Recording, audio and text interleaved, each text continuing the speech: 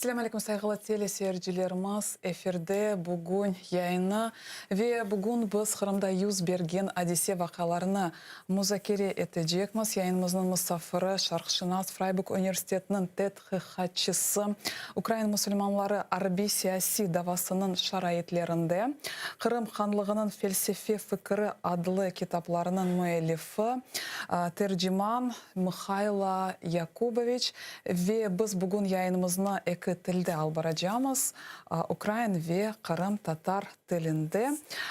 Selamun aleyküm. Mikhailo hocam. Mikhailo hocam, mana Kırım'da bugün sentyabrdan başlap, sentyabrın 4'ünde başlap bizim Milli Meclisinin birinci muavinde Nariman Celal'da tentuvler olup geçti. Bundan da gayrı aziz ve asan ahtemavlarını diversiyada qabatlaylar. Kırım'da yüz bergen hadise vakalarını nasıl izahlarсınız? Мабуть, причина головна полягає в проведенні Кримської платформи. Це як реакція на ті речі, до яких зараз намагається Україна якось спонукати міжнародне співтовариство і власне, провід кримсько-татарського народу. Але з іншого боку, тут два моменти. Перший момент – це такий загальнополітичний, російський, там якісь є свої ігри, очевидно, і в них завжди є якісь певні тертя між тим рівнем федеральним і рівнем регіонів, в тому числі окупованих. А другий момент, певно, що от певні речі вони намагаються робити, розтягуючи їх в часі. Тобто, якби якісь репресії мали разовий характер, це викликало б надто значний резонанс. А так, є певна стратегія, яка базується на розтягуванні цього всього в часі. Тобто те, що робилося там репресивною машиною багато років тому за кілька днів, зараз робиться за кілька років. Тобто це спроба створити таку лояльну або принаймні мовчазну більшість і вказівка, що будь-хто, хто десь поза цим російським контекстом від імені кримських татар буде говорити, в Криму ця людина місця не знайде, крім як у в'язниці. Тобто тут меседж такий чітко зрозумілий, і він не перший, мабуть, шкода про це говорити, але, мабуть, він і не останній, тому всі, хто в Криму займається якимось активізмом, люди опиняються ще в більшій загрозі. Як ви вважаєте, посилення репресій можна пов'язати з успішним проведенням саміту Кримської платформи? Чи він був успішним, чи ні, дивлячись, які цілі переслідували організатори. Але це такий один з ходів у відповідь. Тобто ось провівся саміт, ось на медійному рівні сталися такі події, про які говорять. І говорять, утім, далеко не всі ЗМІ, хоч дещо пішло там і міжнародне співтовариство висловлювалося. Але якось мені здається, цей раз реакція така досить млява, хоча вона повинна бути би набагато сильнішою, бо це, по суті, ляпас тій Кримській платформі. Які відповіді можуть бути з боку України, співтовариства міжнародного, чи будуть якісь нові санкції, навіть якогось локального рівня, навіть символічного, але наразі якось поки, мені здається, йдуть десь якісь теж перемовини, про які, можливо, не всі знають, і якісь речі залишаються прихованими від публіки. Тобто, час покаже, але от поки ситуація в якомусь такому непевному стані. А чого домагається репресивна машина в Криму? Домагається того, чого і завжди. Річ у тому, що Росія за декілька сотень років вона накопичила величезний досвід, назвемо це так, підкорення мусульманських суб'єктів. Даруйте такий історичний термін трошки, але.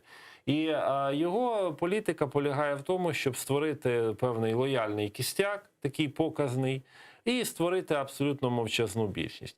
І тому ставлення до кримських татар, воно буде приблизно таке саме, як до мусульман в інших регіонах, власне, регіонах Російської Федерації. Тобто можна побачити, що Є якісь нібито національні органи там влади, десь якісь депутати, є якісь релігійні лідери, які вже свої, є більшість, яка ну нібито і не за, і не проти, яку можна схилити в той чи інший бік, але пропаганда робить своє. І взагалі-то від самого початку стратегією свого часу Росії була створити тихий конфлікт.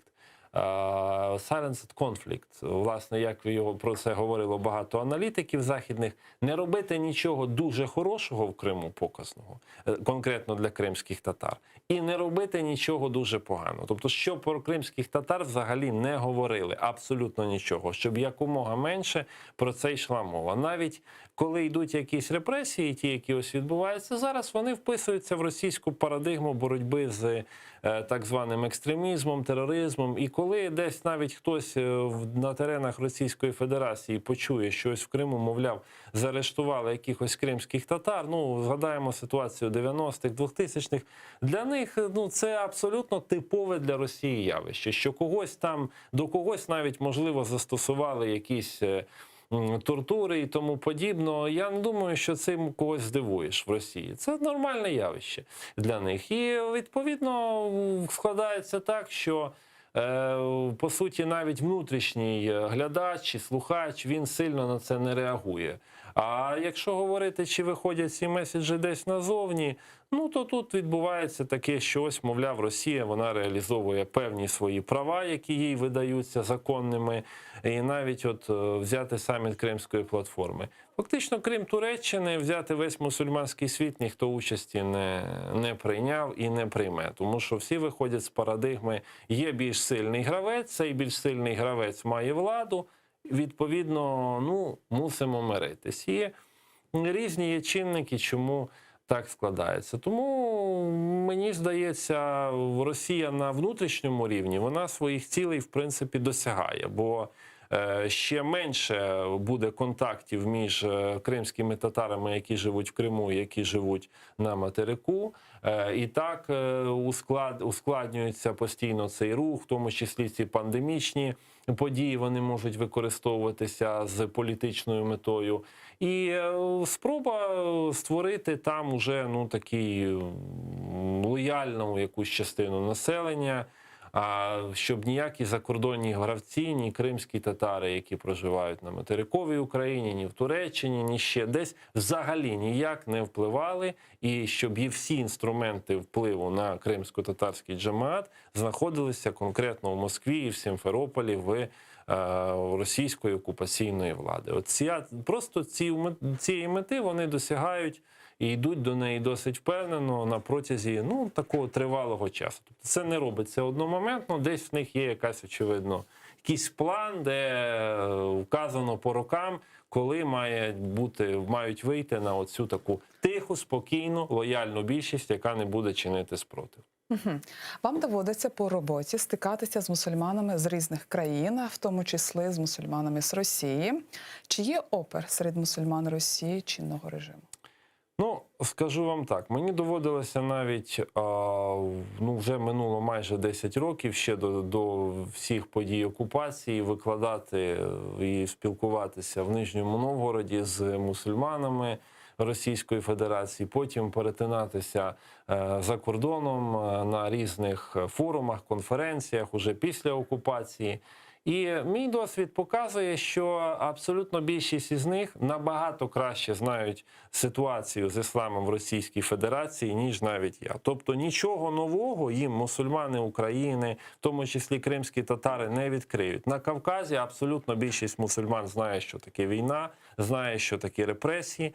Просто виробилася така позиція, а що ми можемо зробити? Так? Навіть вона обґрунтовується на теологічному рівні, що якщо брати деякі з класичних текстів шаріату, то мусульманській меншині, яка опинилася в немусульманській більшості, пропонуються два варіанти – сабр або джихад, тобто терпіння або боротьба. І вони впевнено говорять, що оскільки джихад перспектив ніяких немає, все завершилося, то залишається лише сабр, така тиха боротьба і так далі. Навіть хоча відбуваються події, які час від часу І у них викликають спротив. Мені доводилося дуже багато зустрічатися, наприклад, з казанськими татарами, коли зробили, по суті, вивчення татарської мови в Татарстані не обов'язковою, дуже в багатьох це викликало спротив.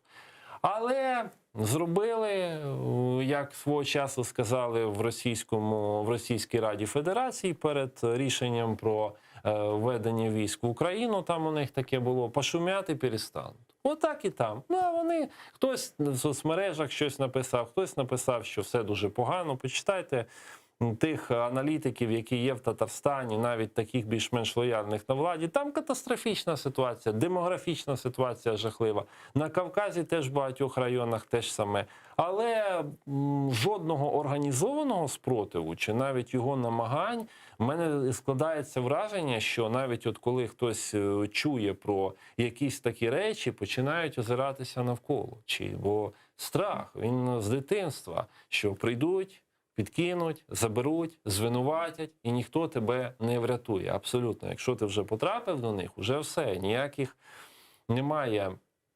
Назад ніякого вороття немає. Тим більше є величезний розріз між, наприклад, тим, що відбувається в Москві, в Санкт-Петербурзі, в великих містах, і між, умовно кажучи, таким периферійним російським населенням. Тобто там, з одного боку, люди можуть десь бути менш ангажованими в цю російську політику, з іншого, для них там ні тема Криму, ні України, вони від неї дуже далекі. Тобто створений ще і певний інформаційний вакуум, а вакуум, як відомо, він затягує. І людині дуже комфортно в цього вакуумі перебувати. І тому, в принципі, так, на особистому рівні, навіть коли ти говориш про ті чи інші речі, люди з розумінням до них ставляться. Але ніколи вони, чекати від них якогось там її реакції, чи там от що, мовляв, повернуться навіть ті події 90-х, такий активний спротив. Мені здається, на даному етапі, бо російські оці заходи контртерористичні, так звані, вони виявились дуже успішними в плані витіснення і розриву цих зв'язків. І ще є одна дуже велика проблема, яка зараз мусульмани Російської Федерації більше зайняті боротьбою одне з одним. По-перше, понад 90 муфтіятів. А навіть Крим свого ділили між собою, там Рада муфтіїв Росії, Центральне духовне управління мусульман, там створення Таврійського муфтіяту. А з іншого боку бачимо, що татарсько-башкирський конфлікт, і він активно нав'язується. Тобто татари записують башкирів свої, башкири вперто привласнюють собі якихось татарське культурне надбання. Окремо стоїть Кавказ, де взагалі є дуже сильні протиріччя, наприклад, там і Дагестан, Чечня, Інгушетія. І теж от навіть нещодавно там навколо однієї книги з'явився такий собі скандал, що аварів записали в тюркський народ. І дуже багато аварських істориків говорять, що чому там в Казані видані книжки. І тобто ці речі є серед якоїсь інтелігенції, умовно кажучи, еліти, але навіть на місцевому рівні є протистояння там, де такий поділ по певним бізнесовим різним сферам, навіть завершуючи кримінальним світом і завершуючи всім іншим. Тобто вони дуже сильно ангажовані в цю внутрішню боротьбу, яка теж ініціюється і підкидається згори. Тобто давайте кожен нехай народ почне сусіду доводити, що він тут більш правий, але ж все одно кінцеве рішення і кінцева влада залишається в даному випадку за Москвою. Тому ці всі речі дуже вигідні. Багато російських мусульман опинилися в полоні цих протиріч. Тому для них тема Крима – це десь далеко, не цікаво, або не слышав, не знаю, все ви врете, та у нас такого по телевізору не показують і тому подібне. Тому маємо Тобто вони таку ситуацію. звикли до цього всього режиму і вони себе почувають дуже комфортно. Абсолютно. Я свого часу в Сполучених Штатах спілкувався з одним вихідцем із Північного Кавказу. Він розповідав мені, він потрапив, була в нього можливість звершити хаджу у 1989 чи 90 році. Одним із перших, коли дозволили тільки під кінець Радянського Союзу. Він говорив, що от він там виїхав на Саудівську Аравію, йому здавалося, що це справжня там ісламська держава, справжні ці речі. А потім він, ну, коли власне в 90-х роках почалися події, почалися вбивства, він розповідав там і про своїх друзів, і про події там взагалі на всьому Північному Кавказі, бо там же ж не тільки Чечні питання. То, ну, і порівнюючи так ситуацію з Кримом, бо це розмова була в 2015 році, коли якраз відбувалася блокада і так далі, він мені говорив, що ми через це проходили. І тепер розповідає, я був змушений виїхати, я живу в Сполучених Штатах. Тобто для мене, я це все відчуваю, але це та травма, до якої навіть не хочеться повертатися. І дуже багато таких мігрантів, ті, хто виїхав за межі Російської Федерації, вони поділяють і підтримують і солідарні з кримсько-татарським народом, але ж знову ж ці люди або не мають ніякого впливу, або зайняті якимись іншими питаннями, а дехто з них і побоюється довгої руки, тому що якщо буде сильна загроза, дістануть і де завгодно, як відомо. Угу. Що стосується ісламської політичної активності, ви є автором книги «Українські мусульмани в умовах військово-політичної кризи». Як в Україні представлена ісламська політична активність? В Україну взагалі після того, як на початку 90-х почалася репатріація кримських татар, дуже багато відбувалося речей, пов'язаних із Меджлісом кримсько-татарського народу, з тим, чи він легалізується в українському законодавстві, чи не легалізується. Але ці події в основному були обмежені Кримом. Тут же наприкінці 90-х виникає таке цікаве явище, як партія мусульман України, яка навіть іде на вибори і набирає 57 тисяч голосів. А в 2006 році ця партія мусульман України вливається у партію регіонів. І дуже цікаво, що в програмному документі цієї партії було написано, що вона базується на принципах ісламського фундаменталізму. Ну, це взагалі зараз читаєш, це просто як анекдот. До чого, яка цікава політика на Донбасі була в 90-х роках. Правда, бачимо, що завершилася вона вже набагато більш сумними речами. Ну і тут же ж оцей чинник був якби мобілізувати татар, які мешкають на Донбасі і в інших регіонах. Але він виявився не дуже успішним природньо, бо і рівень ідентичності невеликий, і кількісні показники. Тобто це не той чинник, який міг взагалі спрацювати.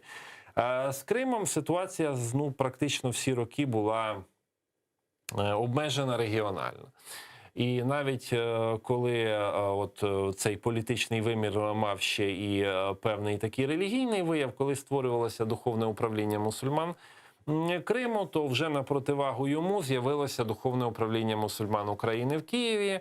І очевидно, що був якийсь такий неформальний договір, що, мовляв, Крим в Криму, а от кримські татари, вони там в Криму, максимум Херсонська область, а тут уже в Києві буде хтось інший.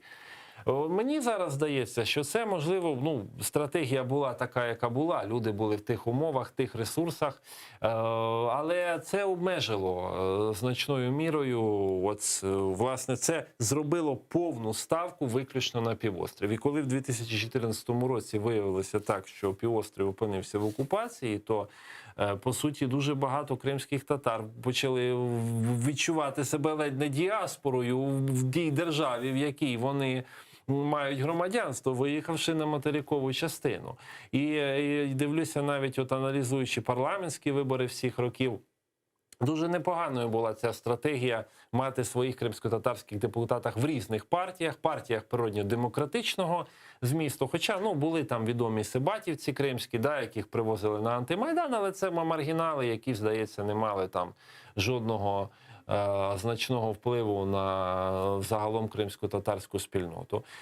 Зараз, зрозуміло, теж йде питання молодіжного лідерства і так само певної згуртованості, чи навряд чи можна чекати якоїсь політичної партії однієї. Швидше це, знову ж, мені здається, буде стратегія збереження цієї кримсько-татарської ідентичності і ідеї уже повернення і відновлення прав у Криму, але в співпраці з різними політичними силами. От. Щоправда, знову ж виявилося, що так є монобільшість, але якщо я не помиляюся, практично в монобільшості серед депутатів кримських татар немає. Тобто офіційно когось, хто їх би представляв, ну, на рівні кримських татар, як кримських Чому татар. так відбувається? Чому? Як ви вважаєте? Ну, так відбувається тому, що відносно нова політична сила, мабуть, її представників треба запитати, чому вони не взяли кримські. Можливо, були якісь перемовини, десь хтось з кимось не домовився, можливо, щось комусь і пропонували, або не ті місця в списку. Це ж по-різному буває, тим більше в Україні, де, чесно кажучи, гравці за партіями, які ними керують, одні й ті ж самі, а партії постійно змінюються. От той проєкт іде туди, той проєкт туди. Тобто тут по-різному можна сказати. Теж, можливо, спрацювала така спроба, знаєте, якби показати, що ми спеціально не виділяємо якусь націю, що ми представляємо всю Україну як таку. Десь, можливо, навіть загравання трошки з проросійським електоратом, бо воно на початку було, але ж у нас політика хитка. У нас можна побачити одного політика, перефарбованого дуже багато разів в різні кольори. І ти навіть не думаєш, що ця людина, яка сьогодні з одними гаслами, післязавтра буде з іншими, залежно від того, як буде вигідно. Тому мені здається, оцей статус-кво, який зараз складається, принаймні до нових виборів парламентських, він суттєвих змін зазнавати не буде. Інше питання, що, можливо, самі кримські татари підуть якимось шляхом мобілізації, будуть проводити якісь молодіжні конгреси, принаймні ті тисячі кримських татар, які є на материку, щоб в їх середовищі розвивалося лідерство політичне, і ці люди, принаймні на майбутніх парламентських виборах, були в якихось прохідних частинах основних партій. І чим більше цих людей буде, тим, певно, для кримсько-татарської спільноти буде краще. А що стосується пропагандистських ЗМІ, вони дуже впливають як на українську спільноту, так і на кримсько-татарську. Пропагандистські ЗМІ Крим називають зараз Таврідою. Як ви до цього ставитеся? Назва Тавріда є абсолютно нейтральною. В візантійських джерелах так дійсно Крим називався. Інше питання, що якщо взяти джерела часів Кримського ханства, Османської імперії, я особисто терміну Тавріда ніколи не зустрічав. Я більш ніж впевнений, що в Золотій Орді 15 століття чи там Кримського ханства 18 століття дуже мало хто з цим терміном був знайом, хіба, можливо, той, хто читав якісь тексти грецькою. Тобто, це теж стратегія, яка ще бере свій початок в 18 столітті, тобто показати, що до кримських татар в Криму були начебто греки, або якісь інше населення. Колонії грецькі були, вони були розкидані по всьому Причорномор'ю, але ж будь-який історик знає, що ті колонії, по суті, невеличкі міста і якась державність чи постійна присутність – це зовсім різні речі. Але ця ідея, вона була, і так само з одного боку можна говорити там про плюралізм і те, що дуже багато народів, бо Кримське ханство було там багатонаціональним, а з іншого боку, можна завжди ставити це в контра. Тобто, там же не тільки кримські татари жили, там і ще ж купа народів, і дописувати їх. Те ж саме, як... Щоб кримських татарів не було. Так, абсолютно. Або що кримські татари, вони пізніше сформувалися, та і взагалі вони не кримські, а просто татари, які мешкають в Криму, тому що ж татари десь звідти, з Алтайщини і так далі. Тобто ця політика, вона була, і навіть на релігійному рівні акцент на православності Крима, так, але тут взагалі Росія стала заручником свого ж міфу. З одного боку, так, в Криму було там християнство, ще, очевидно, до приходу ісламу, це логічно. Але потім, в часи, наприклад, Кримського ханства, південь України і той самий Крим, він же входив до якого патріархату? Відповідно, Константинопольського, так? Але ж про це вже Росія мовчить. Тобто, в даному випадку вже той самий міф, з іншого боку, буде їм абсолютно невигідний, тому що ні про яку там канонічну територію мова йти не може. Тому це постійні оці тези там про Тавріду, про все інше, це так звана напівправда. А як говорить російська ж приказка, полуправда найхудша ложь. От то вони, відповідно, нею користуються. Тобто, нібито це і так, але якщо подивитися з іншого боку, то оцей диявол, він ховається в деталях. А який період в історії кримських татар відрізнявся силою? Ну, мені здається, Золота Орда, в першу чергу, де, скажімо, субстрат, який утворив згодом кримсько-татарську націю, бо нації почали формуватися в 16-17 столітті. Практично всі європейські нації, в тому числі кримсько-татарська, почали формуватися саме тоді. Хоча, ну, зрозуміло, кожна нація себе вважає, власне, набагато давнішою, ніж вважають сусіди. Але в даному випадку у нас якраз є така більш-менш рівність у Східній Європі у всіх. Так от, це період Золотої Орди, уявіть собі державу, з якої шлях з одного кінця в інший займав 2 роки.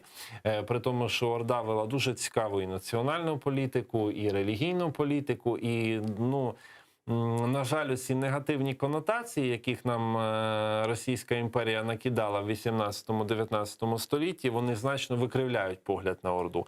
Далі Кримське ханство 16-17 століття, ну, теж тут треба говорити правдиво, що навіть в багатьох українських уявленнях про кримських татар, ну, татари наводили страх, і говорити про те, що в абсолютно гармонійні такі хороші відносини завжди були. Вони ніколи не бувають у людей взагалі, не те, що у націй.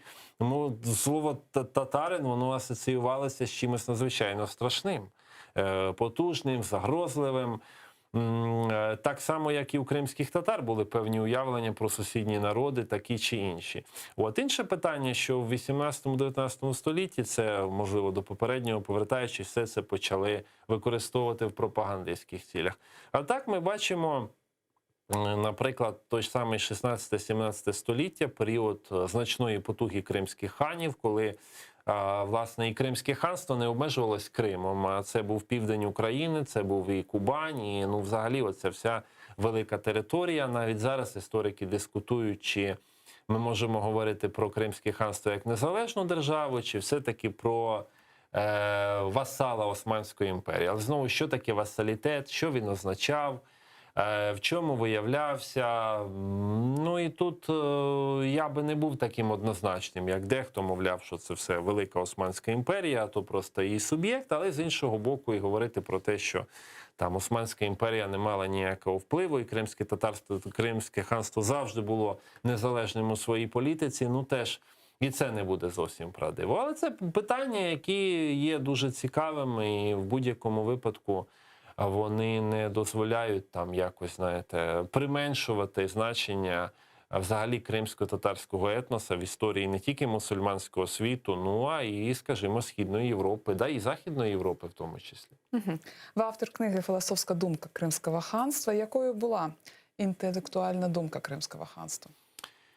Ну, річ у тому, що взагалі, коли я починав досліджувати цю тематику, це ще було років 9-10 тому, ну, мене багато хто дивився якось так, знаєте, ну, з такою не те, що підозрою, скептицизму. Яка могла бути в Золотій Орді, там, 15 століття взагалі філософія? Ну, про що ви? Ну, це ж загарбники, вони ж тільки робили, що нападали і грабували.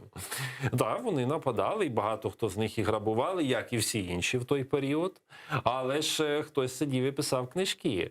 І серед цих книжок знаходимо, власне, сліди так званої фальсафи. Це, по суті, грецькі традиції, ще які були прийняті у мусульманському світі, аристотелізму, неоплатонізму і інших, власне, традицій античних. Це так само, можна сказати, і калям, тобто це мусульманська теологічна традиція, яка мала дуже багато раціоналізму в собі. Простіше кажучи, щоб не вдаватися в ці різні проблемні терміни, дивилися на релігійні істини з дуже великою долею не те щоби скепсису, а спроби довести їх раціонально. Тут дуже багато книг, написаних в Криму в період з 15 по 18 століття, говорить про те, що розум, ідеал розуму, ідеал логіки, ідеал філософії стояв дуже високо. І навіть в кримських медресе того часу вивчення логіки було практично нормою. Тобто були і певні наукові винаходи. Мені доводилося в Принстоні зустрічати рукописи з астрономії, написані кримськими татарами. Доводилося зустрічати багато інших цікавих речей в галузі математики, навіть в галузі медицини. Ці речі були. Інше питання, що з часом, внаслідок міграції 18 століття, дуже багато цих рукописів поїхали услід за тими татарами, які виїздили. І тому зараз ця спадщина, вона розкидана по бібліотеках мусульманського світу і не завжди вдається її зібрати. Але в цілому ця традиція не поступалась тогочасній філософській думці в Україні, і я скажу чесно, навіть чомусь її переважала. Можливо, хтось зі мною не погодиться, але в 15 столітті, навіть 14 столітті, такого осмислення античності, тієї ж спадщини Арістотеля і Платона, я з християнської частини України, я особисто не зустрічав. Це було вже пізніше, коли з'явилася Острозька академія, Києво-Могилянська академія. В Кримському улусі Золотої Орди і Кримського ханства в той період вже функціонували медресе. І в цих медресе ці речі вивчалися до того, як з'явилися такі університети в європейському стилі на материковій Україні. Ібраїм Аль-Керемі – дуже відома постать. Пророцтво Ібраїма Аль-Керемі – про що воно? Річ у тому, що свого часу Абдалла Сайсал, відомий, власне, кримсько-татарський політик і дослідник-популяризатор, він знайшов рукопис в бібліотеці Сулейманія в Стамбулі праці Ібрагіма Аль-Керемі, а Ібрагім Аль-Керемі був радником чи таким навіть духовним наставником султана Османської імперії Мурада III. Бо почав він свою діяльність в Криму в 16 століття, потім то був в Стамбулі, то знову в Криму, завершив свій життєвий шлях у Стамбулі, написав багато праць і був суфієм, містиком. І от в одній з своїх праць він описав територіальний розвиток Османської імперії і асоціював його із втіленням світової душі. Тобто, така картина світу, яку потім в європейській традиції запропонує з абсолютним духом німецький мислитель Гегель. Можна проводити певні паралелі. Так от починається розвиток Османської імперії, бо він був таким пансултаністом. Я назвав паносманістом, він вважав, що Крим має орієнтуватися на Османську імперію, і монархістом, назвемо його так.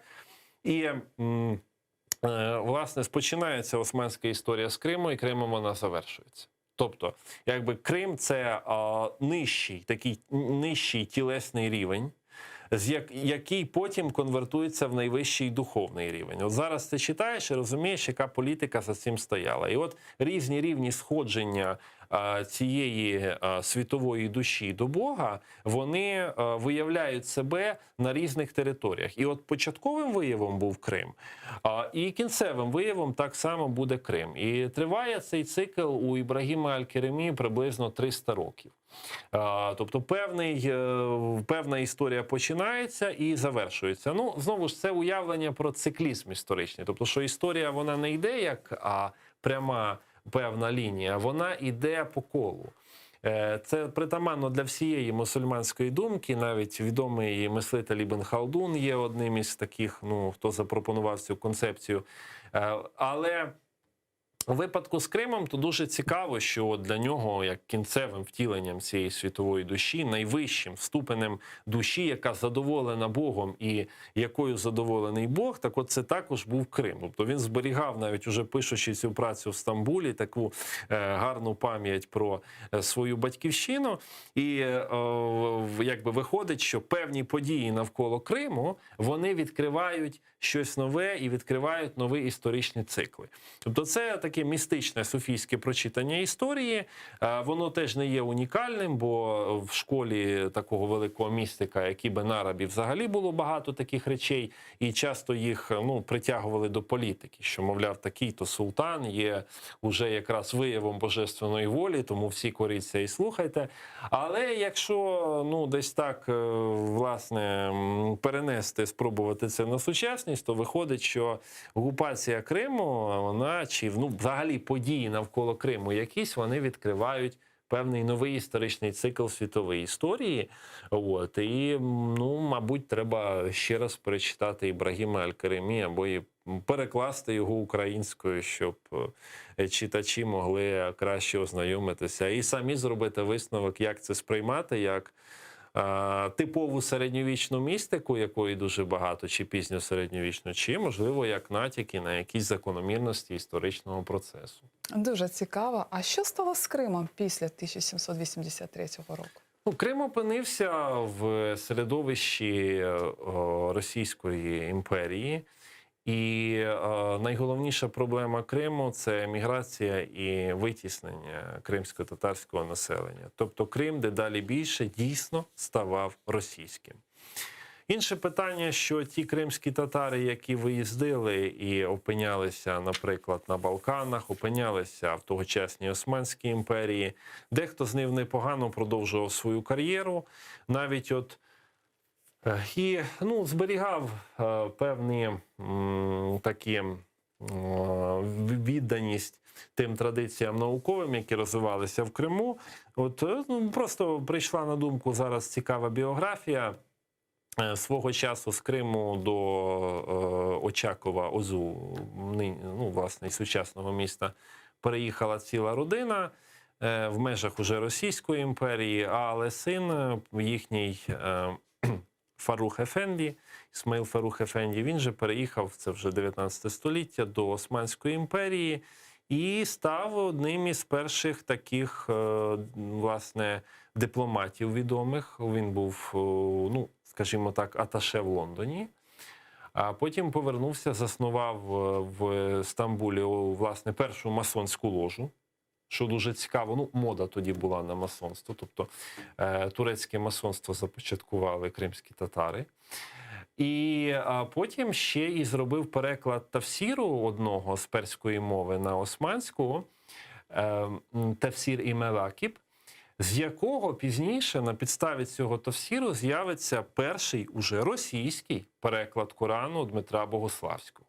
Власне, там написано, що він, цей переклад лишився рукописом, був виданий набагато пізніше. Але це буде один з перших перекладів російською, причому дуже хороший. І в вступі написано, що користувався автор Ісмаїла Фаруха Ефенді роботою. Тобто він був навіть популяризатором і відкрив шлях до все нових перекладів в Османській імперії. Тобто, або можна згадати того ж самого власне, Татарчик-Заде, був такий один з діячів, який в 1790-х роках запропонував в Османській імперії створити щось на кшталт продовольчого фонду для регулювання цін. Тобто запропонував певні економічні реформи, підготував навіть так звану лаїху, тобто список цих реформ, разом із своїм колегою Рашидом Ефенді, які були досить успішними. Тобто освічені кримські татари, на жаль, опинялися поза межами Криму, продовжували робити там кар'єру.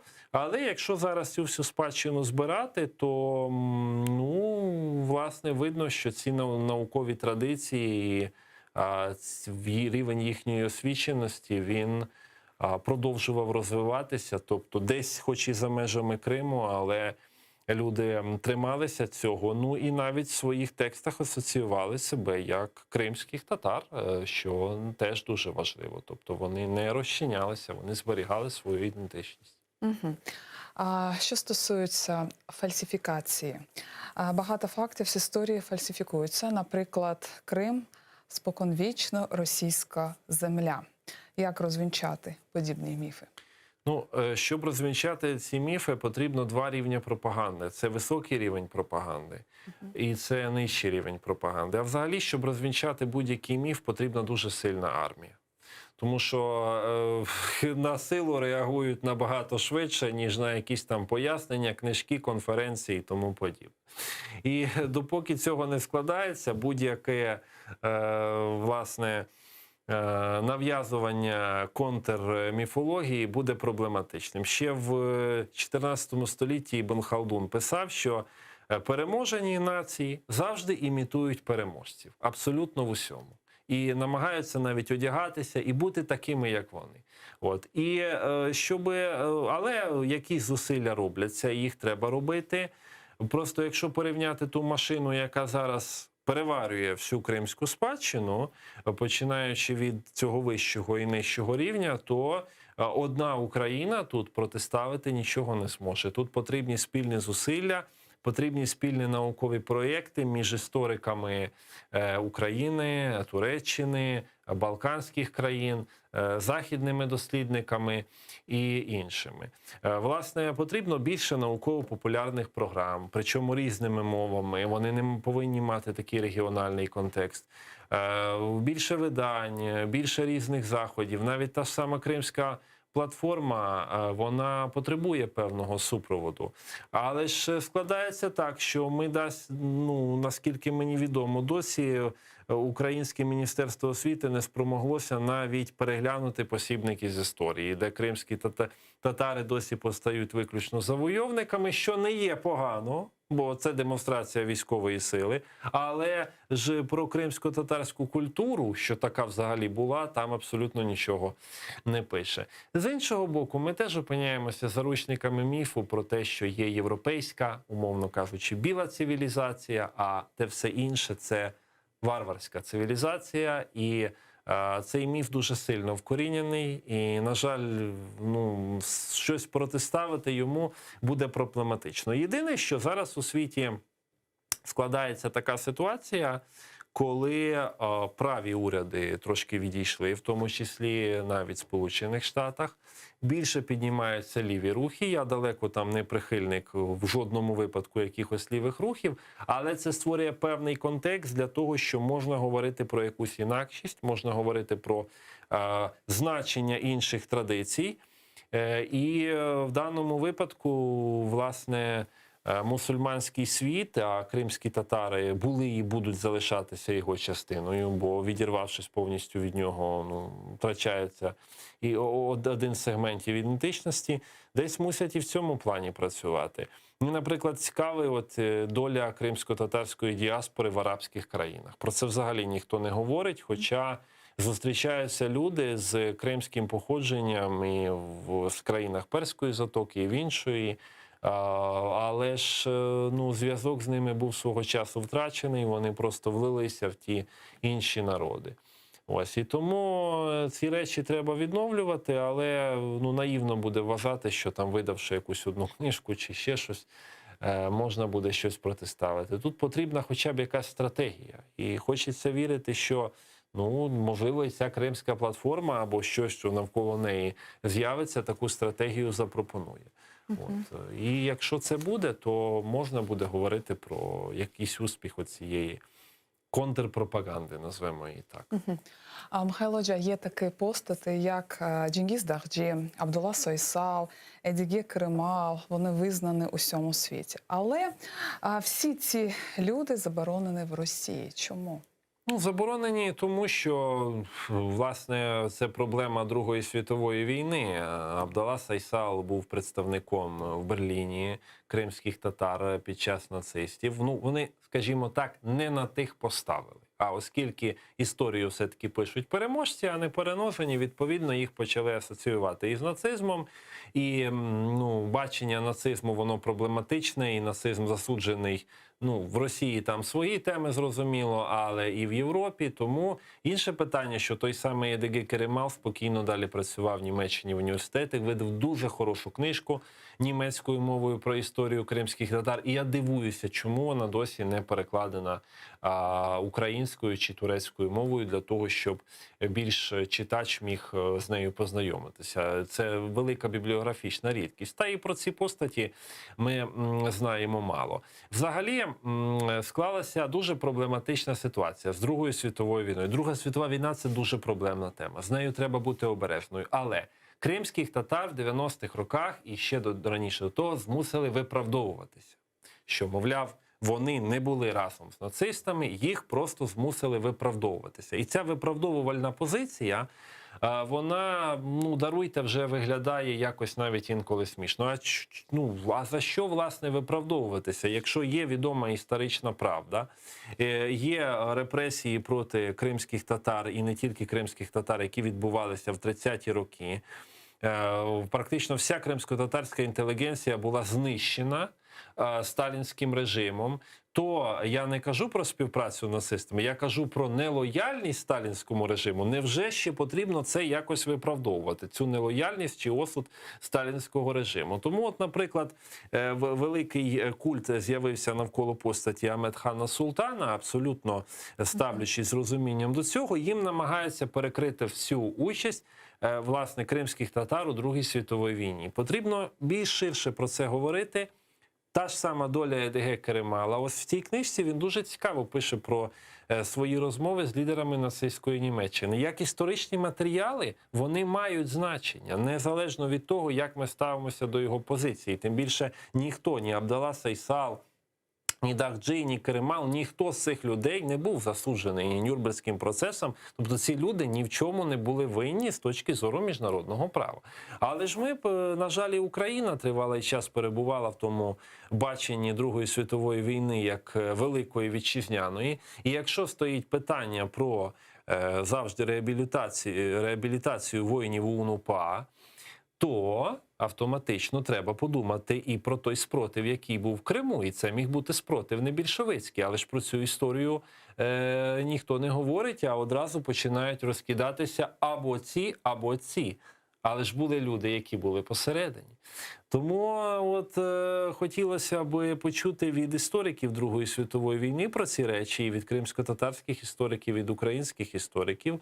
І якщо ці речі виявляться цікавими для читача, то безумовно ця тема, ну, скажімо так, піде в народ і дозволить поглянути на історію не з позиції чиєїсь пропаганди, а із, ну, хоча б якось наблизитися до тієї правди і до тієї ситуації, яка була, в якій жили люди тих часів. Угу. Як ви вважаєте, чи варто очікувати підтримку від татар Великого князівства Литовського? Ну, на жаль, немає вже Великого князівства Литовського. Але татари є. Татари є. Хоча Велике князівство Литовське доклало руку до створення Кримського ханства і сприяло так приходу до влади Хаджі Гірая. Проблема в тому, що ті татари, які зараз мешкають у Білорусі, наприклад, вони опинилися абсолютно в повному і суцільному контролі білоруської влади, яка, ну, ми бачимо, робить недружні заяви стосовно України. І вони займають таку ж саму позицію, що, мовляв, там, ну, що ми можемо зробити і так далі. Або демонструють відверто такі пролукашенківські погляди. Кримські татари Литви і Польщі, з ними велика співпраця, але я особисто з того, скільки разів мені доводилося бувати і в Польщі, і в Білорусі колись, то дедалі більш сильний вплив на них має Татарстан. Конкретно за рахунок фінансових. Тобто вони організовують сабантуї.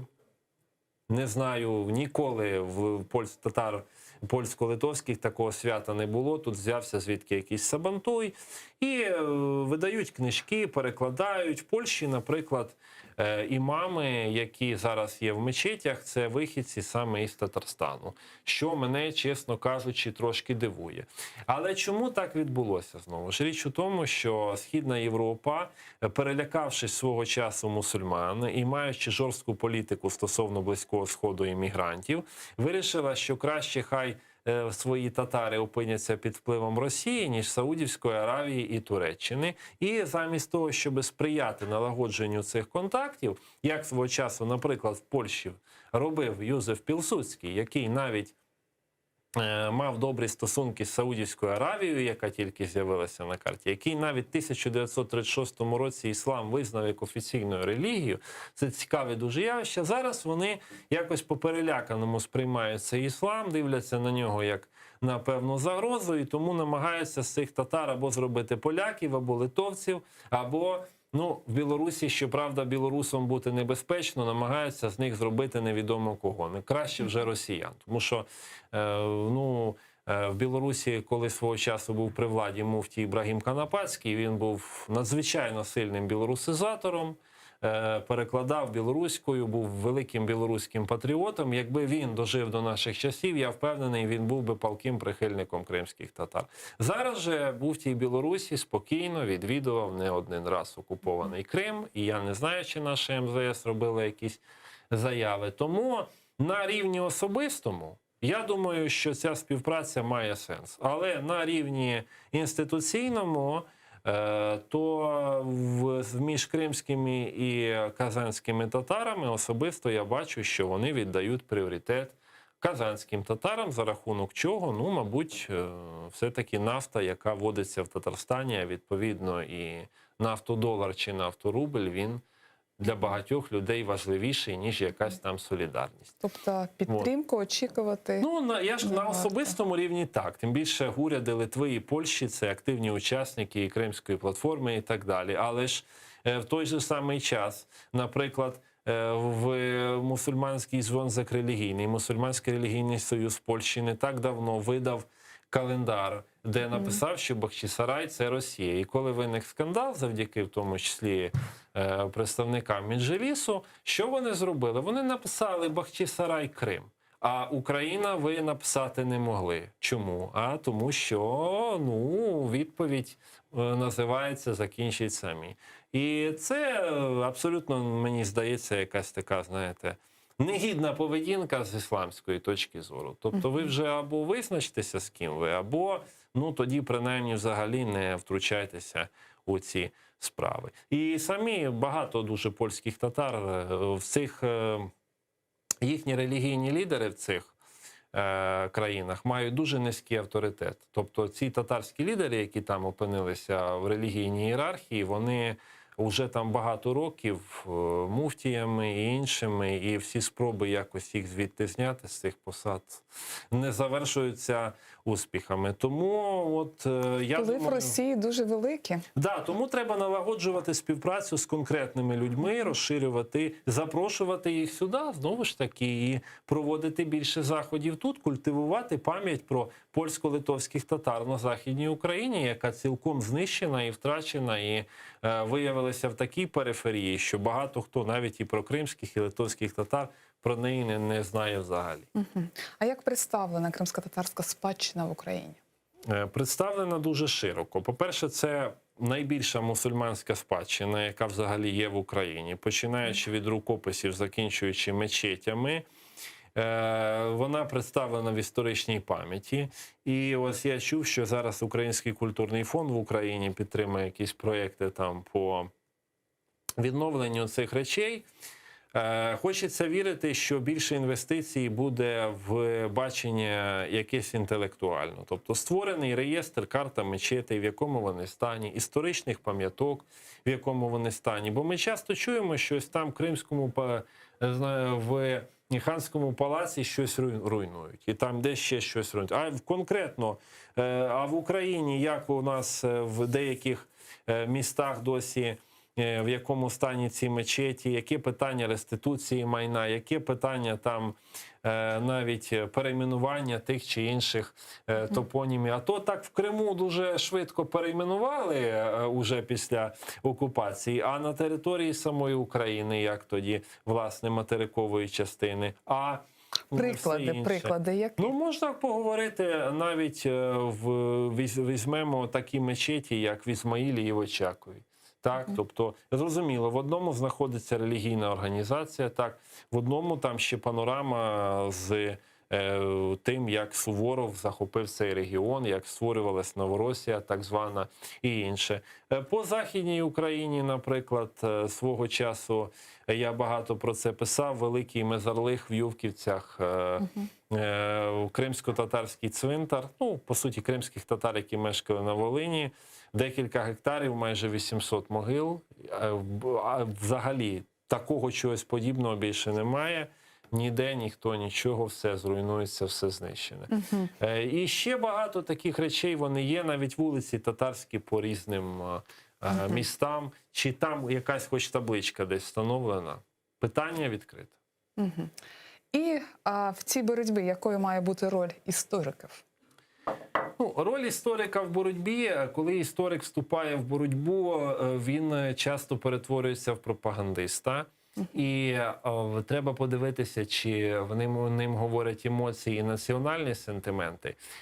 Ось з мого досвіду я помітив, нам дуже легко, от навіть будучи в Україні там, чи спілкуючись між там кримськими татарами, українцями, нам одне одному дуже легко спілкуватися. Говорити, що ось Крим – це Україна, це наша спадщина, там, значить, візьмемо УНР, там Скоропадського, всі ті події, перший Курултай, потім демократичні рухи. Але спробуйте розповісти про це, уже навіть починаючи від Туреччини, вже будуть питання, чи кримські татари, чи кримські татари. А спробуйте пояснити це в Польщі, в Німеччині, Франції, Великобританії, Сполучених Штатах. Тому наші історики в боротьбі повинні виходити на міжнародний рівень і оперувати такими фактами, такими документами, які будуть беззаперечними. А якщо вони будуть переписувати з джерел 19 століття і писати про Крим, не знаючи арабської, кримсько-татарської, османської мови, або навпаки речі, які більш правильні, написані дійсно гідно, науково будуть опинатися на периферії, а в центрі будуть розповідати одне і те ж саме багато років, то від цієї боротьби дуже мало успіху буде. Тому ось мій рецепт такий. Дуже вам дякую. Дякую за таку цікаву бесіду. Чух сағылыңыз. Сайғылы телесерділеріміз бұл гүзел нұқтада яйынымызны екюнлейміз қатырлаталы. Яйынымызның мұсафыры Шарқшынас Фрайбург университетінің тетхи хатшысы Михайла Якубович олған еді. Біздеріні сейір етіңіз яйынымызны есе менің меслектешлерім девам етежек, біз іле олыңыз.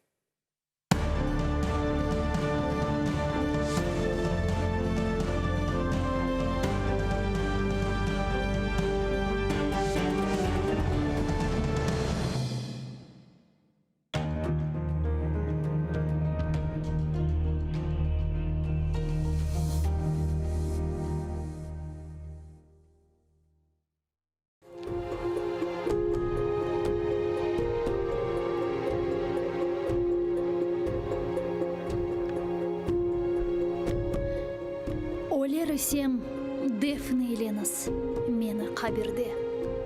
Азиз Украинамнан кеніш чөл торынды. Ишітілеп ве көрініп тұрсын. Озы үйле кең чөллер, қайнақ нер иңілдісі, ұчырымды сайыллер. Озы дұшман қаныны ақызған сон деңізге, чеменлерні ве қырларны терк етіп ер yüzünde. Мен Tanrıға yol tutarım, kalben dua etmek için. Şimdi ise Yaradan'ını bilmeyim ben akçın. Defneyleniz ve kalkınız, buğavlarını uzunuz. Halis düşman kanını hürriyet üzerine suzunuz. Ulu serbest ailenizde unutmanız meni de. Hayriyetli sözünüzde tutunuz hep hatırda.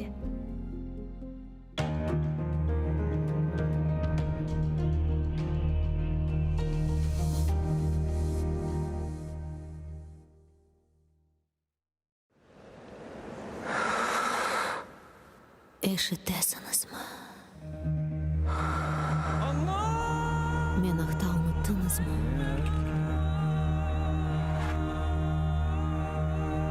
Men bundan. Bu mening toprog'im. Mening Qrimim.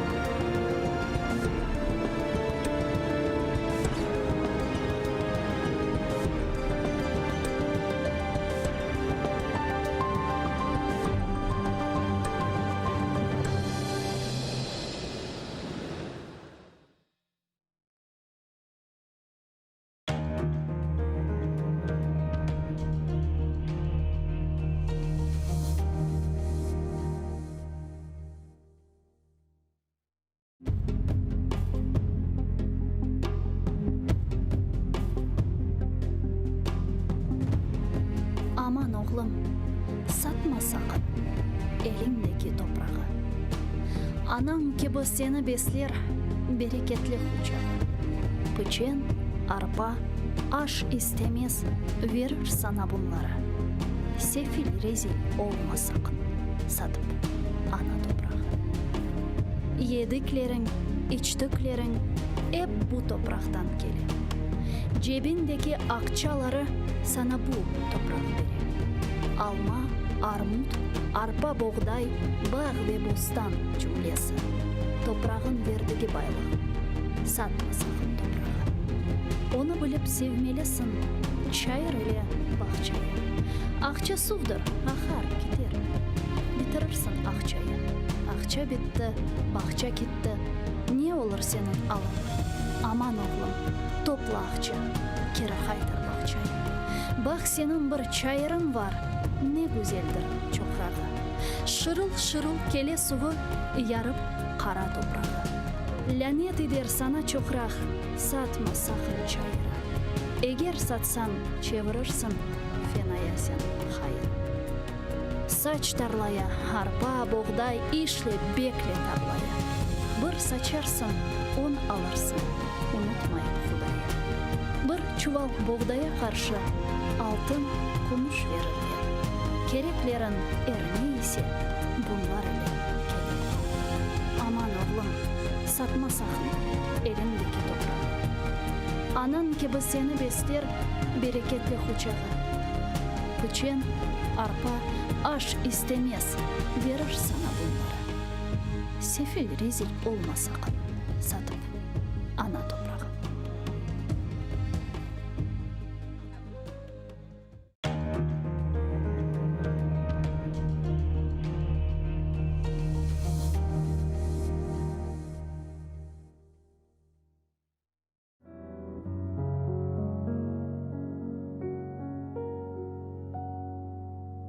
Kırım cennet değil dostlar.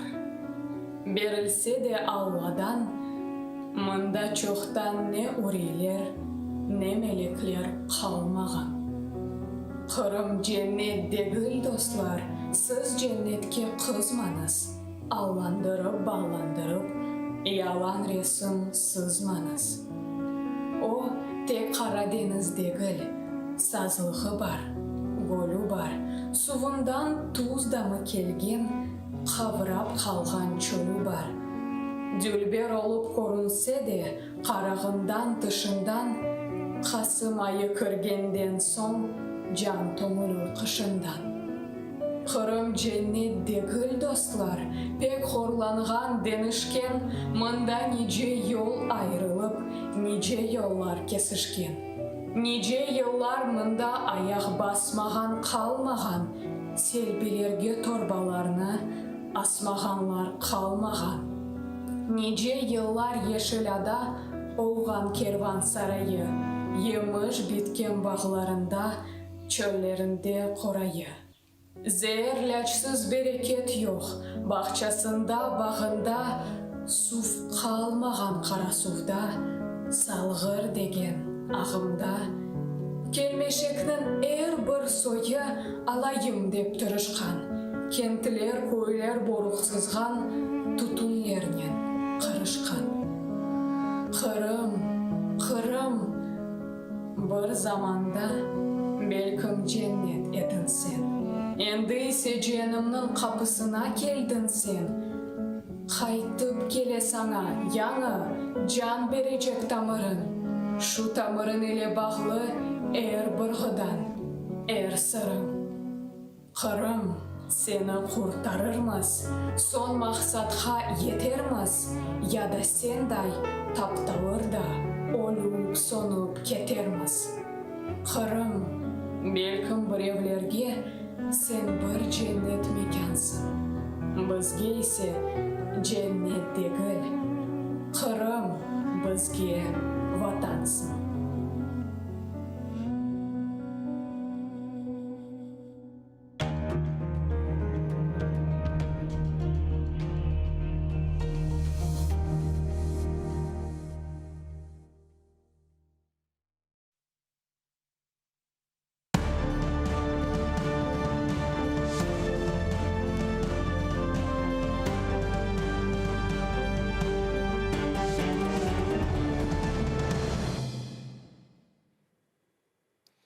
Доброго дня или добрый день. Говорят по-разному, и такие даже споры идут среди украинских филологов сейчас, как и на тему латинки или кириллицы. У нас очень большая страна, очень много всего разного. Вот. Но я думаю, что то, что нас объединяет точно, людей, которые в сознании, которые понимают, что такое Украина, это вопрос оккупированных территорий, это вопрос Крыма, который не может являться дискуссионным ни для кого. Ну, по крайней мере, в пределах нашей страны, кроме предателей. И мы продолжаем следить за судьбой Наримана Джелялова, первого заместителя председателя Меджлиса крымско-татарского народа, за работой адвокатов, его адвоката Николая Полза, адвоката одного из задержанных с ним, Асана Ахтемова, вот и так далее. Найдер Азаматов, его адвокат, сегодня с ним увиделся. И мы продолжаем обсуждать это все с людьми, которым не все равно, да, которые не отвлекаются на разные вещи, забывая про главное. Поэтому сегодня у меня в гостях Мирослав Гай, это известный человек, военный эксперт, волонтер, благотворитель. Привет, Мирослав. Привет. Но я думаю, ты как раз все знаешь, и ты не из тех, кому в нашем обществе нужно объяснять, что творится в Крыму, и что за этим стоит, и что нам с этим делать. Я бы хотел услышать твое мнение. Я думаю, что мы видим сейчас новый виток репрессий в Крыму, причем мощный. Я думаю, что режим окончательно российский снял маску. Мы видим, что они уже наступают по всем фронтам. То есть они фактически окончательно объявили о стабилизации диктатуры в России. Мы видим, что сейчас происходит поглощение Беларуси. Мы видим, что наращивается военная инфраструктура и вокруг границ Украины. И мы видим такую истерику победоносную против Украины на телеканалах России. То есть Россия готовится к войне, а такие подготовки всегда чреваты тем, что начинается еще и полицейский режим устаканиваться, усиленная работа спецслужб. Им дана отмашка ловить всех несогласных, ловить всех, кто как они могут считают, что может представлять угрозу. Да. Вот, насколько я понимаю, вот конкретно данные репрессии, они связаны как ответ на Крымскую платформу, которая прошла в Украине. Некоторые из тех, кто были задержаны, участвовали в том или ином виде в Крымской платформе. Ну, конкретно Нариман лично участвовал. Нариман лично участвовал, и они его идентифицировали по фотографиям. Да тут не надо ничего идентифицировать. Да, но нет. Понимаешь, можно по-разному участвовать. То есть они сразу посмотрели, ага. То есть это показательное задержание, показательные репрессии для того, чтобы все знали, ни в каких акциях, ни в каких мероприятиях, которые проводит Украина на эту тему и в мире, вам, ребята, запрещено. Мы вас будем садить, будем пытать, мучить. Поэтому я считаю, что люди, которые знают, что... Он же знал, что будет. Конечно. Он знал. То есть предупреждали, я знаю, что и эксперты, которые, и крымские татары, которые здесь... Тут не надо быть экспертом, чтобы понимать, да. Все говорили. Это его осознанный политический выбор. Он решил, что он выступит, выскажет все, что он считает нужным на этом очень важном мероприятии для всей страны. В принципе, и для мира, потому что было высокое представительство. То есть это первый конечно, раз... это наш путь в миру рассказать все, как да, есть. Это первый раз за вот эти 2 года, когда был поднят... Ну, знаешь, кто-то критикует там Зеленского за Крымскую платформу, там есть за что, наверное, критиковать. Кто-то чрезмерно хвалит, но в любом случае это в этом году это была самая большая площадка, когда поднимали вопрос Крыма, оккупации, репрессий, проблем. Тем более на фоне того, что ничего не было, был ковид, мир на паузе столько времени, да, фактически. И вот мы видим ответ. Я думаю, что фактически это же финализация зачистки Меджлиса в Крыму, потому что это... Еще не финализация. Ну, я имею в виду, что это руководство, а сейчас они еще... Ну, они откатывают сейчас, да. Я хочу, чтобы мы послушали кусочек, фрагмент из 2-го письма Наримана Джелялова, первого заместителя председателя Меджлиса крымско-татарского народа из российского следственного изолятора в оккупированном Крыму. Я був готовий до такого розвитку подій і, за прикладом старших братів, не маю наміру відступати від власних переконань. Буду продовжувати боротьбу доступними мені тут у в'язниці способами. Під час обшуку в моєму будинку співробітник, який його проводив, між іншим сказав: «Ваша зброя – слово, а це набагато небезпечніше. Тож моя зброя зі мною». Потрясающий, конечно, охранник, ну не охранник, ФСБшник, кто его там задерживал, да? Мирослав говорит, что ваше оружие и слово, то есть он прекрасно понимает, ФСБшная вот эта рожа, которая ворвалась в дом крымских татар, понимает, кто такой Нариман Джелялов, и какой он силу имеет воздействие на людей. И они не случайно именно взяли его, потому что Меджлис — это 1000 людей, это не 2, не 3, не 20 и не 100. Меджлис — это же самоуправление крымское, которое объединяет сверху донизу, оно вертикально-горизонтальное такое. И поэтому я думаю, что они ищут шанс, ну, Полозов об этом говорил, ищут, как отработать вот эту систему репрессий, и дальше ее просто применять ко всем, кто будет у них на крючке. А главное, чтобы, ну, если Наримана взяли, который они не трогали его 7 лет, да, с начала оккупации Крыма, но если Наримана берут, то значит все. Гетто закрывается, и вы там простые, полупростые люди всякие, или вы закрываете рот и уезжаете в идеале, либо вы молчите и ничего, да, вот. Что ты думаешь, как дальше добьются ли оккупанты своих целей? К сожалению, на их стороне время, и на их стороне силовой аппарат, и на их стороне возможность диктатуры не выполнять вообще никакие нормы международного права. Ты же понимаешь, что они отказались в прошлом году от признавать Европейский суд прав человека. То есть, по большому счету, Россия в прошлом году, уже готовясь к ужесточению режима, заявила о том, что мы отказываемся от признания международного права. Они не обязательны для нас. Они четко сказали, что внутреннее законодательство России выше любых международных законов. Поэтому, если они там признали Меджлис, там признают какой-нибудь экстремистской, не дай бог, там, организацию уже признали, то они будут шить дела. То есть это подготовка к полной зачистке поля от крымских татар, как в свое время было при Советском Союзе. Вот. Ну, там наш адвокат сказал, Эмиль Курбединов, в первый же день задержания, я говорю: Эмиль, а твое мнение, какая их цель? Говорит: да цель у них одна. Они не скрывают, что у нас тут не было никого. Да, Всё. да. А методы — это уже запугивание, террор, что угодно. И, кстати, про СПЛ ты сказал, суд по правам человека, да? Тут даже он уже решил без очереди рассматривать дела крымских татар, вот эти, да. Но, как ты верно сказал, это может рассматривать и должен суд, да, но решение из этого русские ничего выполнять не будут, разумеется. Это, к сожалению, надо всем сказать, и крымским татарам, которые есть в Крыму, всем родственникам, украинцам, и всем. Это долгая история, это долгая борьба. Долгая борьба.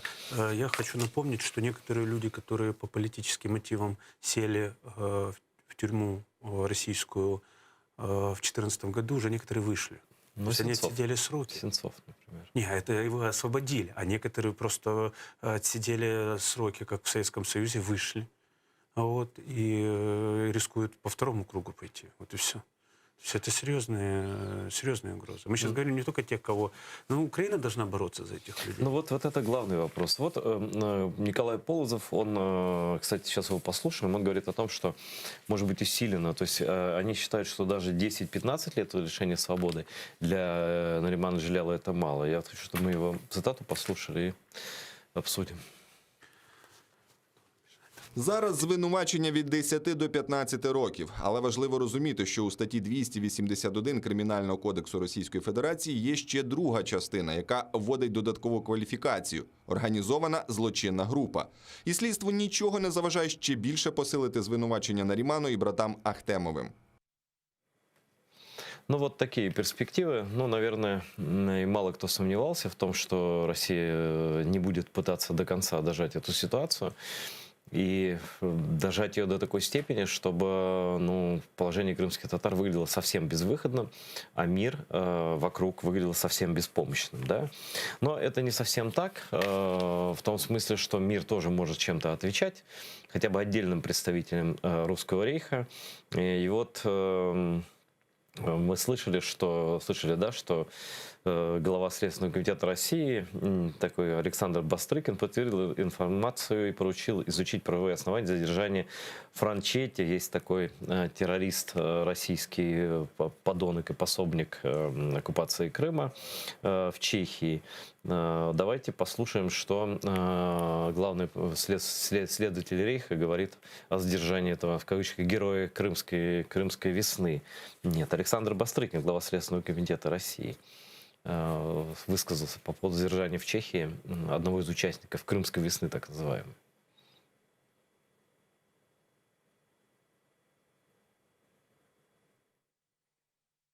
По данным СМИ, возможно, его задержание связано с активным участием в 2014 году в событиях по воссоединению Крымского полуострова с Россией. Ордер на арест российского гражданина выдан Украиной, где его могут привлечь к уголовной ответственности. Да, я забыл сказать, что Мирослав Гай по уважительным причинам вынужден покинуть студию. Это не связано с нашим эфиром.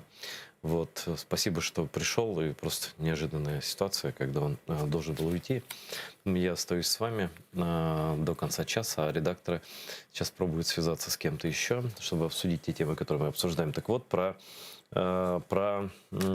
этого Франчетти.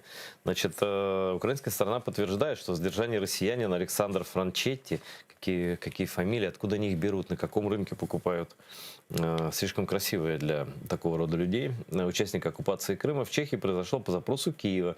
На сегодня завершается процедура по его передаче нашей стране. Это будет, я думаю, неплохо. Давайте послушаем цитату Олега Николенка, речника Министерства закордонних справ України.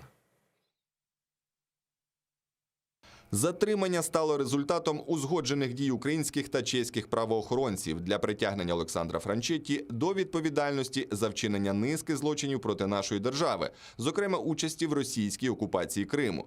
Українська сторона в даний час працює над завершенням необхідних процедур з метою передачі Олександра Франчетті правосуддю в Україні.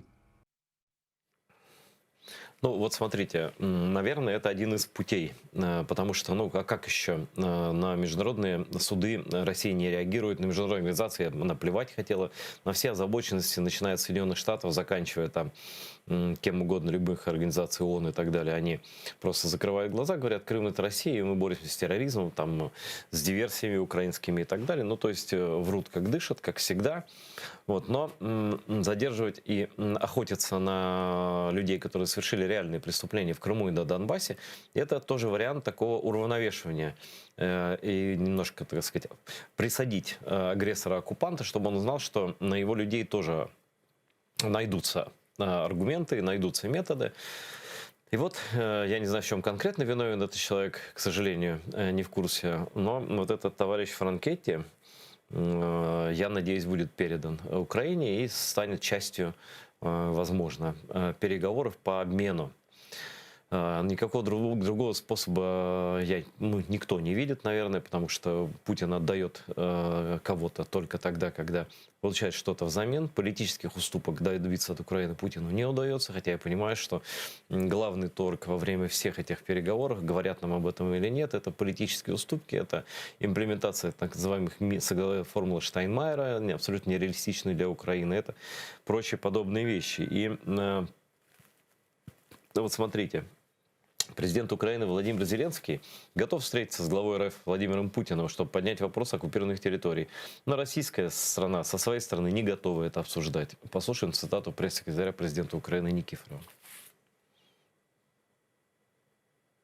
Ви ж чули позицію російського президента, що вони готові зустрічатися, але питання Криму на порядок денний цієї зустрічі виносити не готові. А навіщо тоді зустрічатися? Зустрічатися, щоб обговорити що? Яка тема зараз у відносинах Росії та України важливіша за окупацію Росією окремих територій України? Тому дійсно є воля президента України зустрітися особисто з президентом Росії в будь-який час, в будь-якому місці, в межах нейтральної території. Ну вот. И также, опять же, цитата из Никифорова. По словам представителя президента, вопрос встречи лидеров РФ и Украины ведутся. Вопрос переговора о встрече. Однако, все будет зависеть от решения России. Продолжаем цитату из Никифорова. Щоб на цій зустрічі стояло питання про окупацію Росією частини території України. Тому розмова та контакти щодо цієї зустрічі на якомусь рівні дійсно підтримуються. Але треба обов'язково домогтися того, щоб це найголовніше питання було винесено на порядок денний, чого Росія, звичайно, не хоче. У цьому сенсі ця зустріч залежить за великим рахунком від Росії. Чи згодна вона говорити про те, що накоїла? І як Путін збирається все це виправляти?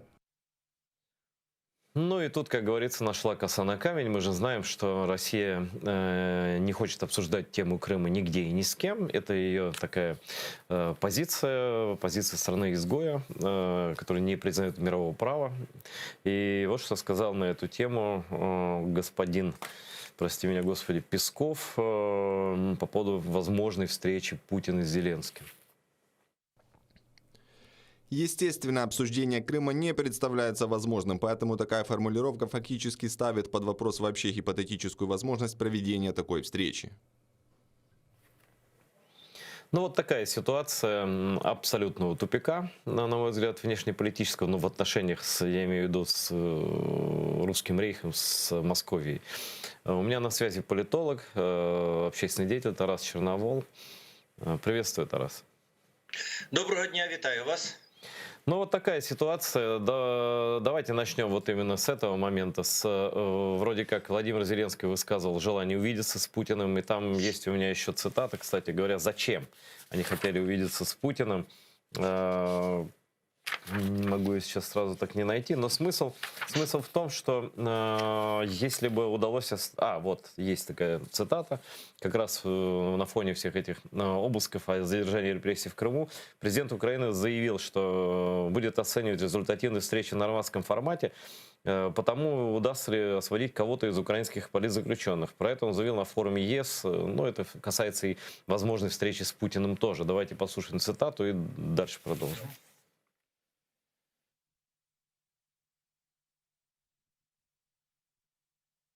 Редактор подсказывает, что где-то далеко эта цитата лежит, но я ее могу так прочитать, в принципе, чтобы...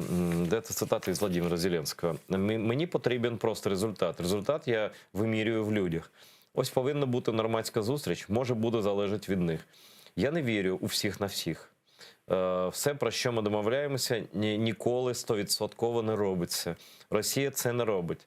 Але тим не менше, якщо буде зустріч, буде якийсь результат. Результат 100 людей, 52 людини, то скільки буде?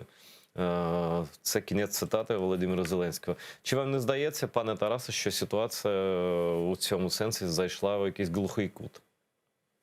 Вона абсолютно, безумовно, в тупику, тому що ми повинні просто для себе поставити певні крапки над «і». Путін не збирається робити нічого доброго для України. Він не є доброчинцем, він не є там ангелом миру, який хоче принести мир. Це Володимир Зеленський, коли приходив до влади, був чомусь переконаний, що війна триває тільки через те, що є Порошенко, є там Гладковський, які на тій війні наживають, і все. Ну от пройшло 2,5 роки. Немає нікого з цих людей при владі. Повністю замінено керівництво і Генштабу, і Міноборони. Дуже серйозні абсолютно заміни. І що? У нас менше стріляють, у нас менше вбитих. Навіть під час цього так званого перемир'я у нас гинуло людей не менше, на жодну людину не менше, якщо в середньому дивитися там в розрізі місяців, ніж, скажімо, рік, 2 чи 3 роки до того. Так менше, ніж в 15-му році, безумовно. А в 16-го року не менше. Путін має свої зовсім інші завдання. Перше, йому потрібно легітимізувати окупацію Криму, оскільки Криму не включили в Конституцію. І він буде витискати з Зеленського попередні певні умови до зустрічі, щоб Зеленський в той чи інший спосіб, фактично, чи за замовчуванням, чи відкрито це легітимізував. Зрозуміло, що відкрито він не може цього легітимізувати. Але це може бути за замовчуванням, скажімо, те, що пробували зробити, пригадуєте, перша публічна заява Шмигаля після його призначення на посаду прем'єр-міністром. Вона що стосувалася? Вода в Крим. Ми ж всі пам'ятаємо. Потім він почав відбріхуватися, мав не про каністри розказувати, що нашим громадянам, там, як гуманітарна акція. Але насправді це був момент, який юридично, відповідно до Женевської конвенції, фактично легітимізував би окупацію Криму. Тим більше з кимось це мало підписуватися, ця угода. Ми комусь мали цю воду передавати, від когось брати оплату за її транспортування, з кимось технічні речі узгоджувати. Або варіант, отой, який зараз Путін підсунув Зеленському. Я зараз, до речі, задоволений. Я можу похвалити, сказати, що добре, що на це зреагували і цей момент, цю провокацію підмітили. Але коли готується зустріч, і на початку перед цією зустріччю, готується, не готується, але про неї йде мова, і ставиться дуже чітке передумова, що Крим не може обговорюватися, тому що Крим – це є російська територія і все. Це означає, що якщо зустріч після того відбулася, це не є прямий висновок юридичний. Ще раз кажу, тут Путін займається крутійством, але це типове крутійство російської дипломатії. Після того ми можемо бути гарантовані, якщо зустріч відбудеться, буде постійний шквал від Лаврова заяв з приводу того, Володимир Зеленський сам погодився на зустріч, знаючи, що Крим виноситься за дужки, оскільки Крим є територією Російської Федерації. Саме в такий спосіб, тобто опосередкованим різними методами, Путіну було би важливо зафіксувати для себе факт легітимізації окупації Криму. Це є одна умова, яку він хоче, а друга умова, за яку він готовий нам подарувати не просто там мир, він готовий нам подарувати, назад вернути ДНР, ЛНР так звані, всі ті території повністю, забрати, можливо, навіть не забрати звідти військових, про це, очевидно, мова не йде, але йому важливо, щоб вони повернулися у спосіб, який буде руйнувати Україну зсередини. Тобто, певне, чи відкрита, чи прихована федералізація держави. І те, що називається планом Козака. Ми от зараз говоримо цю фразу, я просто дуже добре знаю, що таке план Козака, ще з того часу, коли він готувався для Молдови. Молдовська влада, до речі, в Молдові тоді були при владі комуністи Вороніна, вони відмовилися від плану Козака і сказали, ліпше ми залишимося без Придністров'я, ніж виконаємо таку вимогу. План Козака передбачав, що ті території дістають явний чи умовний автономію, але це обов'язковий пункт, вони матимуть право вето в основних питаннях зовнішньої і внутрішньої політики. І, до речі, Україні запропонували саме цей план Козака теж. Більше того, я вам наведу дуже просто кричущий приклад. Рік назад приблизно міністр закордонних справ Дмитро Кулеба почав визнавати допустимість плану Козака. Рік назад, я хочу нагадати, у нас дуже відверто говорили і про воду в Крим, і говорили про вибори 25 жовтня, можливість, не рік, півтора роки назад. Ну і де ці всі розмови, пане Тарасе, де вони зараз? А в такому випадку і відповідь друга. Українська сторона, на щастя, не пішла на ті відповідні поступки, які вимагалися. Хоча реально українська сторона на рівні міністра закордонних справ перший пункт пану Козака визнала, і він проговорився. По Фрейду, він сказав, а от пункт про право вето на внутрішню і зовнішню політику, ми ж не можемо на це погодитися. Тобто, насправді, видно, що дискутувалося. А тепер Крим український, ні, не український. Війна припинилася? Ні, в нас кожен день, зараз кожен день, 1, 2, 3 загиблих людей. У нас до десятка поранених кожен день. У нас поза 2 десятки обстрілів, в тому числі потужною, великокаліберною артилерією. Путін далі добивається свого. Він не буде зустрічатися з Зеленським в найближчому часі, тому що йому потрібний далі якийсь певний кінцевий результат. Він, до речі, вже може це старість, може відчуття, що в нього життя закінчується і він хоче за той час дістати більший результат. Він відмовився від практики малих кроків. Він хоче дістати все або нічого.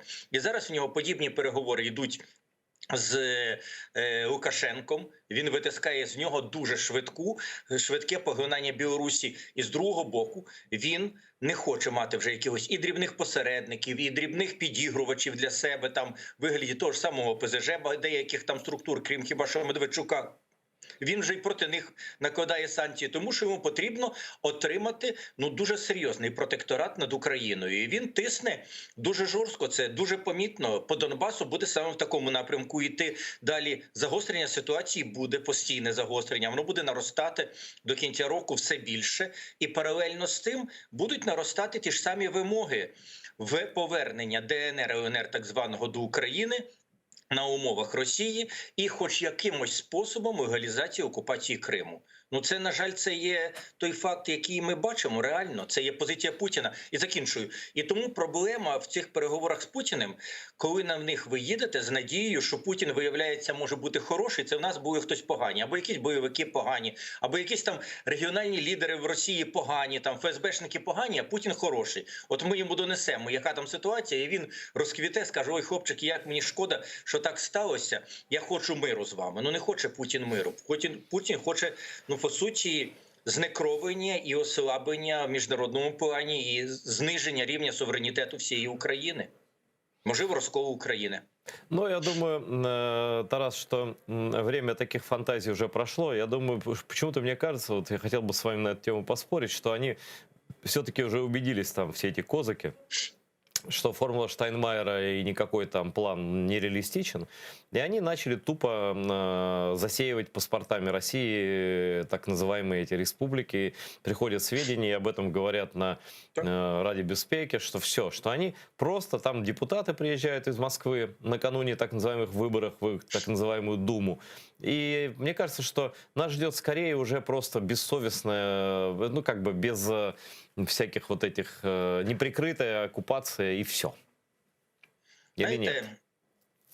Я би з вами погодився як запасний другий варіант, але давайте знову вернемося. Путіна, його геополітичні амбіції, гіпертрофовані, наполеонівські. Они никуда не исчезли, и Украину он хочет, это 100%. Тут... Так, безумовно. І тому, як на певний варіант, як на тимчасовий варіант взяття її під певний контроль, бо щось треба з тими територіями йому робити, вони далі витягують якісь там гроші, нехай менше їм грошей дають, хоча зараз є дані розвідки, що ніби не дуже вже й менше. Не особливо там менше йде фінансування. Тобто, насправді, для нього це є проблема. Ті території, їх якимось чином хоча б мусять, хоч на виборах, йому відпрацьовувати відповідну лояльність. Зрозуміло, за кого і як будуть там подані голоси з тих територій. Тим більше там рівень терору просто колосальний. Більший, напевне, навіть, ніж той терор, який зараз влаштовується в Криму. Тому треба розуміти, що в Криму, що на Донбасі ті виборці, нові російські громадяни будуть голосувати саме так, як вигідно Путіну. А для нього, напевне, для нього дуже важливо, щоб зараз навіть не просто намалювати, а таки отримати реально дуже високий результат для себе, оскільки там почали хитатися трошечки деякі рейтинги. Йому це дуже важливо. Але я отут в даному випадку це розглядаю як все-таки тимчасовий певний план. Він, давайте глянемо, він форму Штайнмайєра втиснув. Вона підписана 2 рази. Причому один раз вона підписана Кучмою в Мінську, другий раз вона підписана президентом країни на нормандській зустрічі в тому комюніке нормандської зустрічі, де вона підтверджена. Знаєте, умови мають виконуватися. І зараз на нас тисне вже не Путін про форму Штайнмайєра, на нас зараз вже тиснуть Німеччина і Франція, в чому для нас просто колосальна проблема. Це один момент. Другий момент, ситуацію в Україні всередині, а він не розхитує далі. А в нас що, не відбувається зараз все більше і більше оцих занепадницьких виступів, вся п'ята колона не активізується. Хіба ми цього не бачимо? Наш превеликий жаль бачимо. Тобто, насправді, я б не сказав, що Путін в даній ситуації кардинально, критично програє. Так, в нього є одна колосальна проблема. Ця проблема – це є саме громадяни України, які пасіонарні. Так, пасіонарних завжди менше, їх десь в будь-якій країні більше чверті пасіонарного населення не буває. Це є абсолютний стандарт, і ви тут зі мною погодитеся, що навіть 10% пасіонарного населення міняють кардинальну ситуацію. Це добровольці, які підуть воювати, це військові, це рух опору, рух спротиву. І почати якісь кардинальні дії, неймовірно важко. І для Путіна дуже важливо, щоб відбувалася певна деморалізація всередині в Україні, щоб відбувалося певне руйнування цих політичних, громадських спільнот, ветеранських спільнот. І ми бачимо, як там вбивається весь час клин, як там створюються абсолютно штучні конфлікти. Дуже часто, на жаль, ті штучні конфлікти провокують люди, які той чи інший спосіб надихаються з банкової. Ми бачимо ж цей ефект. Тобто, насправді, в користь Путіна десь йому свідомо допомагають, десь несвідомо своїх інтересів, але він посилює, він покращує свої позиції. Військово-тактичної ситуації, на жаль, армія зараз не така пасіонарна, не така жорстка, як вона була, скажімо, 2-3 роки назад. вона ослабленіша, падає реформа, припинилися нормальні постачання і оборонне замовлення. Ну, насправді ми послабилися, але є пасіонарна частина суспільства, і Путін розуміє, що для нього шлях ще дуже складний, і він не може тому взяти і вхопити те все, що б йому хотілося. Але я не думаю, що він закрив рота. Він тримає його роззявленим далі. Ні, ну цей рот просто помітний став, бо у випадку кінцевого приєднання Білорусі, да навіть вже, да, ми опиняємося як в пастці у ведмедя, так? Тобто з півдня Крим, як, да, ну, ось так виходить, да? Из опасность с севера резко возрастает, и об этом, вот, кстати, тоже сказал Дмитро Кулеба, Украина получит долю своих северной границ еще 1000 километров источника опасности. Если Российская Федерация в той или иной форме поглотит Беларусь. Давайте послушаем цитату министра и обсудим, что будет дальше с Беларусью. Щоби продемонструвати серйозність своїх намірів щодо інтеграції в рамках союзної держави, навмисно вводиться наратив не лише про плани економічної інтеграції з 28 програм, але й спільний оборонний простір. Ми маємо уважно стежити за навчаннями «Захід-2021», тому що ті сценарії, які там відпрацьовуються, несуть дуже серйозні ризики. І ми розуміємо, якщо Росія поглине Білорусь у тій чи іншій формі, то ми отримаємо ще 1000 кілометрів джерела небезпеки для суверенітету і територіальної цілісності. Ну, а тем временем самопровозглашенный президент Беларуси, а точнее белорусский диктатор Александр Лукашенко, заявил о планах купить у России вооружений на сумму более 1 миллиарда долларов. Конечно, слово «Беларусь покупает у России» — это очень смешно. Конечно, это будет подарено все, но ничего они никогда в жизни не покупали. Вот. В частности, речь идет о закупке российских зенитных комплексов С-400. Видимо, ждут нападения украинской авиации. Не знаю, чем это обосновано, да? Но я думаю, что речь не только об этом в итоге. По словам Лукашенко, российские ЗРК могут разместить на белорусско-украинской границе. Давайте послушаем диктатора, что у него там на уме, и вот тогда уже полностью ситуацию прокомментируем. Сейчас у нас полностью комплектами С-300 перекрыт периметр на западном направлении, но у нас и южное направление добавилось. Мы с белорусскими генералами и россиянами обсуждали эту тему. Нас начинают с юга подогревать. А что еще будет? Мы должны готовиться. 1200 километров граница с Украиной. Поэтому нам придется закрывать и этот периметр. И мы вели как раз речь о том, что С-400 нам будет к месту. Ну, то есть, Тарас, по сути дела, сказано о том, что Лукашенко нужны средства ПВО, это средства, чтобы сбивать самолеты, потому что его кто-то подогревает с юга, и намек на то, что Украина собирается нападать на Беларусь. К чему эта риторика и во что она выльется? Ні, ну це стандартна риторика. Росія ж теж ні на кого не нападає. Вона ж тільки захищає русскоговорящих, захищає там русський мір, захищає там ополченців ОРДЛО, захищає кримчан від самих себе. Вона ж тільки захищає. Це абсолютно стандартна риторика будь-яких диктаторів. В Сталінському Союзі абсолютно подібні речі були. Тобто тут нічого нового немає. Лукашенко демонструє просто повторення тих самих тез, які говорить Путін. Мова про інше. Насправді, я ще більше року назад, з тих інформацій, яку я маю, а я все-таки не дарма 12 років працював і в Верховній Раді, а з них частину працював на досить високій посаді в Комітеті закордонних справах, часто його очолював, і тому в мене і дипломатичні свої стосунки, в тому числі Білорусі, збереглися. І я більше року назад я дуже чітко сказав, що існує досить добре пропрацьований часовий графік поступової анексії Білорусі, яка не обов'язково, найімовірніше, офіційно не буде анексована, не перетвориться в Западний федеральний округ.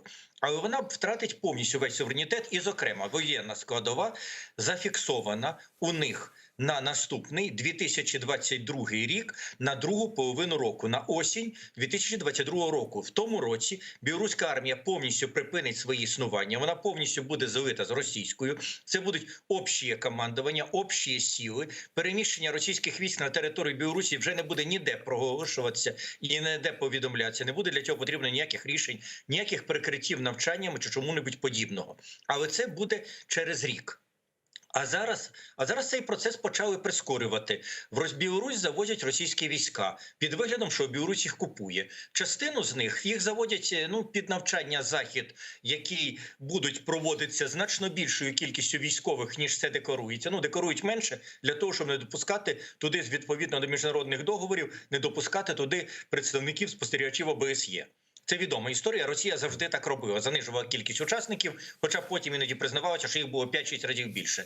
Так само зараз по техніці. І тому вони зараз під іншими приводами заводять цю техніку в Білорусь. Але ця техніка Білорусь не покине. Більше того, техніка залишиться разом з персоналом, з російським персоналом. Тобто процес анексії білоруської армії, який мав розпочатися і закінчуватися через рік, тобто різко відбудеться тоді, він пішов повзучим шляхом, тобто він почався вже зараз.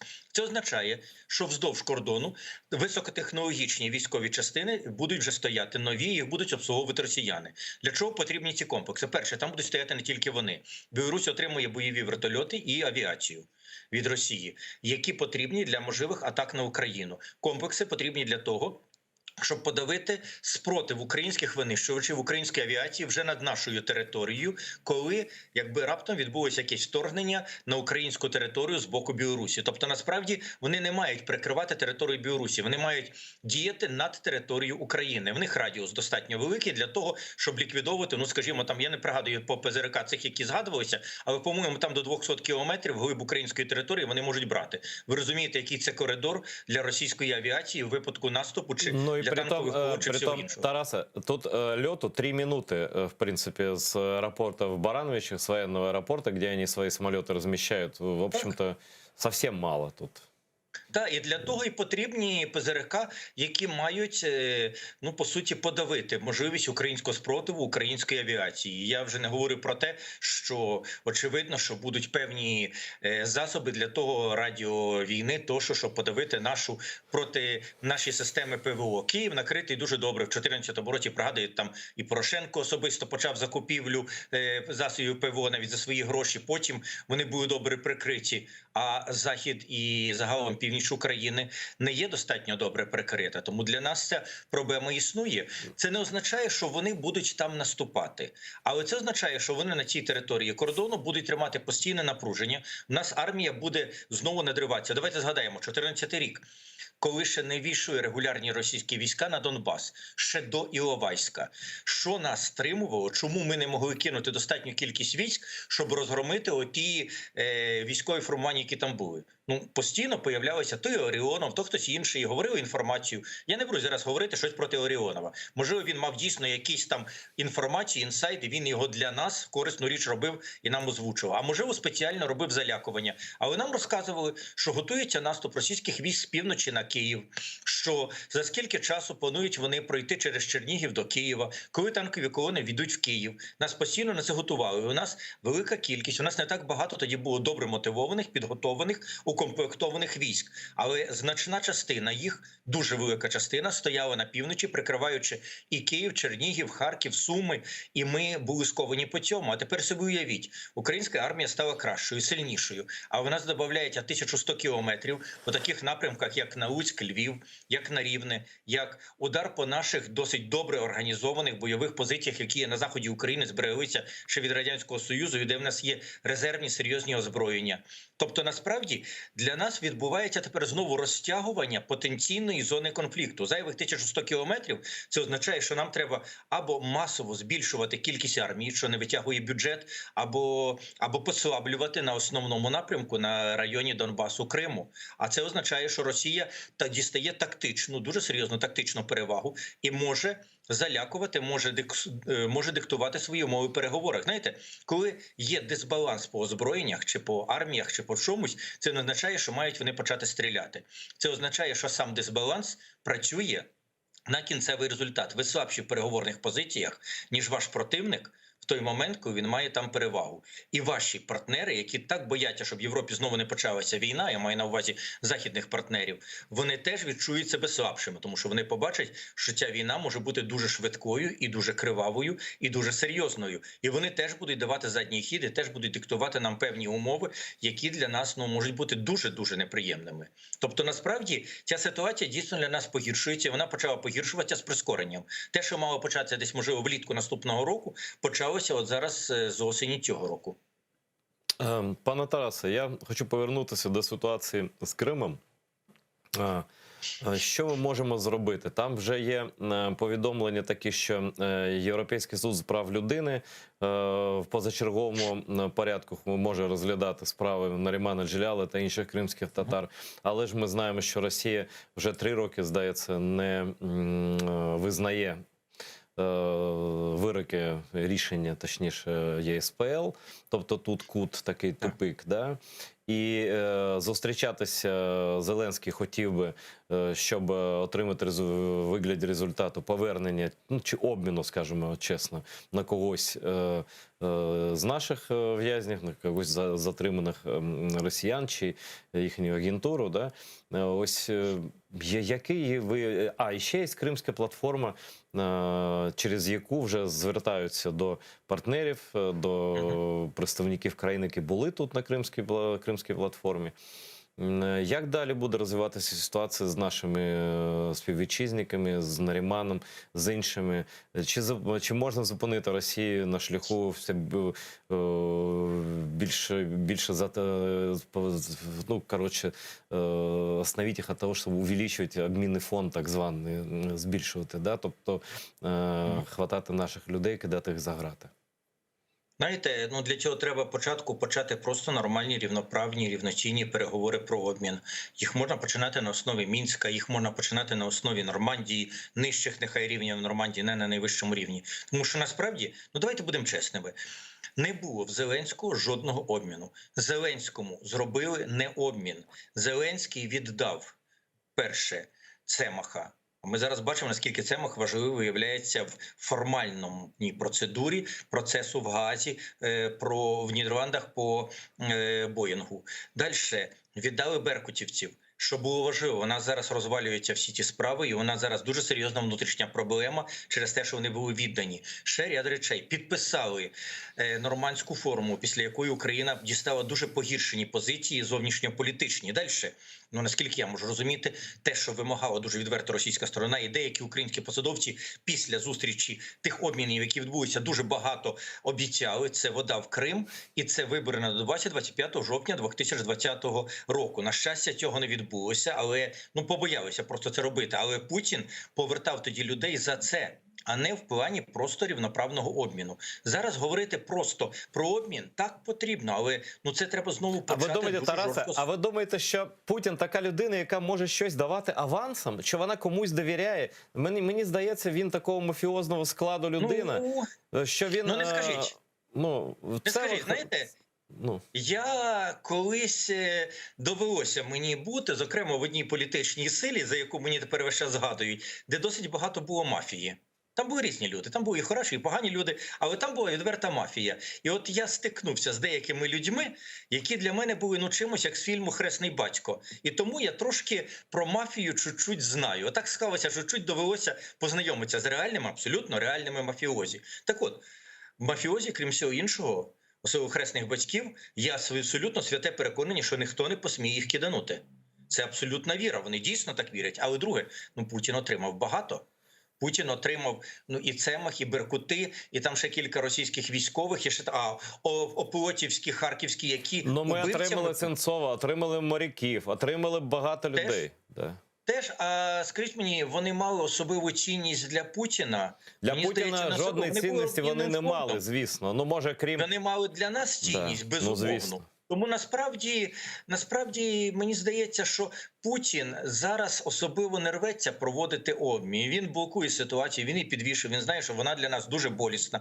Наростання кількості, особливо серед кримських татар, ув'язнення йдуть за ув'язненнями. І тому, пункт перший, треба зараз знову робити, мабуть, з партнерами активізувати переговори, тому що переговори по обміну, ну відверто кажучи, 2 роки практично не велися. Ну, може, Їх треба зараз долучити піднімати якраз нормандський формат, ось про що Зеленський казав, Німеччину, Францію, бо ну як інакше тиснути на Путіна? Зустрічатися особисто він не хоче, бо не хоче обговорювати Крим. Окей, все тут з вами зрозуміло, ви окупанти, але що стосується обміну, все ж таки під час будь-якої війни це питання можна обговорювати, так? Ну, в нас нема дуже аж так і тих, кого ми можемо міняти. У нас позиційна війна, а Путін просто захоплює заручників там, на окупованих територіях, особливо зараз в Криму, демонстративно. Їх може захоплювати і захоплювати. І тому, мені здається, зараз треба виходити з тої пастки, яку попали тоді. Ми міняємо людей, тому що ми міняємо людей. А не тому, що ми йдемо на поступки. Ні. Людей на людей, а не людей на поступки. Виключно людей на людей. Ну, це ж, слухайте, не люди, якщо це ми... не людина, це фактор. Тарас, І ще один якщо ми момент. будемо поступатися політикою, поступатися суверенітетом задля повернення людей, ну це неможливо фізично, бо це виконувати оте, що вимоги американці терористів. Так не роблять говорять. жодна держава. Так. Да? Ну, але на превеликий жаль, мені здається, що ми десь пішли цим, і Путін вирішив, що він може. І тому заручники для нього стали значити набагато більше. А тепер, що стосується останніх арештів в Криму. Насправді тут є один додатковий прецедент. Питання про обмін, всі заяви про обмін, вони особливого значення для Путіна не мають. Рішення СПЛ, так, буде скоро рішення СПЛ. Воно буде по прискореній процедурі. Це дуже добре. Але воно не дасть результату в Росії. Але далі рішення СПЛ і відмови його виконувати має тягнути за собою хоча б якісь санкції. Невиконання рішення СПЛ, які є інститутом не Європейського Союзу, хочу нагадати, а Ради Європи. Росія повернута в ПАРЄ. Росія диктує свою мову в Раді Європи, як вона хоче. Ми маємо нарешті підняти питання, те, яке в 2019 році чомусь так тихенько пустили очі і зірвали. Дали Росії повернутися. Були 2 спецоперації, я це називаю 2 спецоперації з українського боку, як допомогти Росії повернутися в ПАРЄ. Це окрема тема, зараз не будемо в неї залазити, це довга розмова, але я про неї можу детально говорити, тому що я знаю по людях, по конкретиці, по всьому. Але зараз підняти демарш дуже жорсткий. Українська делегація ну просто на ноги всіх має там підставляти. Ну чому один Гончаренко має когось там тролити? Вся українська делегація має забутися оту форму, яку Ясько колись сказала. Ми тролінгом не займаємося, ми ведемо обґрунтовані переговори. Ні, жорсткий тролінг, не давати говорити, тероризувати, акції туди. Та діаспора вам поможе. Підтягнуться люди, коли побачать, що ви це робите. Це перший момент. А другий момент, дуже важливий. Для чого нам була потрібна Кримська платформа? Для результату чи для шашечок? Чи для того, щоб їхати? Я мав честь і приємність бути з вами, у вас в студії, в ефірі разом з вами. І пригадуєте, ми тоді говорили, Кримська платформа – це добре чи це дуже добре? Ми обоє були на темі, що це добре. Питання було, чи це просто добре, чи це дуже добре. От, просто добре – це той факт, що вона відбулася, що це формалізовано, це дуже добре. Це просто добре. Те, що є велика кількість учасників – це добре. А дуже добре, коли це працює. От зараз дуже активно так звернулися. А мені здається, що просто треба більше звертатися. Учасник Кримської платформи, учасник за участь в Кримській платформі там заарештований в Росії. Це екстраординарна ситуація. За цим мають тягнутися певні санкційні процедури. А тепер я підкину вам ще одну тему, яка, мені здається, дуже важливою. Остання акція репресій в Криму, вона раніше розкручувалася, вона не з Кримської платформи почалася, це не є тільки помста, але це є акція, крім 2 хвилин, ну це третя акція по суті, яка, ну знаєте, така тягуча, яка йде постійно, але перша це Хізбут Тахрір, друга це замітинг під Верховною Радою Криму тоді, в 2014 році, і третя знищення, фізичне добивання меджлісу кримсько-татарського народу. Те, що відбувається зараз, ми маємо всі підстави сказати, що ті репресії, які відбуваються саме зараз, ті акції, які відбуваються зараз в каральні в Криму, вони спрямовані на фізичне знищення, придушення, арешт всіх учасників меджлісів, в тому числі до найменших місцевих, а не просто загальнонаціонального меджлісу. Ви дуже добре розумієтеся, я тільки одну фразу добавлю. На цій системі. В нас є дуже важливий механізм. У нас є рішення Міжнародного суду в Гаазі, який зобов'язав Росію не просто припинити репресії проти Меджлісу, а відновити нормальні умови для його діяльності. До речі, Я да, хочу нагадати, дуже що це добре, не що є ви згадали. СП. Да. Росія визнає рішення Міжнародного суду в Гаазі. Вона зобов'язана виконувати. Його невиконання тягне за собою санкції. Ми маємо вже почати жорсткий тиск за санкції. Інакше у випадку всі ці люди залишаться в тюрмі на 15-20 років. Я просто абсолютно погоджуюся. Підстави є, юридичні підстави є, політичні підстави є. Є наші партнери, які підписали, ось ще не висохли папірці, на яких ця декларація написана. Да? І я дякую вам, пане Тарас, що ви долучилися до нашого етеру. Ну, і щодо обмінного фонду, я скажу, що в нас, як то не дивно, але є Медведчук під кримінальною справою. І він, напевне, у нього є якась цінність для Путіна, напевне, я не знаю. Що ви думаєте? Ну, в нас проблема в Конституції. Ми ж, на відміну від росіян, виконуємо Конституцію, а в нас тут йде мова хіба що про обмін його з Росією. Ми не маємо права видавати українських громадян іншій державі. Та видавали вже, було ж таке вже з кимось. Це був обміни по ОРДО, це не був обміни з Росією. Ну, зрозуміло. Дякую вам, пане Тарас, що долучилися до нашого етеру. Етер продовжується. Я закликаю вас не перемикатися. Це перше. А друге, я закликаю вас долучатися до Патреону телеканалу АТР. Це дуже важливо для нас. Це може бути будь-який внесок, будь-якому розміру, скільки ви можете. Але, до речі, там з'явилася на Патреоні українська мова, і там простіше стало розбиратися у цьому. Заходьте і ставайте нашими союзниками, одним із тих, хто бореться за повернення Криму, за те, щоб всі наші люди були вдома, а Крим був Україною. Наш етер продовжується, не примикайтеся.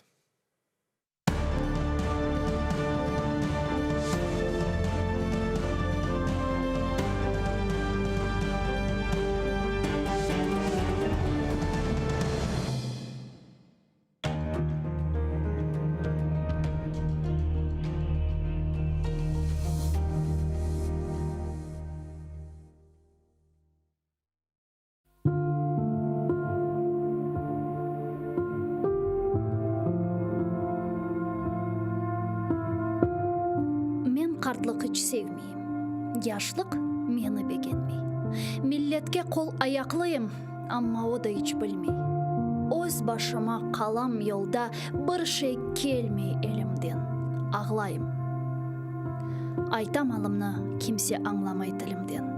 Көкке ұчажағым келе, көк менден ұзақ қача. Ерде мені ютмақ істей йыландай ағызын ача. Үрке ютылмақтан жаным, яшамақ істейім мен. Душман олса жаныма халық, валлай, достыйым мен. Шаштым артық, білмейім мен не ішлемек керек. Пек айлана башым билля, тітре içimде юрек. Көзлеріме перде ола түрлі шейлер, авалар, көзім ілек көрамайым, кемлер мені саралар. Юмсам егер көзлерімні, içim янмақтан көе. Açsam, бірчық осаллықлар тап бебегеме тие. Бойле чеке құлақларым бұрның дүнияның зорын тапмай көңлім іч бір ерде. Тұтмаға раат орын. Чөлге чықсам тек башыма ағланам өлеңлері. Айланам тав кенарларын ясланам черенлері. Дuygularımны топлайым, көкке ерге бақынам. Әр шейде бір хошлық көрем дейім. Не үшін сықынам? İşte tavlar, işte göller bir-birine bakışa. İşte sular yerden çıka er bir yakka akışa. İşte güneş hiç kızganmay, sıcak yaraklar saça. İşte kuşlar toplanalar, korkmayıp uça, uça.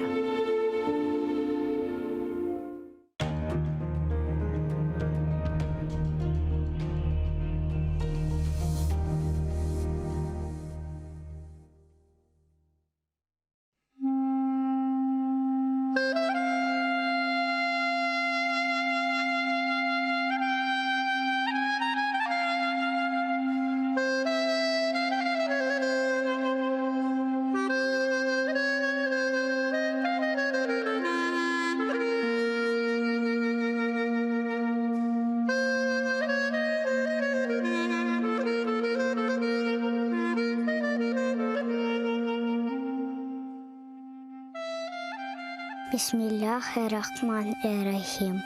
Яратаным, Аллахым, 99 min бар. Я Раббым, Хырымларға истеклеріні бер ютында дәвлетлеріні. Сенден хайры yok kimsemiz. Vetan için dua etemiz.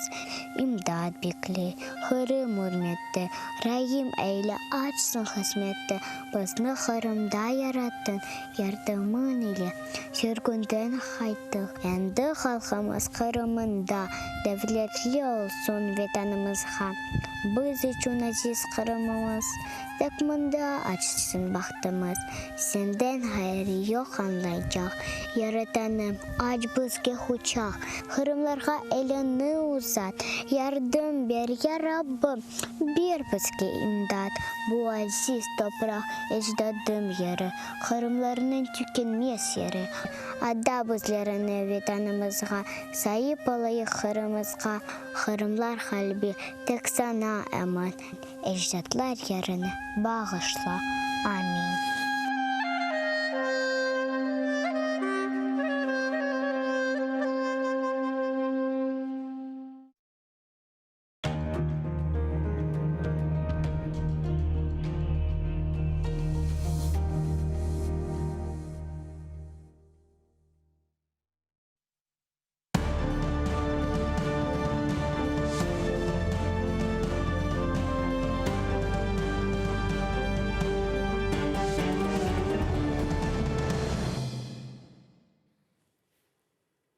Селям алейкум, хайрлах шамлар. Добрый вечер. В эфире телеканала АТР. Вы смотрите информационно-аналитическую программу «Бугунь». В студии для вас работаю я, Гульсум Халилова. И следующие 4 часа в этой студии с гостями мы обсудим основные новости и события сегодняшнего дня, которые непосредственно касаются временно оккупированного Крыма. Я напомню, что мы работаем в прямом эфире. На экраны ваших телевизоров режиссеры периодически выводят номер телефона, так что вы можете звонить к нам абсолютно бесплатно по Вайберу. +3 8067 63 46 130 – это наш номер, а также можете присоединяться по скайпу atr.tv – это наш адрес. Звоните, задавайте ваши вопросы, нам важен ваш голос.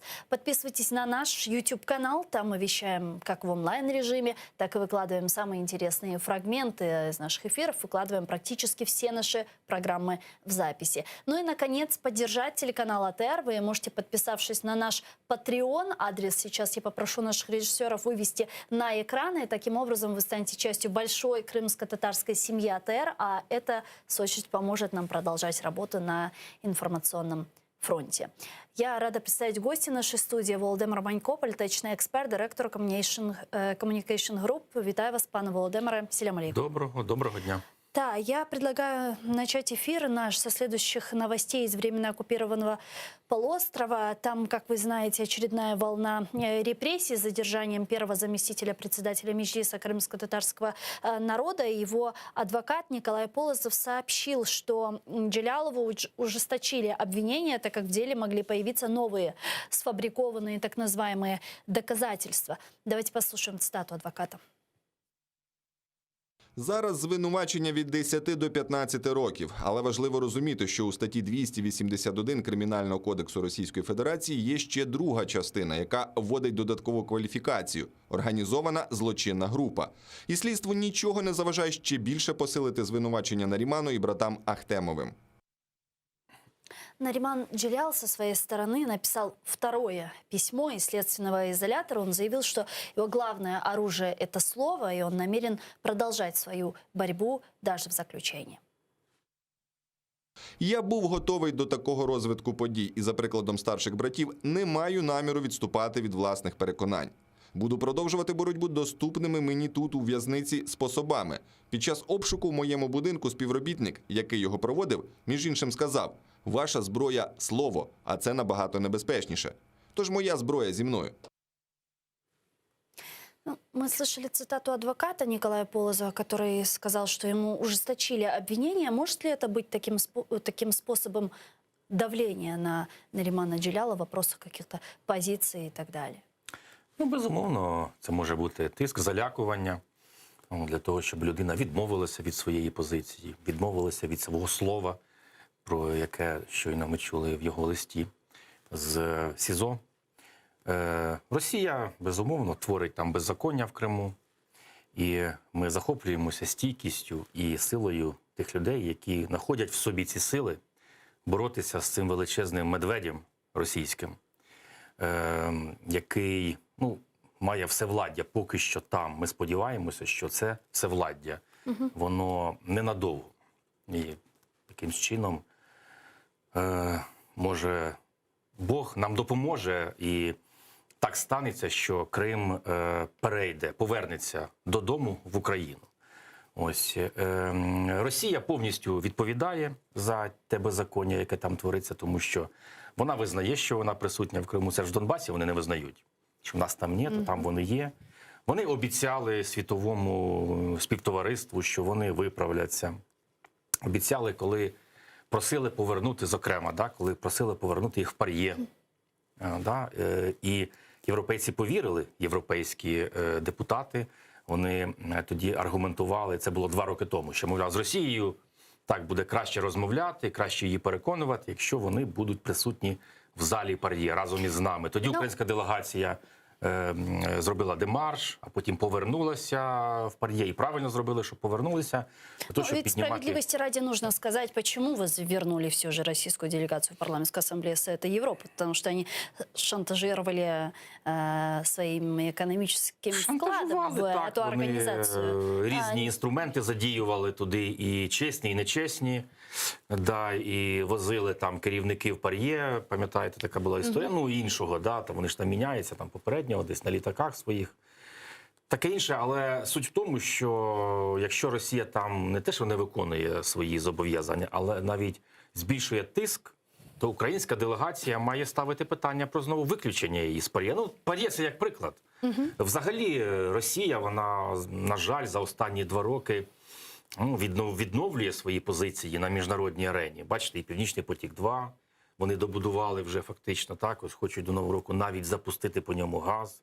Хоча Україна ще може зробити все, щоб не змогли зупинити саму добудову фізично, то можуть зробити, щоб газу там не було. Да, к Северному потоку мы обязательно вернемся. Вы сказали про то, что Украине Бог поможет, но, как говорят, надейся на Бога, но сам не плашай. Да, и на армию свою как в данном случае сейчас, когда мы видим очередную волну репрессий на территории Крыма с задержанием одного из видных украинских и крымско-татарских политических деятелей, как Украине нужно реагировать? Кроме информационной поддержки, которую сегодня в том числе и мы, как первый крымско-татарский телеканал АТР, оказываем, что мы можем еще делать? Что может делать руководство Украины для защиты прав своих граждан на территории полуострова? Робити все, щоб збільшити тиск дипломатичний, економічний, санкційний на Росію. Бо я ж кажу, Росія відновлюється, на жаль. Ми не можемо, це питання до нової української влади. Ви не можете протистояти цьому відновленню. Росія задіє свої інструменти у перемовинах з Німеччиною, з Францією, з Європейським Союзом, з Америкою навіть. Чомусь Байден зустрічався з Путіним спочатку, потім з нашим Зеленським. Так ось потрібно, і наша влада якби вербально реагує. Вони кажуть, що такі навіть якісь претензії висувають до наших західних партнерів, до Америки, до Європейського Союзу, мовляв, дивіться. Але претензіями, мабуть, як ми бачимо, вже не завадиш цьому. Потрібні якісь інструменти дипломатичні, якісь речі, які знають фахові дипломати, щоб зупинити Росію. І, зокрема, через те, що в Криму посилюються репресії. Це ще один аргумент. Зупинити її. Бо зараз йде мова, наприклад, про відновлення Росії в G7, щоб знову воно стало G8. Це неймовірна буде помилка всіх і передусім провал наш, український, тому що Росія наш агресор. Не щодо Америки, не щодо Європейського Союзу. Вони нам допомагають. Але ми, головне, маємо робити все, щоб зупинити Росію. І щоб, зрештою, деокупувати Крим і деокупувати Донбас. Кримська платформа стане таким механізмом? Дуже хочеться. Кримська платформа загалом позитивна річ. Позитивно, що вона відбулася.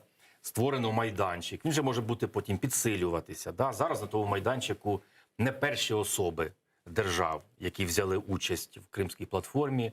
Але цей майданчик це має значення, уровень представництва?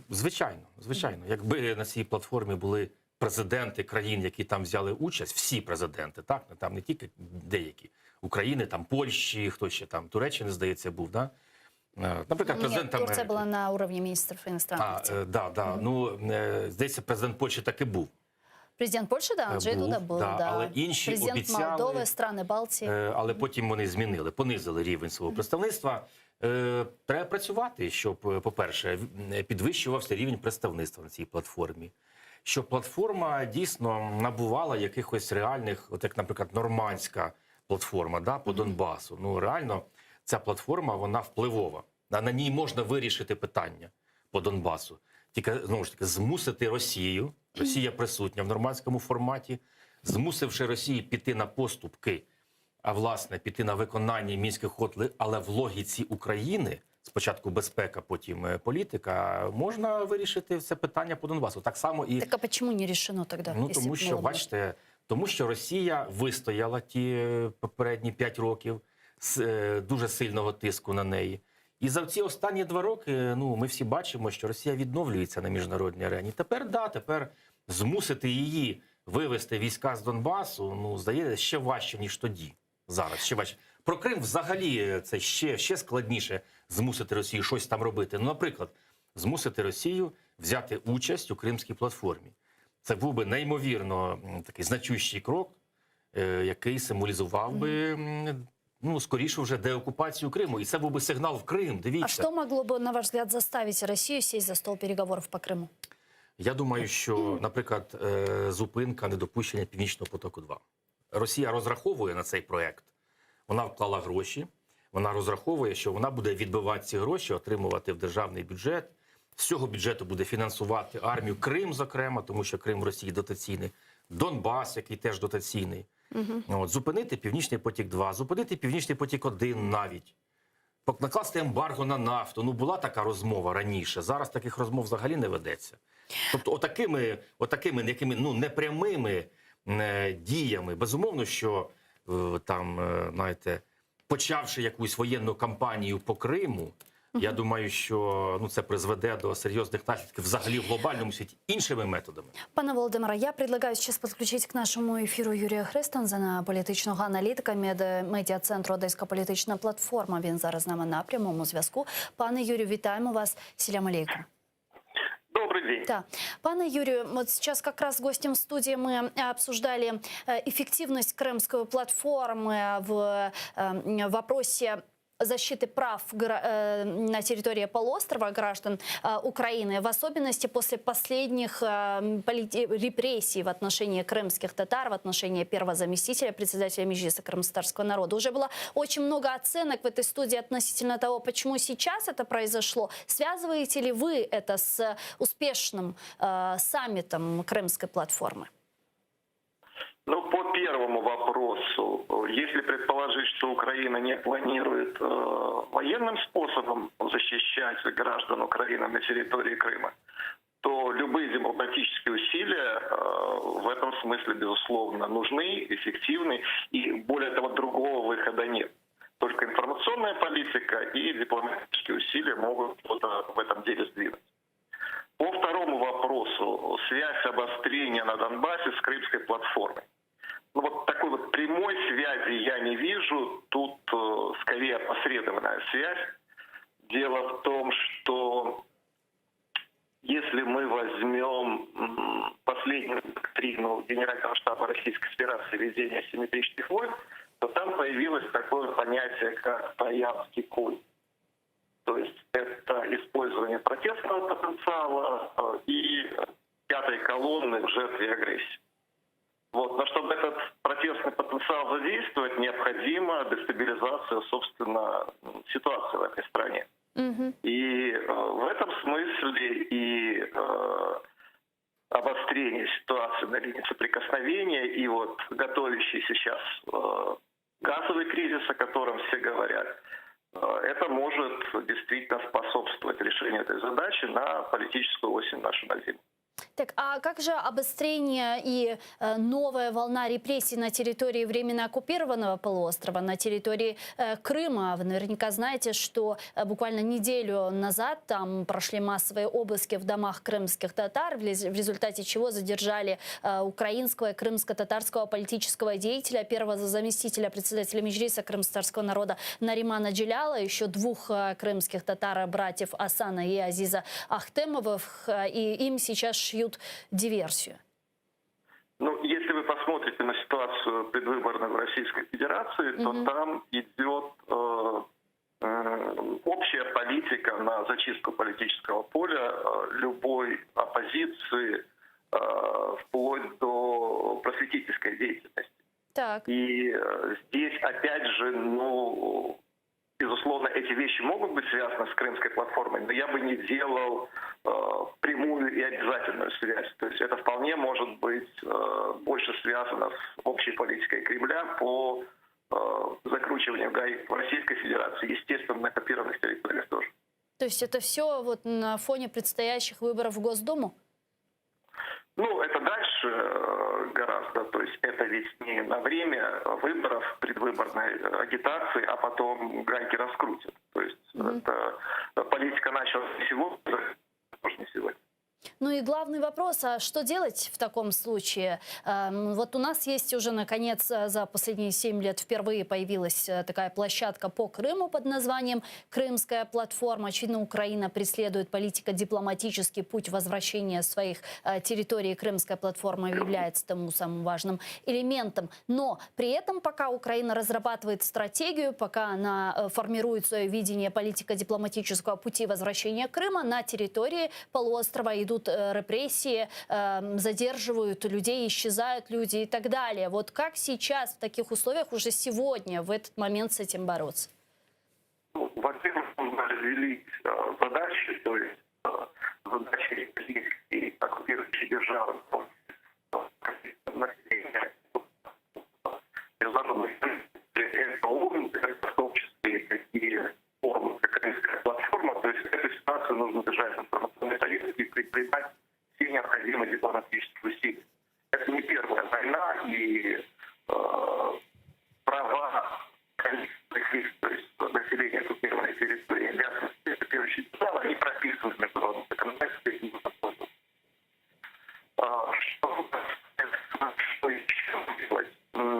Здесь я бы хотел немножко отвлечься на то, что это, опять же, не первый конфликт военный Кремля на территории. То есть в каждом конфликте какая-то часть территории оккупируется, и там создается частично советская, но отдельная имущество, которая... Очень, к сожалению, спасибо вам большое. Очень, к сожалению, плохая связь. Я затрудняюсь вас услышать, но мысль мы поняли. Спасибо большое. Юрій Хреснен, політичний аналітик медіа-центру «Одеська політична платформа», був з нами на прямому зв'язку. Пане Володимире, если мы говорим о возможном обмене политических заключенных, либо освобождении политических заключенных, как это может произойти? Что сейчас уже должна делать Украина, чтобы такой обмен все же был осуществлен, или освобождение? Потому что если мы говорим о последнем освобождении заключенных из временно оккупированного полуострова и не только, то это 7 сентября 2019 год. 33 человека тогда было освобождено, среди которых был один крымский татарин Эдем Бекиров. Вот после этого таких вот обменов, освобождений мы, к сожалению, не видели. Что является камнем преткновения сегодня? Почему этот вопрос застопорился? А до того було, пам'ятаєте, через Ердогана, президента Туреччини, Да, Ільмі Умєров і Ахтем Чийгоз. ми звільнили двох дуже важливих для України борців за повернення Криму в склад України. Да, то есть у нас промежутки по 2 года, 17-й, 19-й. Ну, можливо, да, 21-й рік. Тут небагато вже залишилося. Ознаменується поверненням, ну, наприклад, з пана Джилялова. Да? Але я, наскільки пам'ятаю, в тому випадку вони були вже засуджені. А потім Путін видав указ про їх помилування. От щось таке було через Ердогана. Тоді президент Порошенко попросив Ердогана, Ердоган попросив, чи я не знаю, чи як, чи попросив в лапках пана Путіна. Ось, і... Там був взаємний обмін інструкцій. І там відбулася оця ось історія. Ну, пан Зеленський, президент діючий, може взяти як приклад, як тоді звільнялися, да? І подивитися. І це, до речі, в контексті того, що пан Зеленський дуже хоче зустрітися з Володимиром Путіним, Да. то, можливо, ця історія з звільненням наших оцих зараз арештантів там у Криму, яких затримали, можливо, теж можна вкласти в контекст підготовки цієї зустрічі. Ну, хоча, розумієте, про цю саму зустріч я дуже з обережністю до неї ставлюсь, тому що я боюсь, що Путін таки витисне своє. Ну, щось то він піде там на якусь поступку, можливо, дасть можливість нашому президенту заявити там привселюдно, десь навіть вдвох на брифінгу, що Крим – це Україна, так, Донбас – це Україна, і якби така картинка буде, що начебто Зеленський там з перемогою приїжджає. Але Путін все-таки десь кулуарно, десь так, в закритих приміщеннях, він все-таки щось таке витисне по Донбасу, по Криму, що буде фактично зрадою і капитуляцією для України. Давайте на этой теме остановимся подробнее, тем более, что у нас есть несколько цитат. Президент Украины Владимир Зеленский сказал, что готов встретиться с президентом России Путиным, чтобы поднять вопрос оккупированных территорий. Российская сторона со своей стороны не готова это обсуждать, говорят в Кремле. Давайте послушаем цитату. Ви ж чули позицію російського президента, що вони готові зустрічатися, але питання Криму на порядок денний цієї зустрічі виносити не готові. А навіщо тоді зустрічатися? Зустрічатися, щоб обговорити що?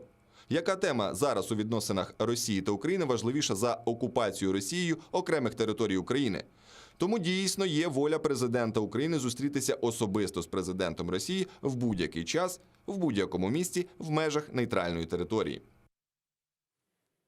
По словам представителя президента, вопрос встречи лидеров России и Украины ведется, однако все будет зависеть от решения России. Треба, щоб на цій зустрічі стояло питання про окупацію Росією частини території України. Тому розмова та контакти щодо цієї зустрічі на якомусь рівні дійсно підтримуються. Але треба обов'язково домогтися того, щоб це найголовніше питання було винесено на порядок денний, чого Росія, звичайно, не хоче. У цьому сенсі ця зустріч залежить за великим рахунком від Росії. Чи згодна вона говорити про те, що накоїла? І як Путін збирається все це виправляти? На предполагаемой встрече президента России Путина и Зеленского невозможно обсуждение темы оккупированного Крыма. Сама постановка данного вопроса исключает возможность встречи, заявили в Кремле. Естественно, обсуждение Крыма не представляется возможным, поэтому такая формулировка фактически ставит под вопрос вообще гипотетическую возможность проведения такой встречи.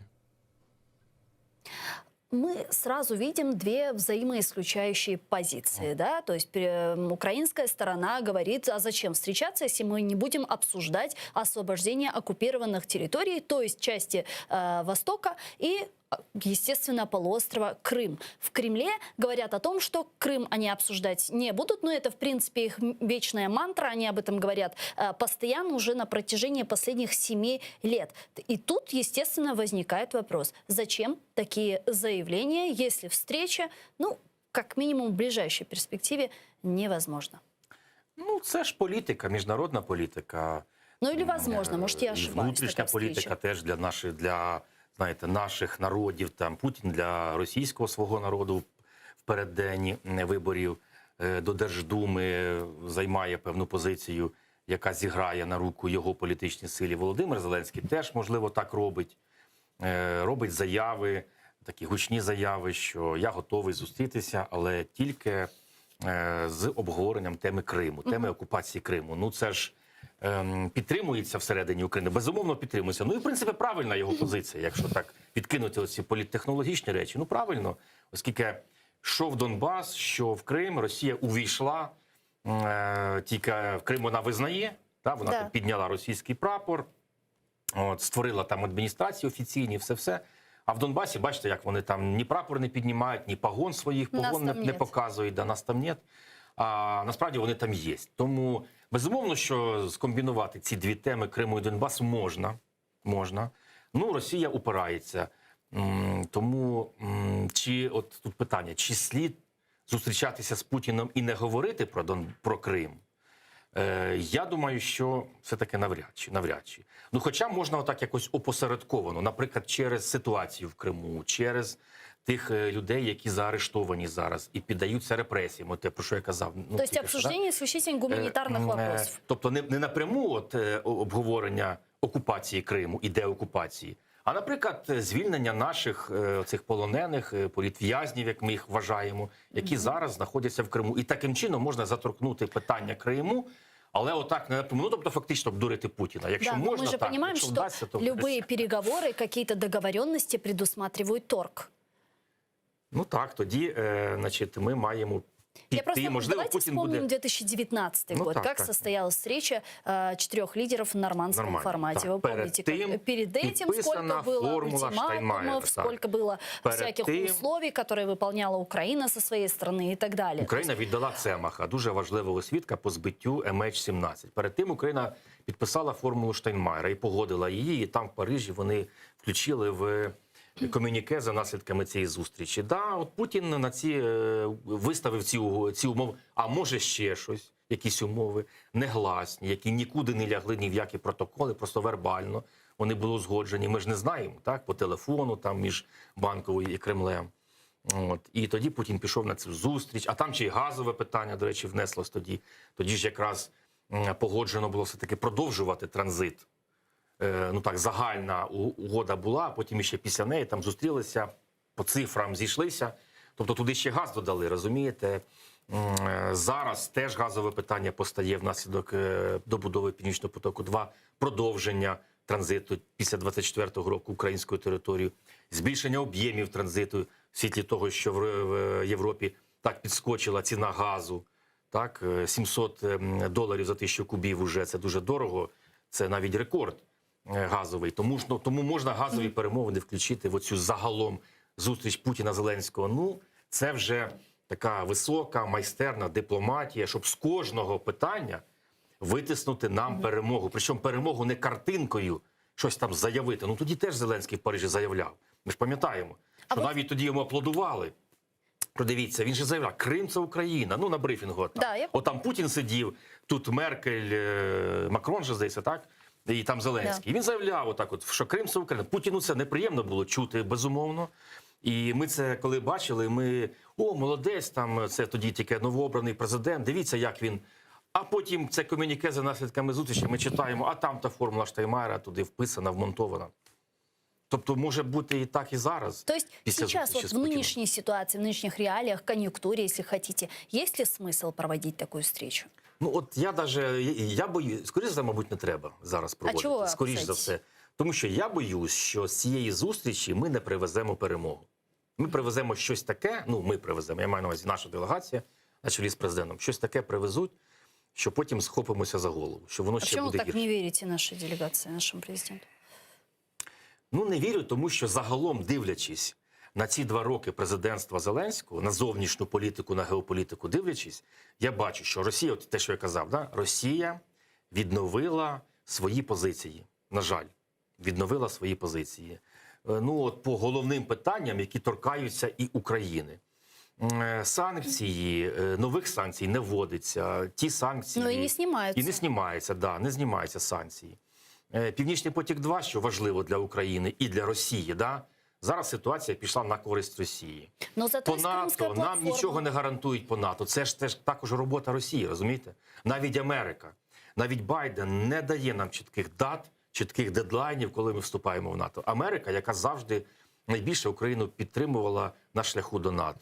Дивіться, що в Європі який скептицизм, ми бачимо і чуємо, щодо євроінтеграції України. Президентка Естонії, вже бувша президентка, отак видала таку неприємну для нас інформацію. Тут і ми винні, звісно, тому що в нас є угода про асоціацію, є копенгагенські критерії. Беріть і виконуйте. І тоді, каже, вже можна заявляти, що ми готові. А так, я думаю, що коли мінялася влада, коли Порошенко йшов, приходив Зеленський, угода була виконана десь на 30% плюс кілька відсотків. От цікаво почути зараз від влади за 2 роки, наскільки вони приростили виконання угоди, наскільки відсотків. Щось вони нам цього не кажуть. Я боюсь, що не дуже багато. А у нас є цитата міністра иностранных дел України Дмитрия Кулеба про Копенгагенські соглашення. Давайте його послухаємо. Хочу, щоб мене зрозуміли правильно. Ми є прихильниками реформ, і ми впроваджуємо реформи. Проте я відверто стомився від того, коли нас тримають на гачку реформ, щоб не визнавати правду. Не Україна не готова до шляху до ЄС, а ЄС не готовий приймати Україну. Ніхто не говорить, що у цієї країни немає проблем. Але я хочу поставити одне просте запитання. Чи всі країни були прийняті в ЄС тільки після того, як виконали всі свої реформи і відповідали всім копенгагенським критеріям? Скажіть нам правду, ми на точці, коли нам треба знати. Якщо ви бачите нас як можливого члена, це одна стратегія. Якщо ні, у нас буде інша стратегія. Але нам потрібна чесна розмова з ЄС, чесна відповідь від ЄС. То есть Кулеба еще говорит о том, что западные страны используют тему проблем с реформами в Украине, чтобы не признавать своей неготовности говорить о членстве Украины в Европейском Союзе или в Североатлантическом альянсе. Вы согласны с министром? Скоріше ні. Чого? Скоріше ні, ніж так, тому що вони не готові, тому що ми їх не переконали, що треба бути готовим. Дивіться, коли ми робили Революцію Гідності, коли був Євромайдан, нас Європа підтримувала. Вони ж розуміли, що це за процес відбувається. Те, що після перемоги Євромайдану Україна одразу заявить про підписання угоди про асоціацію, власне, те, що Янукович не зробив, і про прискорення оцих євроатлантичних реалізацій, євроатлантичних прагнень України. Нас вже підтримували. Тоді, коли ми підписували угоду про асоціацію, нас підтримували. Хоча ми пам'ятаємо цей референдум в Нідерландах, Росія задіяла свої впливи на євроскептиків, і вони почали оці процеси, щоб зупинити підписання угоди про асоціацію. Вони не зупинили, зрештою. Вони намагалися це робити, не зупинили. Тобто Європа в цілому підписала з нами угоду про асоціацію і каже нам: виконуйте, оце є реформи. А тепер чомусь ми чуємо від Кулеби, що не тримайте нас на гачку реформ. Ми самі, якщо хочете, тоді той гачок заковтнули. Ми ж хотіли цих реформ. Верніше, реформ ми, може, і не хотіли, а ми хотіли, власне, членства в ЄС і НАТО. А тепер нам треба зрозуміти, щоб там бути, нам треба бути такими, як вони. Розумієте? Адаптованими. Законодавство, правоохоронна система, суди, економіка і все інше. Да, це складно, да, це може щось нам буде дуже болюче робити, тому що ми так ніколи не жили раніше. Нам треба ломку якусь пройти, і психологічну, і навіть психологічну, да, чинити так, як чиниться там. Ось про це йдеться. А коли ми кажемо тепер... Но ведь справедливости ради стоит сказать, что Дмитрий Кулеба в какой-то степени прав, когда перечисляет те страны, которые взяли в Европейский Союз, хотя уровень стандартизации и реформ был не на таком уровне, который требует. То же самое про Североатлантический альянс. Я вам могу перечислить эти страны. Я думаю, что вы их знаете. Болгария, Турция, Македония, Албания, Черногория и так далее. Даже страны Балтии не были в свое время готовы. Вот что делать с этой информацией? Вивод ведь какой-то нужно працювати. Да, Україна більша за там, Естонію, Литву, Латвію навіть разом узяти. Україна більша за Болгарію. Да?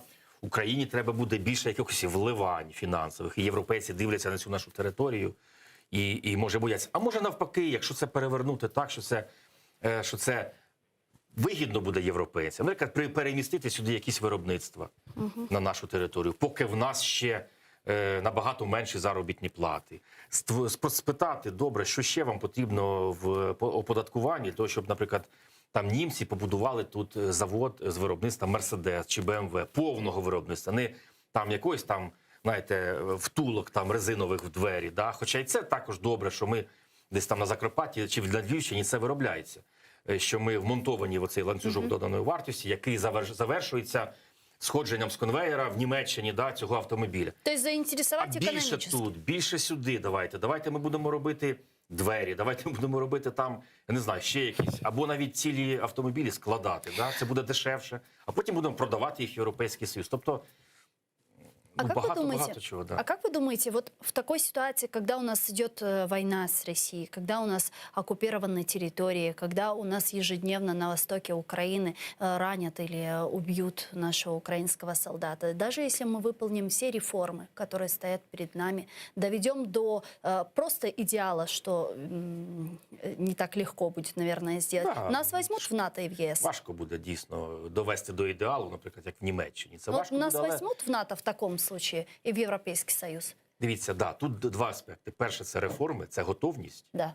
А друге – це політичне рішення. Ну, отут правильно я з Кулебою можу погодитися, що є ще політичне рішення. Да. Знову ж таки, якщо Росія на той час буде тільки підсилюватись, да, буде продавати більше газу, буде продавати більше нафти, буде залучати інвестиції, а вона це також робить, да, у неї є там заводи, виробники європейські там і інші, да, тобто буде підсилюватись економічно, буде більше впливу, тоді вона буде зміцнювати свою позицію в тому, щоб Україна нікуди не брала, навіть коли вона готова. Тому тут інше питання, щоб нам Росія, доки вона перебуває в Україні, чобить їх зелених чоловічків, там визнають, там не визнають, потрібно, крім того, щоб самим адаптуватися, самим робити реформи, щоб бути готовим. І ще оце дотискувати це політичне питання, переконувати німців, французів, італійців, голландців, американців, британців, що Росія не повинна мати право вето на євроатлантичну інтеграцію України, на остаточне рішення Заходу на входження України ось в ці інституції.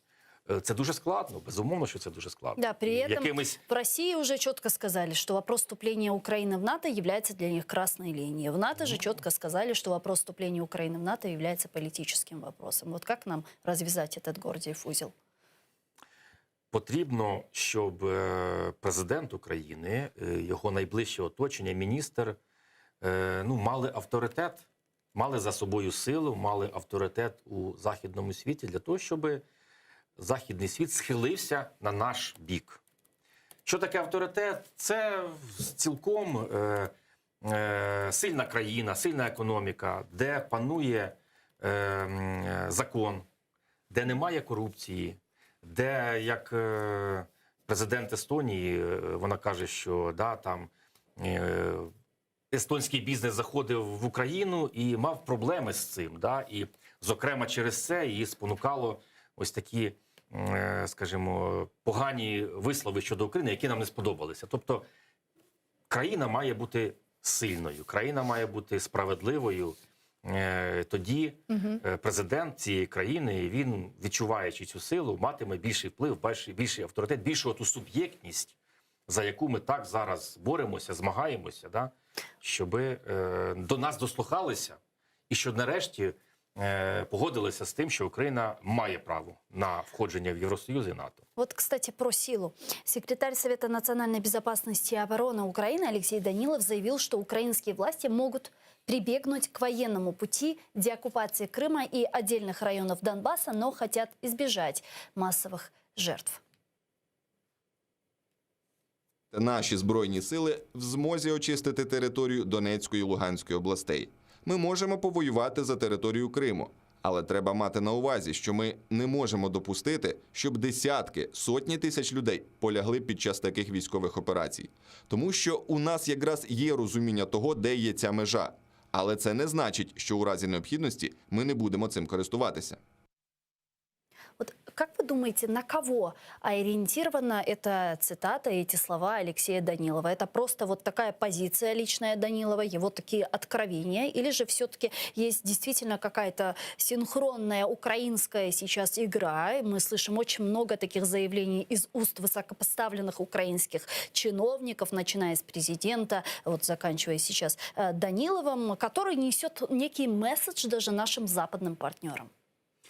Ну, ось армія, про яку каже Данілов, да, це одна із головних складових суб'єктності країни, да, отого авторитету, про який я казав от щойно. Да, для того, щоб президент міг їхати і говорити на рівних, має бути сучасна, потужна армія. Ось, і ми її розбудовуємо. В принципі, в нас непогана армія, вона входить в десятку Європи, в 30-ку світу. В принципі, досягнення є, але для того, щоб протистояти Росії, яка є, здається, другою армією в світі взагалі, ну, потрібно ще багато чого зробити. І взагалі ми не зможемо перевершити російську армію, хоча б через те, що там є купа ядерної зброї, ще залишилась від Радянського Союзу. Да? Там більше вона чисельна, ця армія, тому нам потрібно рухатися в НАТО, для того, щоб от той фланг підсилюватись там. Коли ми, наприклад, підпишемо ПДЧ з НАТО, ну, це вже буде зовсім інша історія в протистоянні Росії. Тепер повертаємось до заяви Данілова. Да. Так, дивіться. На кого він розрахований, на ця заява передусім? Я думаю, що на Україну передусім. Да? На наших громадян, щоб продемонструвати, що влада міцна, влада сильна, армія зміцнюється і надалі. Хоча тут у мене, до речі, є сумніви, що вона ось за останні роки десь зміцнюється, тому що якщо взяти навіть парад на День Незалежності, да, на позір це виглядало дуже класно, дуже круто. Але деякі експерти стверджують, що ось головні ті українські досягнення військові, ракета «Нептун» і «Стугна», здається, да, вони макетами. Це макети цих ракетів провозилися Хрещатиком. Не самі ракети, а макети. Тому що самі ракети, вони ще не готові, вони ще там десь завершується їхня дорозробка до всякі оці підготовчі речі для того, щоб дати їх армії. І ця підготовча робота велася ще, знаєте, десь з 18-го року. Тобто вже ось 3 роки можна було прискорити цей процес і вже дати армії повноцінно ці ракети, ми поки що не даємо. А оці ракети «Нептун», до речі, дуже важливо буде в деокупації Криму, якщо таки мілітарна складова буде присутня, так? Тому що це фактично вбивця кораблів. Ракети «Нептун», вони запускаються десь з прибережної зони, наприклад, з Миколаївської області, там, з Херсонської, десь з Донецької області, з Азовського моря, і вони будуть цілити в російські кораблі, яких значно більше і значно більше потужність російського флоту, ніж українського. І от коли Данілов каже, що по Криму мілітарно там ми готуємося, так от якщо мілітарна операція буде по Криму, то там буде участвувати флот обов'язково. От по Донбасу це сухопутна операція, да, з авіацією. Ну, там деокупація Донецька, Луганська, отіх агломерацій і вихід на кордон. Це сухопутна операція. А по Криму це буде не тільки сухопутна, це воєнно-морська. І ось тут ми дуже програємо Росії. Дуже програємо. І в світлі цього ось влада порушила кримінальне провадження проти Кузніна Рибальського. Це те підприємство, яке дає українському флоту, ті невеликі нехай, але броньовані катери, які можуть хоч якось уразити там російські ті більші кораблі, які Росія теж будує зараз і дає Чорноморському флоту. І якщо це підприємство зупиниться, Кузніна Рибальському, ну тоді, вибачте, нашого флоту взагалі не буде. Давайте подключим к нашему эфиру Сергія Братчука, координатора групи «Інформаційний спротив Південь», в групі «Інформаційний спротив», доброволець 8-го окремого батальйону «Удар». Зараз з нами на прямому зв'язку. Пане Сергію, вітаємо вас. Селям алейкум. Салям алейкум, вітаю вас, студія. Пане Сергею, секретарь Совета национальной безопасности и обороны Алексей Данилов сказал, что украинские власти могут прибегнуть к военному пути деоккупации Крыма и отдельных районов Донбасса. Это так? Насколько это реально? Насколько мы в этом вопросе сильны и сможем деоккупировать наши территории военным путем? Ну, дивіться, по-перше, що я хотів би сказати, те, що, звичайно, деокупація, вона відбудеться. Хотів би то так званий президент на Росії Володимир Путін чи ні, це однозначно, це такий собі маркер. Що стосується цієї певної заяви секретаря Ради національної безпеки та оборони пана Данілова, то хотів би сказати, ну, чесно кажучи, це була заява дуже голосна, але вона пішла в нікуди. Чому? Вона, звичайно, є предметом обговорення на інформаційному майданчику, тим не менше і не більше. Бо зразу за цією заявою, яка в собі тримає лише популістські якісь гасла, зразу закинули інший інформаційний привід, який мав перебити цю заяву. Це перехід. Це така ідея фікс від Данилова, чи не від нього, а взагалі від Зеленого офісу президента, перейти з кирилиці на латиниці, тобто мало це перебити. Що стосується суто військової точки зору, то, звичайно, ми сьогодні не можемо, на щастя чи на жаль, говорити про те, що можливий якийсь силовий військовий варіант з деокупації нашого рідного Криму або деяких районів Донецької та Луганської областей, тому що це дійсно нереально. Взагалі бачимо, ця військова компонента, яка сьогодні є в інформаційному просторі, вона підігрівається Росією, підігрівається її союзником Білоруссю. Ми бачимо, як мінський диктатор вже фактично давно здав, а тепер юридично, я думаю, оформлюється цей так званий союз між Росією і Білоруссю.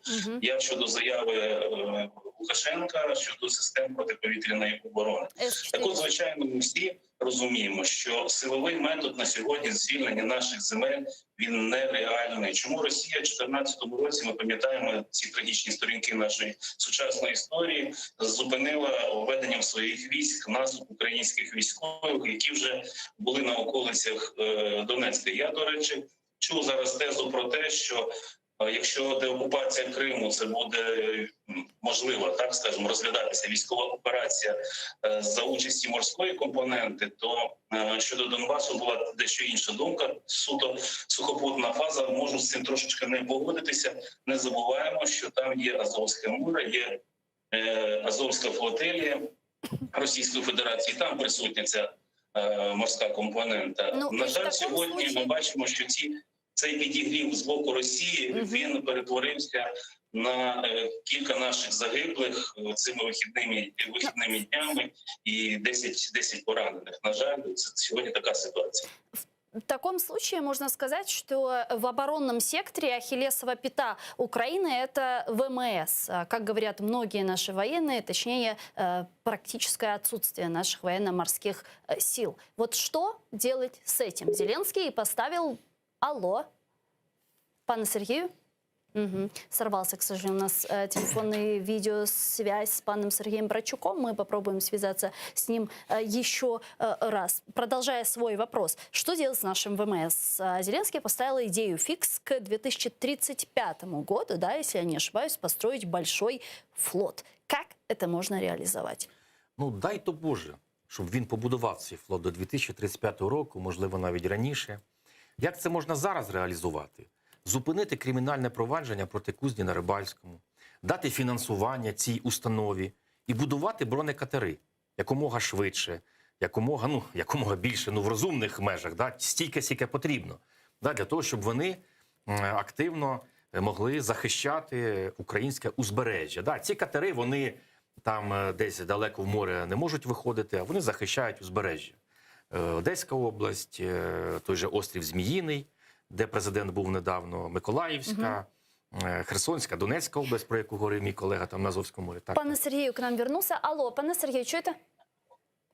Так, чую. Да. Что делать с военно-морскими силами Украины? Как их укреплять? Зеленский говорил о том, что к 2035-му Украина должна построить большой флот. Вот что значит большой флот? Откуда мы на этот флот можем взять деньги? И какова вероятность того, что к 2035 году у нас такой флот все же будет? Давайте я скажу відверто, на мій погляд, це утопія і заява, яка під собою не має реального підґрунтя. Ну, чесно кажучи. Зараз ми можемо говорити про ВМС і враховувати саме так звану берегову оборону, тобто коли Україна, українські військово-морські сили можуть і мають діяти за рахунок катерів або інших таких суден. Бо що таке великий флот? Як свідчить історія, подивіться, Радянського Союзу, наприклад, або нинішньої Російської імперії, яка створюється, так? Чорноморський флот, він давно був зачинений у цій консервній банці, яка називається Чорне море. Всі більш-менш здатні і придатні до якихось вправ або тренувань, бойових завдань, бойові судна, вони ходили або Середземкою, або в Атлантичному океані. Сьогодні Чорноморський флот, це дійсно консервна банка, так, великі за потужністю судна, але не більше того. Розраховувати на те, що ми відбудуємо там есмінці, авіаносці, дійсно, вибачте, це сміх, на жаль, через сльози. Тому сьогодні на озброєння взята така концепція, це виходить ця концепція від професійних військових, від воєнних моряків, і я з нею погоджуся. Саме берегова компонента і, наприклад, на Одещині це добре теж розуміємо, і відповідні плани теж сьогодні, принаймні, заплановано. Що стосується флоту, ще раз кажу, це берегова охорона, перш за все, це дія на катерах, і подібних їм бойових судах. Угу. И еще один вопрос. Вы затронули тему учений «Запад-2021» и такую гибридную аннексию, которая сейчас идет со стороны России и Беларуси. Чем это нам грозит? Перш за все, не треба бути провидцем, щоб сказати, що наш кордон з країною-агресором, з Російською Федерацією, сьогодні зростає понад ніж на 1000 кілометрів. На жаль, фактично це було вже зрозуміло. Кому було не зрозуміло, то він дуже помилявся. Сьогодні ми і фактично, і на жаль, думаю, що скоро юридично це буде оформлено через те, що Росія залишить там війська на кордоні, бо буде в союзі з Білорусі, яке офіційно ця угода буде дійсно оформлена. Це перш за все. Звичайно, це говорить про те, що, на жаль, нам сьогодні буде дуже складно. Особливо на когось розраховувати з партнерів, при тому, що я дійсно поважаю позицію країн Балтії, перш за все, Польщі і деяких інших держав Європи. Кажу завжди з гордістю про те, що добре, що нас підтримують Сполучені Штати Америки, але нам продовжувати вибудовувати своє військо необхідно. І сьогодні ми маємо говорити про те, що можливо треба збільшувати чисельність збройних сил, які будуть задіяні саме на цьому новому кордоні з країною-агресором. Це буде прямий кордон з Росією. Ну, на жаль, це реалії. Дякую вам дуже, пане Сергію. Чухсагу, що наше время і підключились к нам в ефір.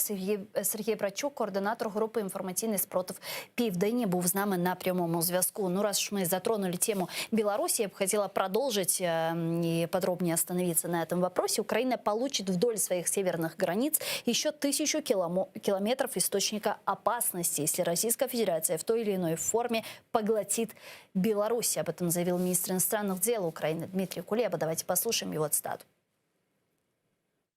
Щоби продемонструвати серйозність своїх намірів щодо інтеграції в рамках союзної держави, навмисно вводиться наратив не лише про плани економічної інтеграції з 28 програм, але й спільний оборонний простір. Ми маємо уважно стежити за навчаннями «Захід-2021», тому що ті сценарії, які там відпрацьовуються, несуть дуже серйозні ризики. І ми розуміємо, якщо Росія поглине Білорусь у тій чи іншій формі, то ми отримаємо ще 1000 кілометрів джерела небезпеки для суверенітету і територіальної цілісності. Ну а как отметил выше наш гость, действительно самопровозглашенный президент Беларуси Александр Лукашенко заявил о планах купить у России вооружение на сумму более $1 миллиарда. В частности, речь идет о закупке российских зенитно-ракетных комплексов С-400, которые он хочет разместить на границах с Украиной. Сейчас у нас полностью комплектами С-300 перекрыт периметр на западном направлении, но у нас и южное направление добавилось. Мы с белорусскими генералами и россиянами обсуждали эту тему. Нас начинают с юга подогревать. А что еще будет? Мы должны готовиться. 1200 километров граница с Украиной. Поэтому нам придется закрывать и этот периметр. И мы вели как раз речь о том, что С-400 нам будет к месту. То есть, по факту, мы получаем 1000 километров с агрессором. Так, це погана історія, те, що Білорусь все-таки поступово такий повзуча анексія відбувається Білорусі. Входження в склад цього союзної держави. Знаєте, там же Білорусь залишить якусь частину свого суверенітету, незначну. Значнішу віддасть в Кремль. І це буде виглядати як СРСР, як от відновлення СРСР, коли ми ось всі ці роки казали про те, що Путін реально там, Путін і його оточення реально хочуть СРСР. Ну, якось не вірилося. Ну як? Ну це ж вже неможливо. Ну вони вже, це ж вже історія, яка пройшла. Да? Ну ось так, їм це подобалось. Їм ота конфігурація республік, їм я маю на увазі теперішнім керівникам Росії на чолі з Путіном, тодішня конфігурація в СРСР, я думаю, що вона їм подобалась. Тобто частину ви собі залишаєте, там десь щось, там і економічних, і правоохоронних, і судові, да, ви залишаєте, але головні зовнішня політика ви віддаєте в Кремль, так? І та ж сама оборона спільна. Тому те, що зараз відбувається з Білоруссю, це фактично відновлення СРСР. Ну, нехай воно не буде такий соціалістичний, економічній оболонці, вже там капіталізм буде присутній, да? Але політично воно десь так і буде виглядати. І знаєте, от на брифінгу Лукашенко з Путіним, Лукашенко заявив, що ми, ну якось так приблизно, що ми, як ті бульдозери, може ви чули, да, була така заява? От, да. Ми, як ті бульдозери, будемо розчищати шлях для інших республік бувшого СРСР, щоб вони йшли цим шляхом і, значить, за нами теж робили те, що робимо ми. Тобто Україна має це на увазі. Ми кажемо за НАТО, да, за Євросоюз. Що нам ще треба зробити? Чому ми ось забуксували? Дивіться, ну там на тому фланзі нас уже таким чином, скажімо, втягують в той союз. Тому нам треба дуже прискорити, напружити всі свої сили так, в а Україні. как в этой связи сейчас Для того, должна действовать Украина? Какие меры мы должны предпринимать с точки зрения службы безопасности Украины, контрразведки, обороны и так далее? Возможно, размещать уже свои ПВО возле Киева, на Чернобыльской зоне. Где это? Как это должно быть? Це якраз питання до РНБО. Знаєте, бо вони от останнім часом займаються якимись невластивими функціями. Да? Санкції вводять там проти контрабандистів, да?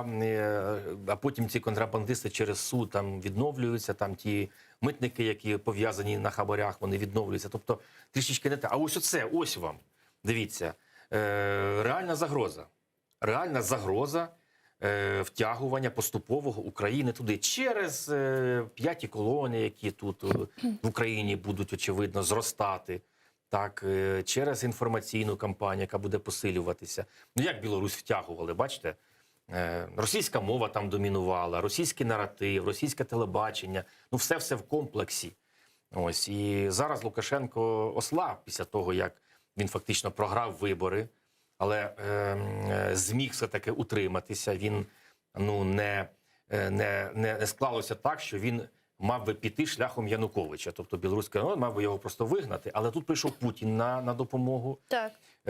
І він залишився. Ну, безумовно, що Лукашенко диватися нікуди. Він нелегітимний ні на Заході, ні ось в Україні. Він нелегітимний навіть в очах більшості білорусів.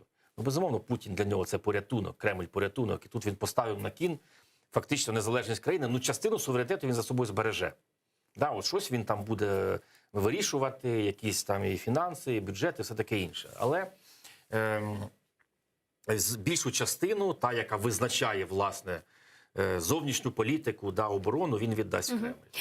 Я, пане Володимире, предлагаю підключитися к нашому ефіру Вадима Можейко, політолога з Білорусі. Він зараз з нами на прямому зв'язку. Пане Вадиме, вітаємо вас. Селям алейкум. Доброго дня. Да, доброго дня. Можем ли мы сегодня говорить о том, что Российская Федерация осуществляет такую ползучую аннексию Беларуси? Ну, попытка усиления контроля России над Беларусью – это, в общем, такая доминанта в российской политике, прямо скажем, не сегодня и не вчера.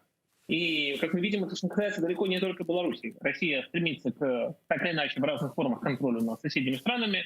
Мы видим, например, на примере Украины. Если России не получается контролировать Украину политически, то Россия вот пытается контролировать Украину через замороженный конфликт на Востоке, через аннексию Крыма и так далее. И в этом смысле то, что происходит сейчас в белорусско-российских отношениях, я бы не сказал, что здесь как-то поменялись подходы России. Понятно, что усиление там, экономической, политической, там, культурной и так далее значимости России для Беларуси, да, это постоянное направление российской политики. И вопрос в том, как и когда Беларусь на него может реагировать. И, конечно, безусловно, сейчас Лукашенко уязвим в том, что у него сильно сузилось поле маневра. Заблокирован действительно справедливо. Прервалась, к сожалению, на связь, я так понимаю, с паном Вадимом Можейко. Перенаберите, пожалуйста, еще раз. Я обращаюсь к нашим режиссерам. Если получится, то мы подключим пана Вадима Можейко и продолжим с ним нашу беседу. Я напомню, что мы работаем в прямом эфире. На экраны ваших телевизоров наши режиссеры периодически выводят номер телефона, так что вы можете звонить к нам абсолютно бесплатно по Вайберу, можете присоединяться по скайпу, atr.tv это наш адрес, ну а номер нашего Вайбера вы видите сейчас на ваших экранах, +38 067 63 46 130. Звоните, задавайте ваши вопросы, нам важен ваш голос, и не забывайте подписываться на наш Patreon и поддержать телеканал АТР, там вы станете частью большой крымско-татарской семьи АТР, а это будет продолжать нам помогать работу на информационном фронте. Пан Вадим Можейко зараз з нами на прямому зв'язку. Да, пожалуйста, вы можете продолжить вашу мысль, мы слушаем вас. Да, привелось к этому. Сейчас Лукашенко в более уязвимом положении перед Россией по сравнению с тем, что было раньше, потому что действительно фактически заблокирован западный вектор внешней политики, и, кстати, в том числе отражается, естественно, на экономике. И из-за этого Лукашенко, да, вынужден делать какие-то символические шаги, и в том числе и не только символические уступки России. Мы видим это и переориентация экспорта калия на российские порты из-за американских санкций. И в этом смысле влияние России, конечно, увеличивается. Но в то же время я был бы не склонен к алармизму, потому что буквально после каждой встречи Лукашенко и Путина и после каждых учений Запад каждый раз начинаются рассказы о том, что ну все, суверенитет утрачен, независимость утрачена, Лукашенко все сдал Кремлю, и я это уже каждый раз из года в год. При этом далеко непонятно, почему, что сейчас принципиально поменялось в действиях Лукашенко. А на самом деле мы видим все то же самое. Лукашенко пытается выторговать для себя какие-то лучшие условия. Это его постоянная политика. 25 лет он и пытается вот так вот маневрировать как может. А вот во что может вылиться вот эта вот ползучая инкорпорация Беларуси в России? Как это может быть оформлено? Слушай, ну, по факту мы видим усиление российского влияния сейчас конкретно в экономике, и когда, в том числе, из-за невозможности нормального увеличения торговли с Западом, из-за проблем санкционных, Беларусь вынуждена во многом переориентироваться на Россию, в том числе, кстати, и банковского сектора, и внешней торговли в целом. И это серьезная проблема, потому что внешняя торговля — это не то, чему может приказать политика. Условно, даже если завтра, там, не знаю, просто по щелчку пальца вдруг изменится политическая ситуация в Беларуси, внешние торговые цепочки — это то, что прорабатывается годами, и это будет важно. В этом смысле, скорее, вот эти все очередные громко подписанные там бумаги, вот разговоры о 28 союзных договорах, это все во многом скорее такие внешние сигналы, на которые многие бурно реагируют, но в действительности между Беларусью и Россией за последние годы очень много подписано разных бумаг, договоренностей. Мы видим, что фактически они не особенно исполняются. Бумаги часто размытые. Минск и Москва, в общем, по-разному их трактуют. И в действительности принудить друг друга к исполнению этих документов у Минска и Москвы часто нет инструментария. В результате, в действительности, я бы не думал, что формальная интеграция может сильно далеко зайти. По сути, она достигла уже давно своего потолка и ограничивается таким экономическим сотрудничеством, добрососедством. Но в общем видим, что не белорусский, да, особенно российский народ не заинтересован, социология, какой-то серьезной политической интеграции. Но белорусский народ и не заинтересован, собственно, в Александре Лукашенко, который пытается до сих пор сохранять свою власть и оставаться президентом Беларуси. Так что же будет с протестами, что же будет с белорусами? Как дальше будет? Будет ли развиваться это протестное настроение? Может ли это вылиться в какие-то митинги? Что может стать тому триггером? Ну, смотрите, хотя на данный момент мы видим, что уличная политика в Беларуси действительно заблокирована этими тотальными репрессиями, которые Беларусь, весь мир видит последний год. Уже более 600 политзаключенных, десятки тысяч людей, прошедших через задержания, аресты. Поэтому да, сейчас мы таких митингов не видим. Но понятно, что в случае каких-то фискального ухудшения ситуации, например, в том числе геополитического, все возможно. И мы, ну, если посмотреть в том числе на действия России, связанные там, с Крымом, там, Абхазией, Южной Осетией, Приднестровьем, Россия проводит военные интервенции в тех регионах, где отношение к России в основном положительное. И, понятно, ситуации противоречивые, но, в общем, потому что удерживать военные силы регион, который принципиально этого не хочет, это крайне накладно. И именно поэтому я считаю настроения тут вполне важными. Потому что если бы все белорусы, не знаю, 90% прямо мечтали о вхождении в состав России, то, конечно, угроза была бы сильно выше. И в том числе российское руководство расценивало бы возможность такой, там, не знаю, аннексии Беларуси как более для себя реальной.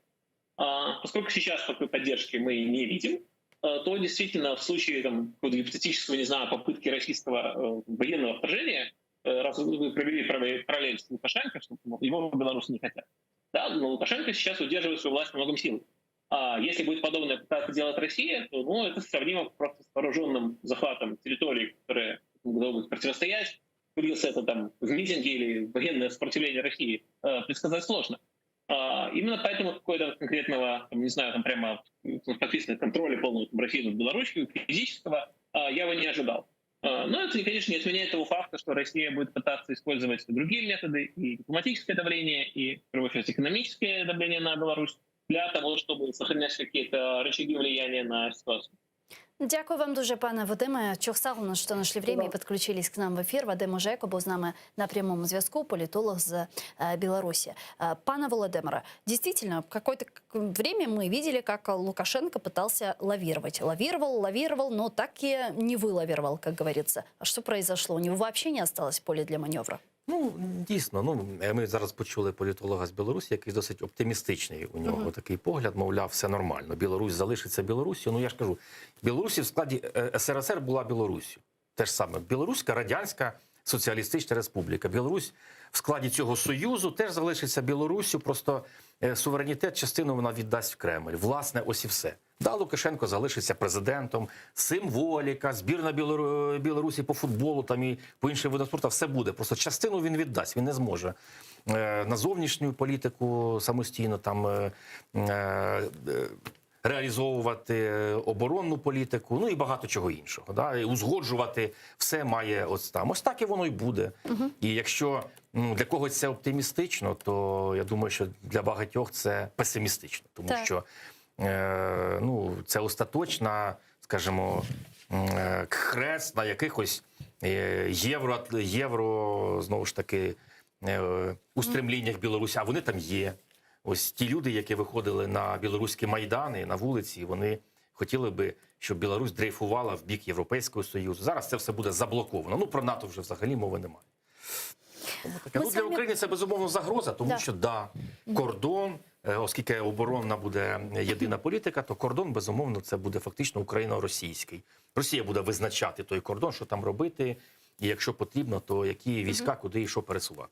Мы сегодня уже с вами на протяжении этого эфира несколько раз упоминали «Северный поток-2». Я бы хотела, чтобы мы остановились на этой теме подробнее. У меня здесь есть несколько вопросов, учитывая, что глава Офиса президента Андрей Ермак считает, что вопрос угроз от «Северного потока-2» должен рассматриваться в рамках нормандского формата.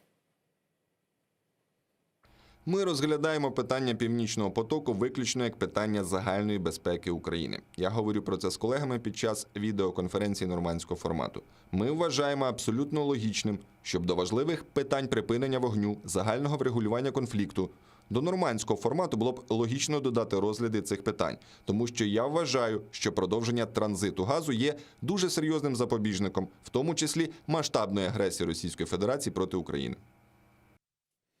Это предмет дискуссии нормандского формата, как вы считаете? Ну, зараз це викликає усмішку, тому що Північний потік-2 вже добудований.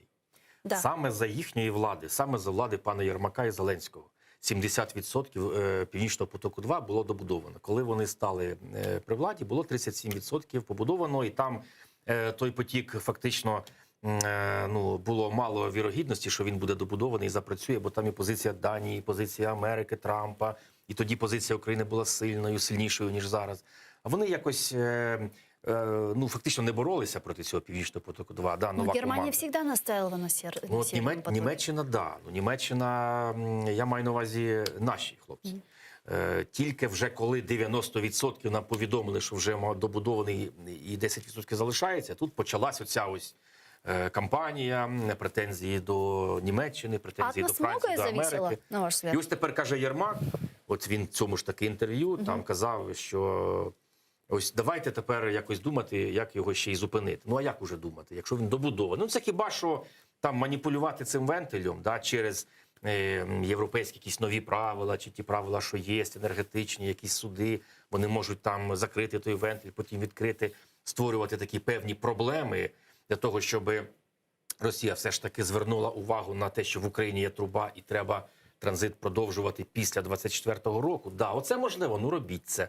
Але те, що ви прогавили добудову Північного потоку-2, пане Єрмак, це ваша теж заслуга в лапках разом з президентом. А как мы могли остановить Северный поток? Ну от як? Так само, як ми могли отримати вже ПДЧ в НАТО. Так само, як ми могли не допустити будівництва Північного потоку. Так само, як ми могли якісь інші здобутки отримувати в зовнішній політиці. Так само, як ми могли вже змусити Росію виконувати Мінськ спочатку безпекові пункти. Все це робиться зусиллями влади, зусиллями дипломатії, маючи за собою якісь потужні речі, які підсилюють цю твою позицію на зовнішній арені. Чи та армія, чи та економіка, чи ті якісь здобутки в правоохоронній сфері, коли ми можемо пишатися тим, що в нас немає корупції, наприклад. А коли пан Блінкен влітку, в червні, каже, що у вас 30% ВВП зникає, то як ми можемо виходити на якийсь серйозний європейський там чи світовий майданчик і казати, що давайте блокувати Росію, давайте блокувати Путіна, коли такі заяви щодо України лунають. До речі, по вагнерівцям, от якби ми цю спецоперацію здійснили, оце було би плюс в карму України, плюс в карму нашого президента, нашого міністра закордонних справ, того ж пана Єрмака, який займається зовнішньою політикою.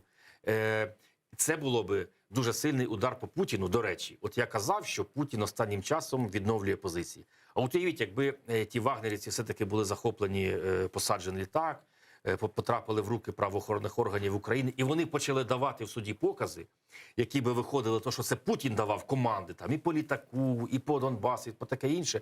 Чи зміг би він на тлі оцих заяв, показів цих бойовиків, чи зміг би він відновлювати свої позиції? Може, і не зміг би.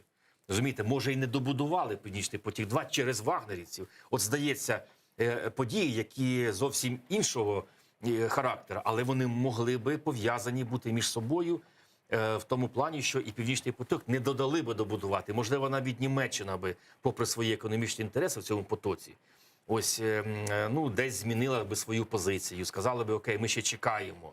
Нехай ми там не будемо блокувати повністю цей поток, ми ще чекаємо, тому що дивіться, яка інформація йде на Путіна. Ми не хочемо ось мати справу з таким вбивцею. Тому, бачите, воно все пов'язано.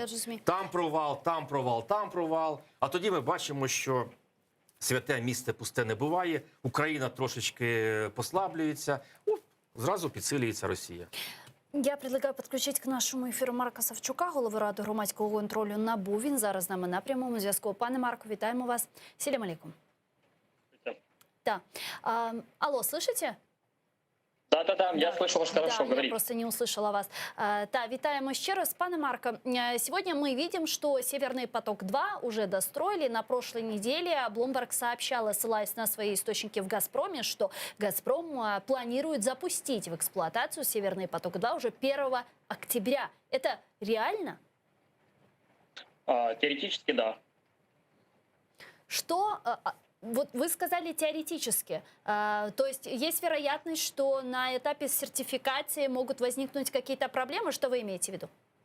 Ну, смотрите, просто что я хочу сказать, это то, что Меркель уходит со своего поста вот как раз к концу сентября, они поэтому и говорят, называют цифру 1 октября, потому что это связано с уходом Меркель. И здесь именно она является, ну, как бы, движущей силой в сертификации этого проекта. И в условиях сертификации есть специальная такая фраза, которая говорит, там, такие-то документы должны быть или заапрувлены, или отказаны до 30 дней. Такие-то процедуры должны быть или заапрувлены, или отказаны до 45 дней. То есть, имея политическое влияние, имея политическое желание запустить Северный поток-2, эти разрешения можно дать быстрее. И Меркель, уходя, хочет закончить этот проект для того, чтобы ее человеку, который придет ей на замену, не пришлось принимать это политическое решение, потому что уже, конечно, с точки зрения public relations это решение плохое, потому что все прекрасно понимают, что Северный поток-2 — это Россия. Россия занимается финансированием терроризма, Россия ведет войну в Украине, Россия аннексировала Крым и так далее. А уходящему политику это выгодно, потому что он уходит на пенсию и весь негатив забирает с собой. Таким образом помогает своей партии и так далее и тому подобное. Вот почему они говорят про 1 октября. И вот почему я говорю, теоретически это возможно. Потому что, в принципе, всем вещам, которые, так сказать, этому мешают, ну, все это зависит только от политической воли руководства, которое на сегодняшний день есть. Поэтому это возможно. Почему Ветренко постоянно артикулирует, что санкциями можно остановить Северный поток-2? Это так действительно? Да, Ветренко очень смешной, как и Ермак, потому что завершение строительства Северного потока-2 связано непосредственно с ними. Я согласен с гостем в студии в общем, то, что он говорит, но технически у меня немножко другое мнение. Когда вы спрашивали вашего гостя, можно ли было остановить или как вы могли остановить, Мы вообще-то спокойно могли остановить, и мы остановили. У нас были санкции еще при Трампе, и санкции, которые сохранились при президенте Байдене, когда он вошел в свои полномочия. Однако эти санкции почему-то были отменены после того, как Украина, наплевав на реформы, поменяла руководство в «Нафтогазе». И, естественно, я вам рассказывал, когда был у вас в эфире, о том, что реформа корпоративного управления является одной из самых основных и является обязательной в программе реформ МВФ. И Зеленский во время общения с Байденом сказал, что он гарантирует о том, что у нас эта реформа будет сохранена. Но, естественно, это было вранье в глазах, как я вам и говорил, и что вызвало недовольство независимых членов Совета, они ушли в отставку. И, естественно, США, как я вам уже рассказывал, когда у вас был на эфире, не собирается помогать стране, которая просто в глаза врет и хочет, значит, деньги налогоплательщиков других стран, в частности США, для того, чтобы помогать воровать деньги и распределять их между Коломойским, Ахметовым и Фирташем. Так не пойдет. Об этом сказали еще в начале осени, когда Блинкен приезжал в Украину. Но Зеленскому все равно. Я считаю, что Ермак просто российский шпион, который добивается того, чтобы Украина ослабила свои позиции перед Россией. Именно это и произошло. Ведь то, что Северный поток-2 будет закончен, это не только про деньги после 2024 года. Вы должны понимать, что и транзит закончится. Он уйдет в минимальный абсолютно объем, вообще физически, который только возможно, просто чтобы сделать нашу жизнь сложнее. Вот что произойдет. Это произойдет уже совсем скоро, это произойдет уже этой зимой. А что уже нужно сейчас сделать? Какие меры уже сегодня нужно предпринимать? Уже ничего невозможно сделать, все уже сделано. Весной нам говорили, ребята, вы доиграетесь. Нельзя делать то, что вы делаете. Мы не собираемся сотрудничать со страной, которая нам просто врет в глаза и пилит деньги. Нет, так, ребята, так не будет. Зеленский сказал, слушайте. Что означает это слово «вы доигрались»? Как это отразится на нашей безопасности, на энергетической и территориальной безопасности? Америка ссорится с Германией, с которой у них очень большие экономические отношения, гораздо больше, чем наши. Зачем им жертвовать своими отношениями с Германией ради Украины, которая вместо реформ занимается только тем, что ворует деньги, распределяет их между олигархами? Зачем Америке это делать? Незачем. Вот они и сделали, они отменили санкции против Северного потока-2. Да, я понимаю, а для нас, для Украины, что это означает? Это подрыв это означает то, что мы в одной из критических точек сопротивления между Украиной и Россией мы проиграли одну, вчистую. Вот что это для нас означает. Это подрывает энергетическую безопасность Украины. Это уже реально, это уже сегодня. А после 2024 года мы потеряем $3 миллиарда ежегодного дохода от транзита. Вот что это произошло. Спасибо большое товарищу Зеленскому и Ермаку. Отлично. В Кремле просто пьют шампанское от нашего руководства. Так а что делать с ГТС в итоге? Это политический вопрос. Я считаю, что чем дольше эта власть будет находиться, чем дольше эта команда будет находиться в власти, тем больше мы будем проигрывать. Не фигурально, а абсолютно реально. То есть дело вагнеровцев, как говорил гость ваш в студии, что это такое вообще было? То есть мы только что взяли, помогли русским забрать их солдат, которых мы должны были арестовать, которые должны были давать показания в международном суде. И что мы делаем? Просто взяли, позвонили. Я не знаю, конечно же, кто это был. Почему-то ТСК у нас не занимается расследованием этого дела. Вместо того, просто взяли и слили этих людей для того, чтобы они уехали обратно в Москву. Если это не сдача украинских интересов России, то что тогда? То есть вагнеровцы, Северный поток-2, сколько еще нужно доказательств для того, чтобы люди поняли, что вообще в стране происходит? Я не понимаю. А почему так происходит? Что не так? Потому что людям что не так? Это окружение не то, это не те люди вокруг Зеленского. Вот что не так? Ничто не так. Понимаете, есть конкретные люди, которые сдают интересы Украины. И я уже, уже много их перечислил. Понимаете, повышение тарифов энергетики в пользу Ахметова, полная свобода от любого уголовного преследования Коломойского. Его все хотят просадить почему-то, кроме Украины. Списание десятков миллиардов долгов Фирташу, сдача позиции Украины по Северному потоку-2 путем саботажа полного реформ, слив Вагнергейта и так далее. Сколько еще можно перечислять для того, чтобы понять, что та команда власти, которая находится сейчас, играет не за Украину. Я не знаю, за кого точно, но точно не за Украину. А может, это не власти, а агенты? Ну, Во власти. эти агенты имеют конкретные фамилии. Их две. Андрей Борисович Ермак и Владимир Александрович Зеленский. Мы вас услышали. Спасибо вам большое, пане Марко. Спасибо большое, що знайшли время і Спасибо. підключились к нам в ефір. Марк Савчук був з нами на прямому зв'язку, голова Ради громадського контролю НАБУ.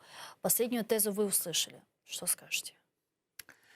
Ну, печально, так, що якщо насправді наші керманичі чиїсь інтереси тут реалізовують в Україні, так? Ну, я думаю все-таки, що навряд чи вони є. Ну, про Єрмака тут під питанням, про Зеленського, ну, не знаю, чиїсь, от якщо казати, чи є вони чиїмись агентами, то мені здається, просто вони не на своєму місці. Ось у мене ось така позиція. Да? Можливо, вони не є нічими агентами, ось, але просто не на своєму місці от опинилися, по великому рахунку. Ну, людина, яка була в шоу-бізнесі, займалася зовсім іншими речами, яка про політику вона казала лише в своїх гуморесках. Ну, пам'ятаю, багато ж гуморесок вона. Володимир Зеленський пародіював там різних, і того ж своєї Ющенка, я пам'ятаю, і оці там його команда, і всіх політиків, і сказочною Русь вони робили. Ну, це все було в гуморі, розумієте? І тоді, коли він заявив про свої президентські амбіції, ну, люди повірили, якраз наклалося на оте, скажімо, розчарування дійсно людей у всіх і вся. І тут, молодий, свіжий, дивіться, який хороший, ми ж його на сцені бачили. Він же ж все розрулить, якби все розуміє. І виявляється, що не розрулив, а тільки дійсно по багатьом позициям Украина втрачает. Но не кажется ли вам, что все-таки в последнее время, а именно, я даже вам скажу, это весна этого года, риторика президента очень сильно изменилась? То есть с риторики вот человека-пацифиста, который там пытался увидеть мир в глазах у Путина, сейчас очень жесткая, четкая риторика с каким-то видением будущего Украины, внешнеполитическим и так далее, когда мы четко говорим, что мы на встрече с Путиным будем говорить про оккупированные территории, будем непосредственно говорить про Крым. От така трансформація так чи інакше не тільки произошла? пацифістська, а навіть і проросійська була риторика. Да? Ми бачимо це відео в Горлівці, коли вже там зелені чоловічки були в Україні, Володимир Зеленський не розумів, як може Росія, Україна воювати. Да? Ну, коли вже фактично війна почалася. Тобто фактично десь проросійська була його позиція. Да? Потім, звісно, що вона змінилася в часі президентства, в часі президентської кампанії вже ось. Потім десь рік-півтора вона була такою, знаєте, нейтральною. Да. А потім дійсно, я погоджуюсь, останні півроку підсилилась прозахідна риторика, НАТО, дивіться, навіть якісь претензії до західних країн, чому ми ще не в НАТО. І ну, Володимир думає, що таким чином вони погодяться, що він таки зможе їх пробити, зможе їх, ну, скажімо, переконати так, як він переконував, ну, легко дуже, да, переконував всіх українців, коли голосували за нього 70% в другому турі. Він думає, що отаким легким поступом він десь піде і на зовнішній політиці. Ну, це не вийшло. Там, очевидно, треба зовсім іншими речами робити політику. І ці речі знають фахові дипломати. От я, наприклад, ну, я не дипломат, я не можу точно сказати, які інструменти потрібно задіювати для того, щоб досягати своїх якихось результатів зовнішньої політики. Ну, Володимир Зеленський точно теж цього не знав. Розумієте? І ну, бачимо, що як це змінити? Ну, рішення може бути просте, просто змінити владну команду і повернути до команди тих людей, які і починали цей тиск на Росію, яким це вдавалося, розумієте, для того, щоб продовжити. Але швидко це не буде, до речі, тому що воно все має таку волатильність, так, коли тут Росія вже добудувала і буде мати прибутки в держбюджет від цього Північного потоку-2, коли там у неї успіх, знову зупинити її і, скажімо, добиватися, що Росія буде мати якісь нові санкції і нові проблеми на цих усіх фронтах, буде дуже важко. Дуже важко переконувати, знову ж таки, наших партнерів німців. Дивіться, у Німеччині зараз там на першому місці на виборах СДЕКи. СДЕКи, вони ще, мабуть, лояльніші до Росії, аніж ХДС, ХСС. Да, будем дивитись, будем следить за событиями и освещать в наших эфирах непосредственно. Спасибо большое, что приехали к нам в студию, ответили на наши вопросы. Володимир Банько, політичний експерт, директор Communication Group, був з нами в этой студии. А я, к сожалению, с вами вынужден попрощаться всего лишь на 5 минут. Мы переходим на небольшой перерыв. Далее вернемся в эту студию и продолжим наш эфир, информационно-аналитическую программу «Бугунь» уже на крымско-татарском народном языке. Не пропустите. Куршкенджи.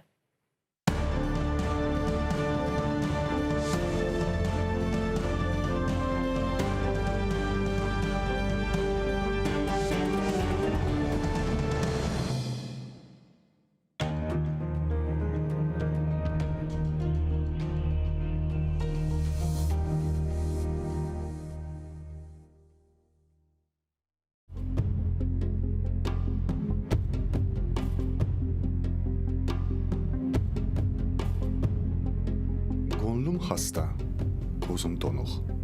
Yaşaf soğuk, ölüm soğuk. Yazım, şiirim, fikrim bozuk. Hiçbirinin gereği yok. Vesselam. Бар diler bizge kele. Bulbul yırlay, güller küle. Hayvanlar kul kişilerge. İnanmayman hiçbirine. Vesselam. Filan batır, tüvent korkak. Ahmet hırsız, Mehmet'ke bak. Nasıl kirsіз, nasıl appak. İnanmayman, hepsi alçak. Vesselam. Biri sevgen koz yaş töke, biri bilgen kop laf ete. Biri batır, kotek seve. Hepsi eşek, hepsi tüye. Vesselam. Halka hizmet etkenler var. Halkını iddia etkenler var. Cennetlerge ketkenler var. Biri hırsız, biri tuvar. Vesselam. Gerçek tügül, ne kok, ne cer, ne bulardan tuğhan bizler, Tanrım, yaşaf büyük horluq. Bizge yaxşı bir ölüm ber. Vesselam.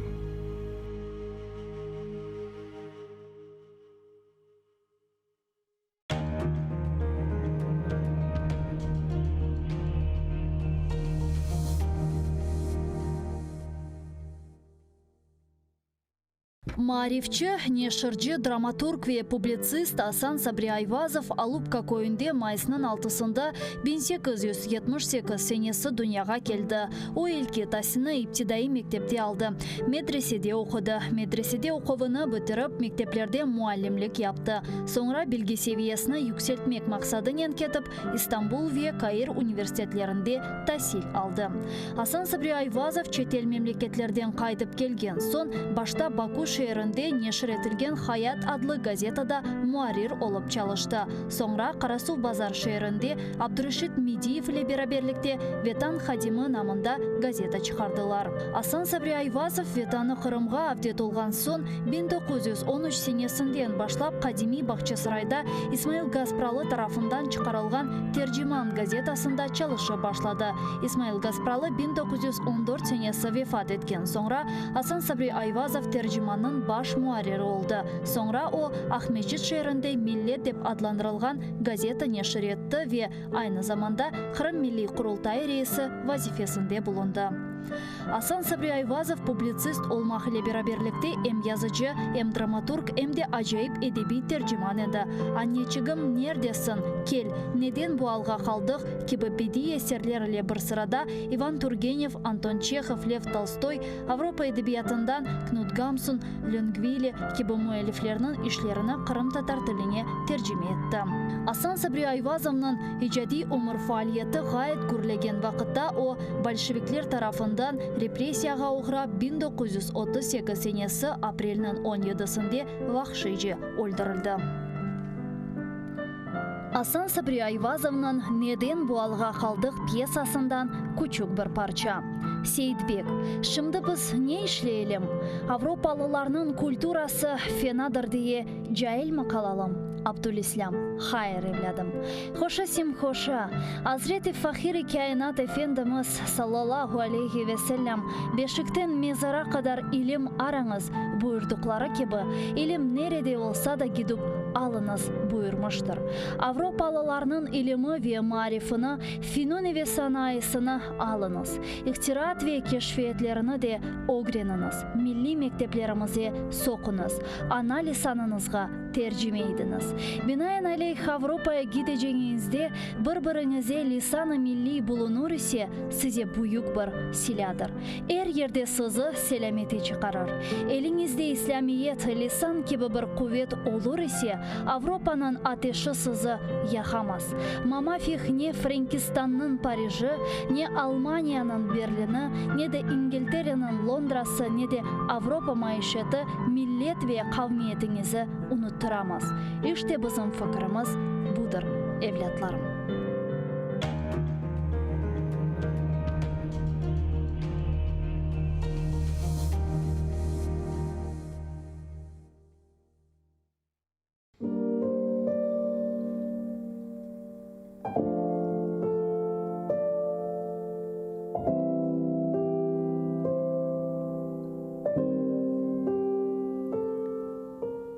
Etraf tıtız, güneş yok.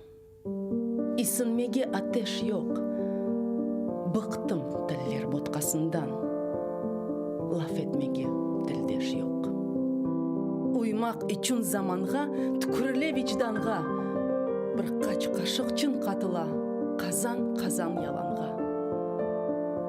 Şefkatға kin aşlanған, yurt gözleri yaşlanған. Guya akının kara ile karışması başlanған.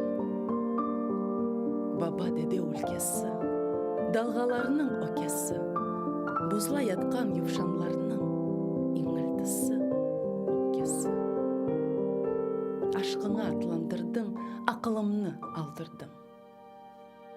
Yanmaz edim, tutaştırdım, sevmez edim, sevdirdim.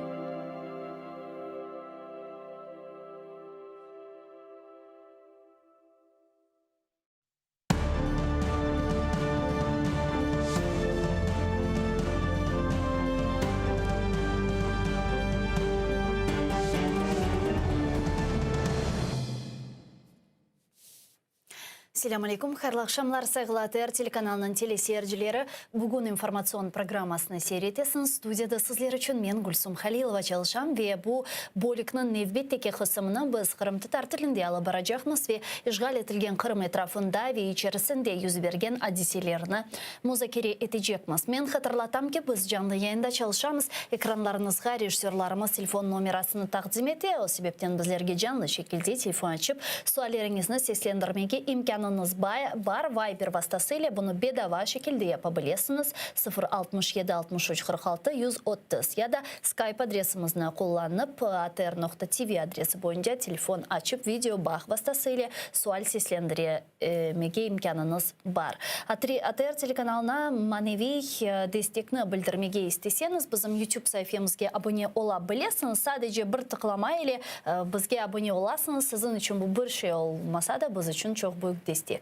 Bunun beraberlikte maddi destekni bizim Patreonımızga abone olarak gerçekleştirmege imkanınız var. Onun adresini şimdi ekranlarınızda görüyorsunuz. Bu link boyunca kiresiniz ve anda çeşit türlü seviyeler var. Koranta seviyeleri var ve istediğiniz şekilde koranta azası olabilirsiniz. Böylelikle ATR telekanalının ailesine kırıp bizlerge maddi cihetten yardım etmege imkanınız olacaktır. Bu günge kadar yanımızda olanlar bizlerini seyretkenlerge büyükten büyük teşekkürlerini bildiremiz. Çok sağ olunuz. Men ise yayınımızın elbette haberlerinin başlamağa isterim ve elbette ki bu haberlerinin ekseriyeti işgal etilgen Kırım'da yüz bergen sonki deşetli represiyalar dalgası ile bağlıdır. Birinci Milli Meclis Reisimizin birinci muavininin yani Nariman Ağacelal'ın advokatı Nikolay Polozov'un bildirgenine göre ona karşı açılgan davanı şiddetleştirmege isteyler, yani davanı da şiddetli davaga dönüştürmege istey ekenler. Bu haqda advokat Polozov özünün Facebook sayfasında yazıp berdi. Kelin son sitatasını beraberlikte dinleyik. Зараз звинувачення від 10 до 15 років. Але важливо розуміти, що у статті 281 Кримінального кодексу Російської Федерації є ще друга частина, яка вводить додаткову кваліфікацію – організована злочинна група. І слідству нічого не заважає ще більше посилити звинувачення Наріману і братам Ахтемовим. Милли Межис рейсіміздің бірінші муавины Нариман аға жөлел ішсе аписханеден невбеттеки мектубыны язды. Бойынды екінші мектуб ола ве анда Нариман ағаның білдіргеніне көре, оның esas siлясы бұл сөзідір ве bu silянен o apishhanede bulunsa bile kureş alıp barmağa devam edecek ve davasından vazgeçmeyecek. Я був готовий до такого розвитку подій і, за прикладом старших братів, не маю наміру відступати від власних переконань. Буду продовжувати боротьбу доступними мені тут, у в'язниці, способами. Під час обшуку в моєму будинку співробітник, який його проводив, між іншим сказав: «Ваша зброя – слово, а це набагато небезпечніше. Тож моя зброя зі мною». Biz şimdi canlı bağda İstanbul'da Kırım Tatarlar Derneği'nin yolbaşçısı Celal Bey işten var. Celal Bey, selam aleyküm, merhabanız. Meryem. Celal Bey, alo, eştesiz? Evet.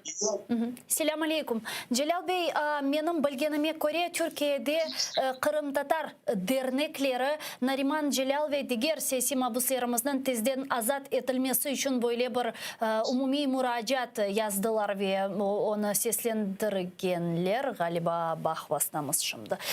Üzüldü. Biz de bir kere telefonlaşmağa tırışacağımız Celal Bey İçtengi İstanbul'da Kırım Tatarlar Derneği'nin yolbaşçısı. Sonra ise bu stüdyamızda diğer memlekette bulungan temsilcimiz bağlanmalı ve bugün biz bu işgal edilen Kırım'da yüz bergen represiyalar etrafında derneklerimiz ne yapabilirler? Dünyada yaşayan Kırım Tatarlar ne yapabilirler? Özlerinin hükümetlerine müracaat edip bu hükümetlerden böyle bir feedback alabilme imkanları ne kadar degen suallerini müzakere etmeye tırışamız. Zira bugün işgal edilen Kırım'da yüz bergenler bütün Kırım Tatar halkını sadece işgal edilen Kırım'da bulungan Kırım Tatar halkımızına değil de dünyada bulungan Kırım Tatarlarını uyatmalı ve biz elimizden gelgen hareketlerini yapmalımız.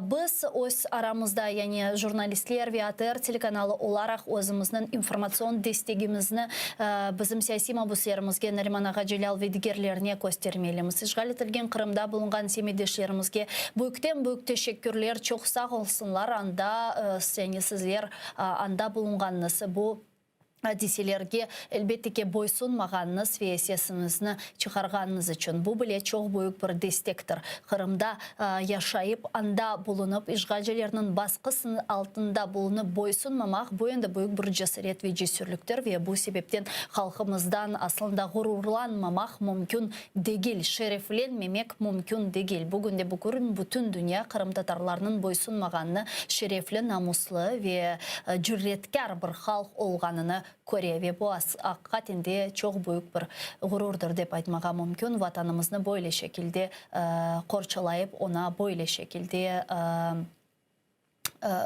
münasebetimiz olğanı için ve Nariman Ağa Celal'ın tutuklanması bilgenimizge göre ve görgenimizge göre bütün halkının sesini kestirmek için yapılgan işgalcilerinin hareketleri sırasına göre ve biz çok umut etemiz ki işgalciler bundan ders alır ve Kırım Tatarlarga böyle şekilde korkutup hiçbir şekilde tesir etmegenini anlar. Çok büyük bir umut ve işgalden elbette ki vazgeçer. Ama işgalcilerinin bu demek özünün planlarından, stratejisinden vazgeçmesi elbette ki ne yazık ki şimdi böyle bir yakın müddette gerçekleştirileceği görünmüyor ama bunda mühim olan şey Ukrayna'nın devlet olarak hem siyasi hem diplomatik yönelişlerde baskısını devam ettirmesi ve hareketini yapması ve elbette ki Ukrayna'nın bu hareketlerini yapmasına ruh bergen böyle şey bu işgal edilen Kırım'da tamır halkının bulunup boysunmağanıdır ve Kırım Tatarlarının bu şekilde Ukrayna'nı yani korçalağanı, vatanını korçalağanı, boysunmağanı айтмағаны, бізге де мында çalışmak için cüretkarlık бере деп айтмаған мүмкін. Зира бүгін Қырым işgalinin kabul etilmemesi bütün dünyada ve bütün dünyanın işgal etilgen Kırım'da yüz bergenlerini көрмесі bu Kırım Tatarlarının andaki mevcudiyetinin muvaffakiyeti dep aytmağa mümkün. Zira eğer ki Kırım Tatarlar olmasaydı ne işgal etilgen Kırım'da ne de Ukrayna ana kıtasında kim bilir 7. işgalinin 7. yılında endi neler olur edi. Ve şu sırada daha bir kere aytıp geçeyim. Halkının, tamır halkının Kırım'da mevcudiyeti Kırım işgalinin kabul etilmemesinin çok mühim ve gerekli faktorlarından biridir. Ve aynen bu sebepten көргенімізге көре Rusya bizim liderlerimizni öz vatanından böyle kovmağa tırışa, mecburi şekilde ana kıtasına çıkara ya da işgal etilgen Kırım'da bulungan liderlerimizni hapishanelerge taşlay. Ama ne kadar Nariman ağa Celal hapishanede bulunsa da aynen diğer bizim siyasi mabuslarımız gibi bütün halkını hiç kimse susturup olamaz ve bütün halkını hapishanege taşlamak mümkün değildir. Ve halkımızın bu gibi şaraitlerde sağlam olması hakikatinde büyük gurur bergen bir şeydir. Ve elbette ki Ukrayna ana kıtasında Ukrayna hükümetinin de Kırım azat etülüvü yönelişinde yapkan hareketlerini biz de bunda bulunup takip etemiz ve elimizden gelgence informasyon destekini vermeye tırışamız. İnformasyon destek aslında hakikatinde çok önemli, çok mühim saygılar arkadaşlar. Misal olarak bugün O'zunun Facebook sayfasında faalimiz Elmas Hanım Kırımlı böyle bir mesaj yazdı. Ben onu seslendirmeye isteyeyim çünkü annem bu mesajga esaslanıp nasıl şekilde bizim semedeşlerimizge, hapishanede bulungan bizim mabüslerimizge destek edebiliriz sualine cevap tapmağa mümkün.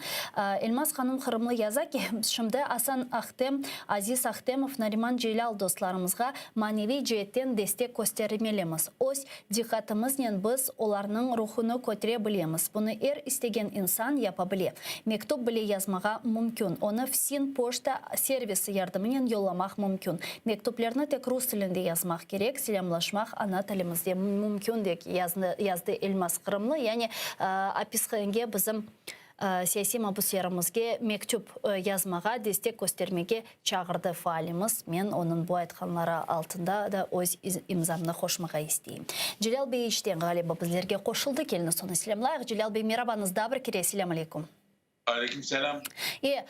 Celal Bey, bizim alған malumatlarımızga göre Türkiye'de bulungan Kırım Tatarlar dernekleri Nariman Celal ve diğer mabüslerimizin azat edilmesi için böyle bir müracaatda bulunganlar. Bu hafta bizlerge tafsiyatlıca tarif etiniz lütfen müracaat kimge berili ve nasıl neticege erişmege planlaştırasınız?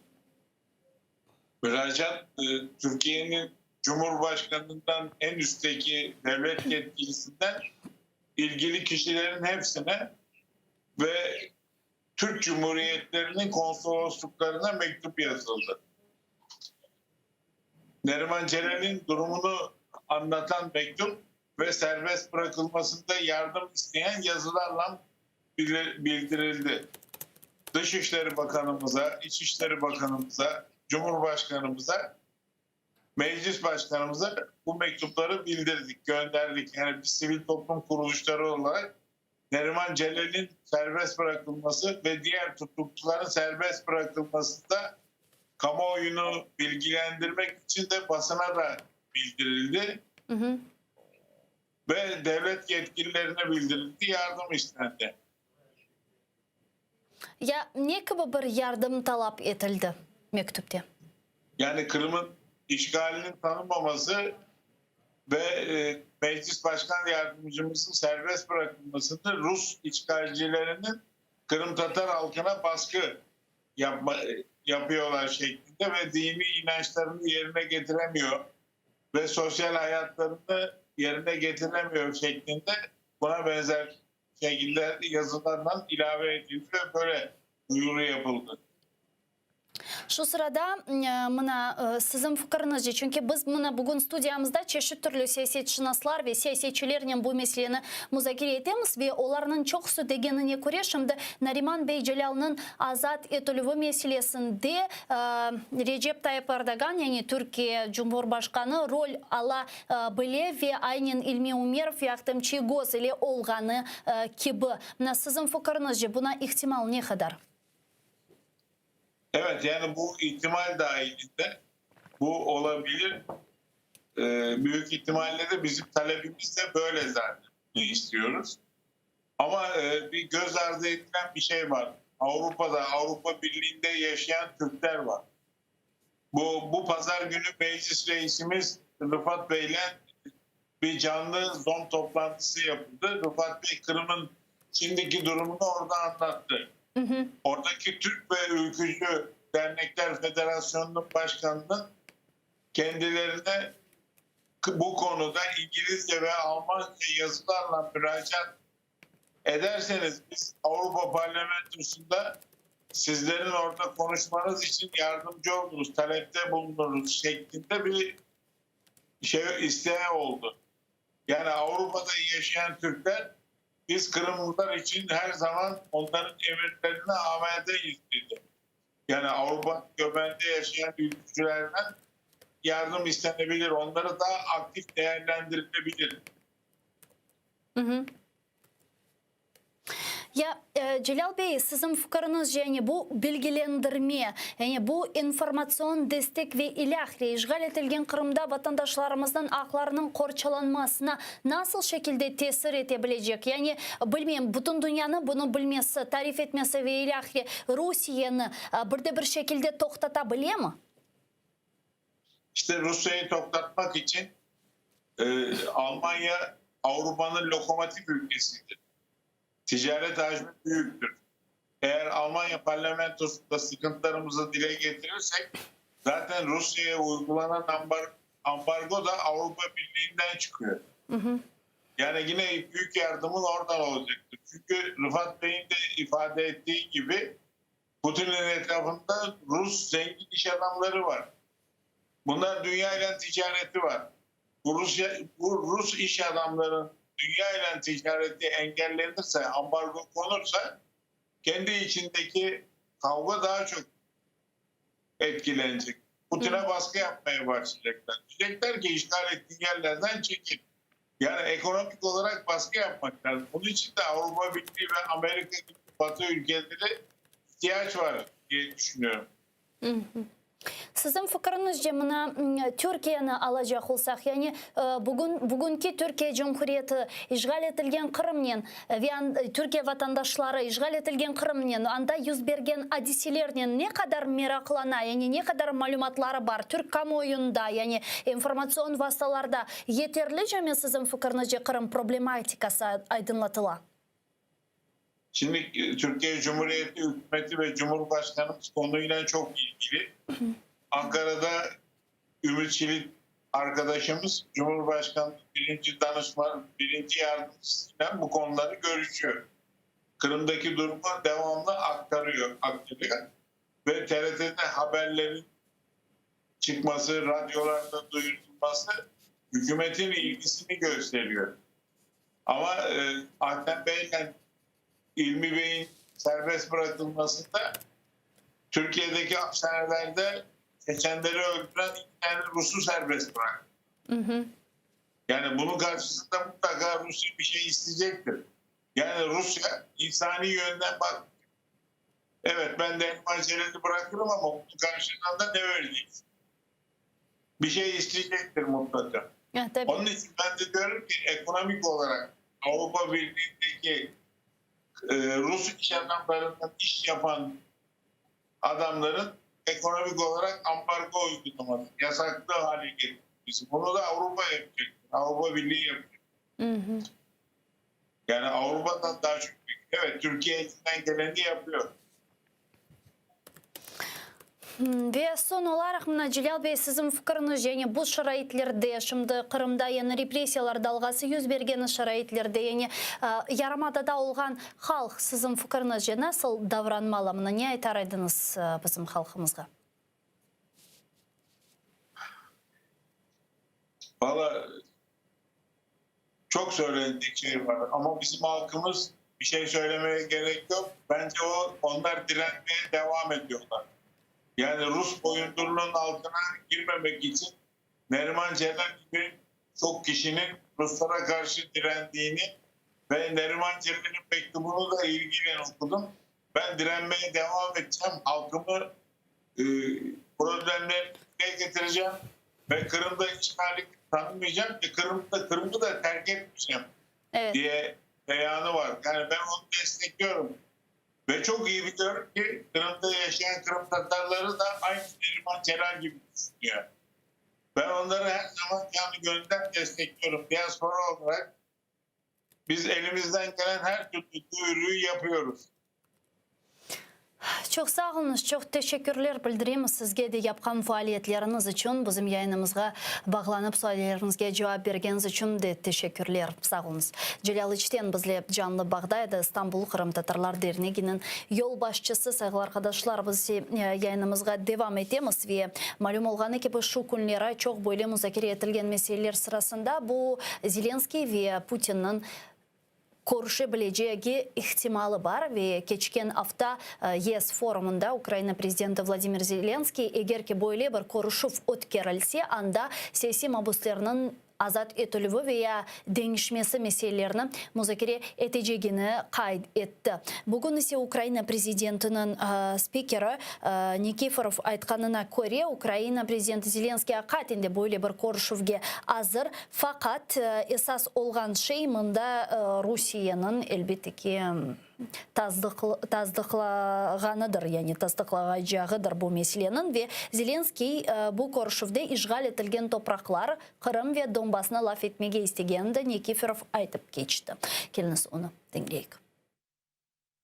Ви ж чули позицію російського президента, що вони готові зустрічатися, але питання Криму на порядок денний цієї зустрічі виносити не готові. А навіщо тоді зустрічатися? Зустрічатися, щоб обговорити що? Яка тема зараз у відносинах Росії та України важливіша за окупацію Росією окремих територій України? Тому дійсно є воля президента України зустрітися особисто з президентом Росії в будь-який час, в будь-якому місці, в межах нейтральної території. Polonya'da Kırım Tatarlar Derneği'nin yol başçısı Nedim Bey Hüseyinov bizle şimdi canlı bağda. Nedim Bey, selamun aleyküm, hayırlı akşamlarındı. Aleykümselam, sizge de hayırlı akşamlar. Nedim Bey, şimdi böyle yüksek ihtimal ile müzakere edilgen meseleler sırasında bu Ukrayna Prezidenti Vladimir Zelenskiy'nin Rusya Prezidenti Vladimir Putin'in görüşebileceği suali tura. Zelenskiy geçen hafta YES forumunda aytkanına göre siyasi mahpuslarının azat edilmesi veya değişmesi meselesini kotermege isteyken böyle Putin'in görüşüvde. Fakat demek şimdi Kreml'den böyle bir net cevap yoktur. Sizin fikrinizce böyle bir görüşüv gerçekleştirilebilir mi ve hususan bu görüşüvde siyasi mahpuslarının azat edilmesi şu sırada Neriman Ağa Celal'ın azat edilmesi meseleleri çizilebilir mi? Evet, eğer görüşüv asıl yüz görse, yerine gelse tek bu mahpuslar etrafında olabilir. Çünkü Donbas ya da Kırım etraflarında bu görüşüv asıl şimdi sebepsiz ve temelsizdir. Çünkü Putin taraftan böyle bir istek olmaz, görmeyeyim ben. Siyasi mahpuslar onların arasında yakında tutulgan bizim arkadaşlarımız Neriman Celal ve başkaları onlara bağışlangan mevzu bilesiniz mi, böyle bir realistik taraftan baksak ben yakın haftalar içinde böyle görüşümü nasıl görmeyeyim. Olmayacak benimce. Çünkü biliyorsunuz mu, Putin nasıl, Kreml nasıl aslında çalışıyor? O başta böyle bir nasıl eskalatsiya yapar, haftalar geçe, aylar geçe, bu eskalatsiya en yukarı böyle seviyelerge yeter. Son nasıl da bir konuşup yapayık konuşup prezidentler arası konuşup işte gayesi peyda olabilir. Ama şimdi daha erteci. Ben etmeyeceğim bu konuşup için. Ya öyle olsam, sizin fikrinizce biz görüyoruz ki Kırım platforması o'tkerildi ve Kırım platforması Rusiyaga çok böyle bir imij jetten olsun, yani Kırım'ın azat etülüvü, kurtarılması ve işgalinin akatinde işte Rusiyanın kanunsuz hareketi olganını göstergen böyle büyük bir darbe oldu dep aytmaga mümkün. Bundan sonra Rusya özünün cevabını berdi ki buna o söz vade etken biledi da Kırım platforması o'tkerilmezden evvel eğer ki anda koşulganlar devletler ve ilahri cevap vermek mecburiyetinde kalacaklar degen böyle olmayacak şeylerini Zakharova'nın ve Lavrov'un kendileri aytkan ediler ve Nariman Ağa Celal'ını tuttular. Yani şimdi bizim top bizde dep aytmaga mümkün. Kırım platforması tarafında biz ne yapabilemiz bu Rusya'nın yapkan intikami hareketini? Nasıl Kırım platforması endi cevap vermeli? Dünya cevap vermeli. Bakınız, başta bu Kırım platformasını Ukrayna hükümeti geçirdi. Son top Rusya tarafına geçti. Rusya ise bu iştirakçılarını, Kırım'dan gelgen iştirakçılarını cezalayışında ve bu tek olarını değil de bütün dünyaya işte nene göstermeye tırışaşında ya da ispat etmeye tırışaşında Putin bu. Bakın sizin demokratiyanız, böyle bir garipta çalışkan sistemanız, solarga inanasız bu demokratiyaga, son insan haklarına inanasız. İşte halkara bir institusiyalarga inanasız. Bu hepsi şimdi temelsiz. Bu çalışmaydı ispat etmeye tırışa Kreml bugün. Ve onun için Kırım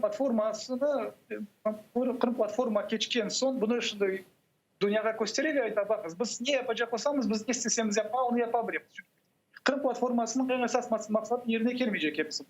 Biz konuşmayacağız.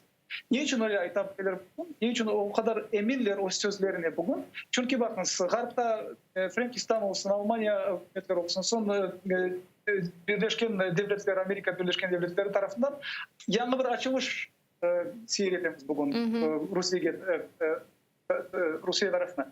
Aytalar bakınız dünyada bir talay pek çok çeşitli böyle bir siyasi problemler var. Onların beraber çözüp Rusya'sız bunu çözüp alamamız diye aytalar. Bu men hatırımda ki birkaç yıl evvel de 2012'de o 3. seneleri daha o zaman Koşma Ştatlarının prezidenti Obama'da böyle bir siyasetini işte böyle hayata çevirip tırışat dedi. Ama o çalışmadı. Yine bir naif siyaset yine de bu Garp tarafından da benimce uzun biz hepimiz yapacağımız bunu anıp bu yana situasyonu kullanıp yine de işte pis yarama şey yapabilir. Bu Garp liderleri yine de aytacaklar. Biz sizinle laf etmek istedik. Siz ise Rusya'ya aytacaklar öyle. Siz ise yine bizni aldattınız diye aytacaklar. Ama Kırım platformasının deklarasyasında böyle bir punkt var. Anda yazılganına göre eğer ki işgal etilgen Kırım'da vaziyet kerginleşse toplaşkan taraflar tezden yanı yaptırımlar yani sanksiyalar kırsetilmesi meselesini muzakere etmeli. Bu Kırım'da yüz bergen sonki kerginlik buna endi böyle bir mana çık değil mi toplaşmak için laf etmege bu meselenin? Budapest memorandumu da çok emniyetli bir dokumentti. Bu dokumentte birkaç daladan hükümetler Ukrayna'ya nasıl bir garantiyalar vergenediler ama bu garantiyanın işte bu sözlerinin emniyetini biz bunu hepimiz bilemiz ve anlayamız. Yani yine böyle korkanımız başımıza mı geldi yeni Kırım platformasından beklentilerimiz şimdi? Bu real politik dediğin bir siyasi ağdır. Bu durumda bakın şimdi pek çok Ukrayna tarafından çıkacak. Pek çok inisiyativalar, pek çok hareketler şimdi Ukrayna yapacak. Ukrayna şimdi diplomatik kuvvetlerinde eğer ansa aktif. Yani Berlin'den, Paris'ten, Washington'dan bitecek lafetsi, aytsa onlara декларация бар. Декларация келіп çalışа білеміз. Ама бір қач күн келді енді бұл тұтылудан соң. Бұл бір қач күн кешті. Мен ғарыптың реакциясына көрмеймін, doğruсын айтқанда. Hiç olmagan da öyle katı, tabii bir reaksiyasını daha görmeyeyim ben şimdi. Demek ya da Ukrayna gerekli seviyede çalışmadı da. Ya da bu belirtген sözler boş edi. Ya eğer Polonya'nı alacak olsak, Polonya en yüksek seviyede Kırım platformasına takdim etilgen edi. Yani Cumhurbaşkanı seviyesinde. Polonya'da aslında Kırım'da yüz bergen sonki hadisler ile bağlı devlette bulunganlar, iktidarda bulunganlar haberdarlar mı?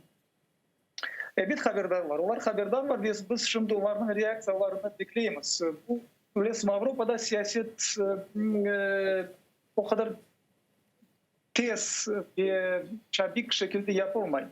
Mandalar başta bu malumatını aldılar. Şimdi reaksiyalarını hazırlayacaklar. Sonra konsultasyon yapacaklar. Bu konsultasyolar başta böyle açık şekilde olmayacak da diplomatik yollar yapılacak.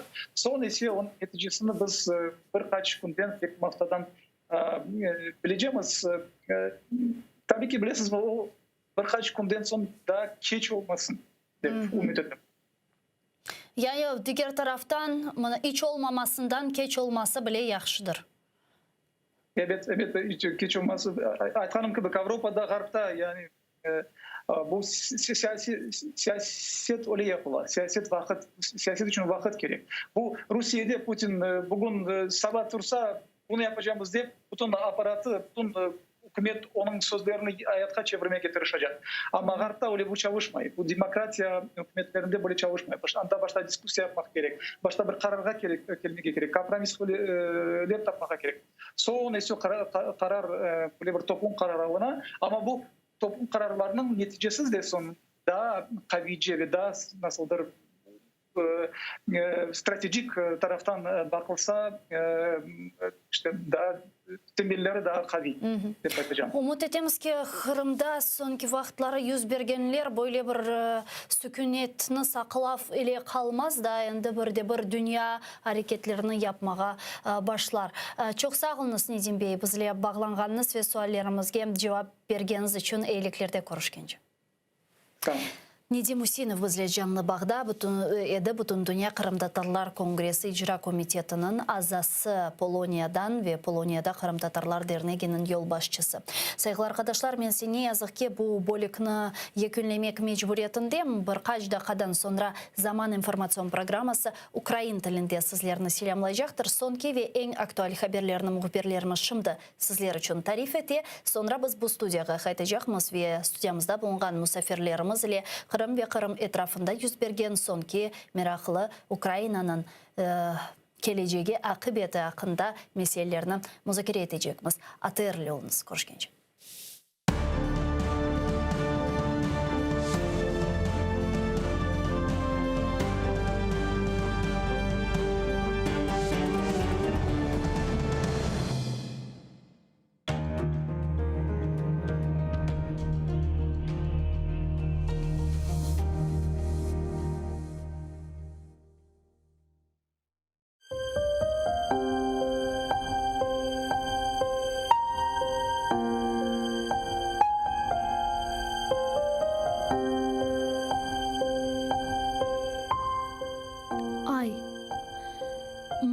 Sil yüzünden menden ışık kızganma. Men bir garip yolcu edim. Kaldım kara dağlarda. Yol şaşırdım, kun aşırdım. Sana bakıp ağlar da ah çekerim. Aç yüzünü, meni yaman göz sanma. Aç yüzünü, saç nurunu, uçurumlar, kayalar. Işık alsın, aydınlansın. Kolgeleri silinsin. Toprak topman kardeşi sen, koksundaki şu taşlar. Granitler kara yerge ayna gibi korunsun. Yüreğime sırdaşı sen, kozumdaki şu yaşlar çiçeklerge tökeceğim. Oçıklarga karışsın. Tan yıldızı doğar eken, elbet meni o bekler. Saç nurumna, yolcu garip, hasretine kavuşsun.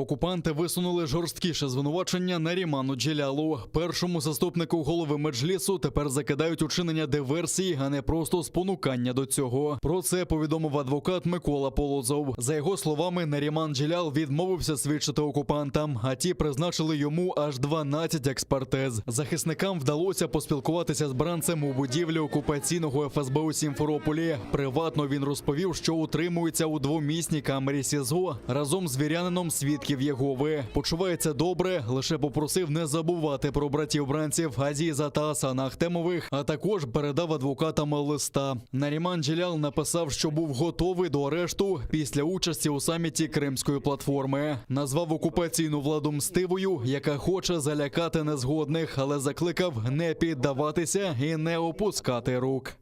Буду продолжать борьбу доступными мне здесь в заключении способами. Во время обыска в моем доме сотрудник, его производивший, между прочим, сказал: «Ваше оружие – слово». А это гораздо опаснее.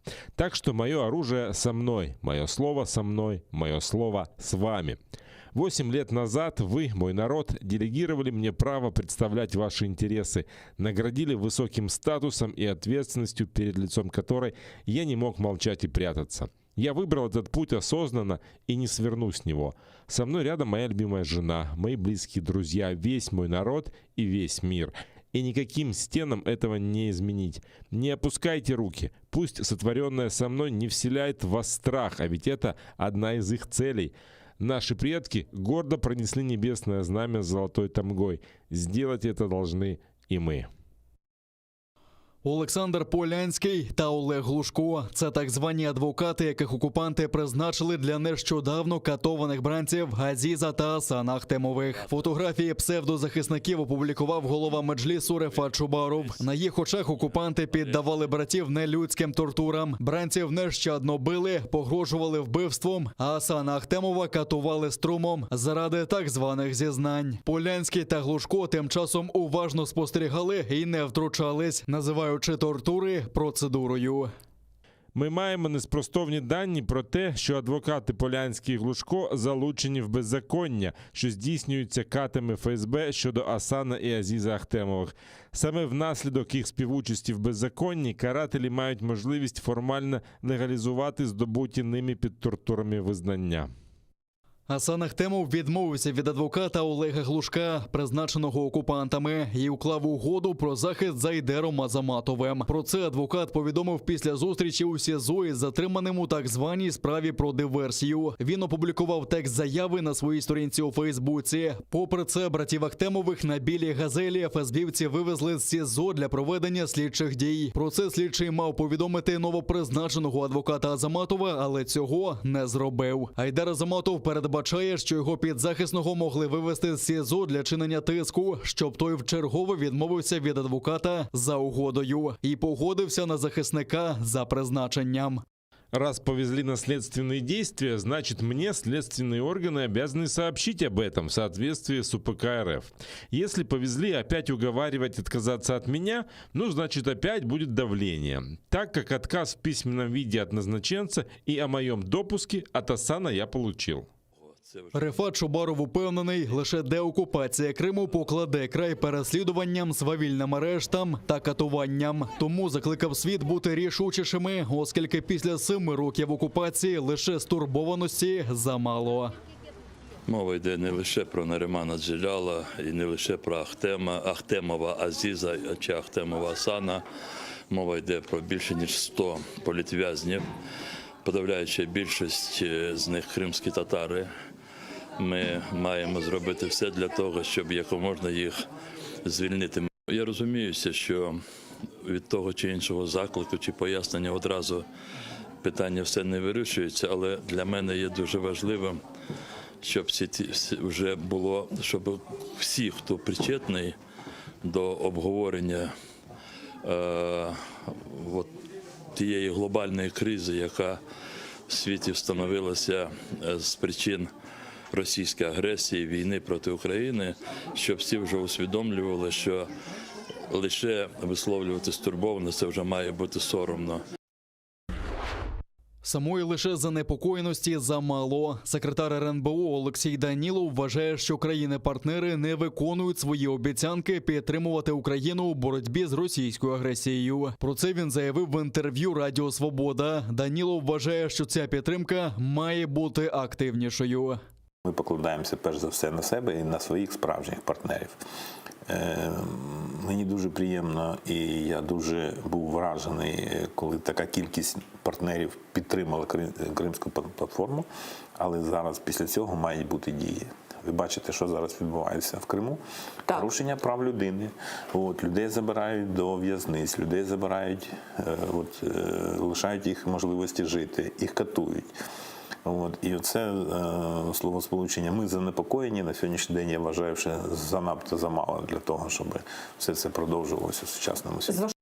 За словами Данілова, в Україні є 5 сценаріїв розвитку подій під час деокупації тимчасово окупованих територій. Зараз виконується політико-правовий. Військовий варіант звільнення окупованих Росією Криму та Донбасу наразі неможливий, упевнений секретар РНБО.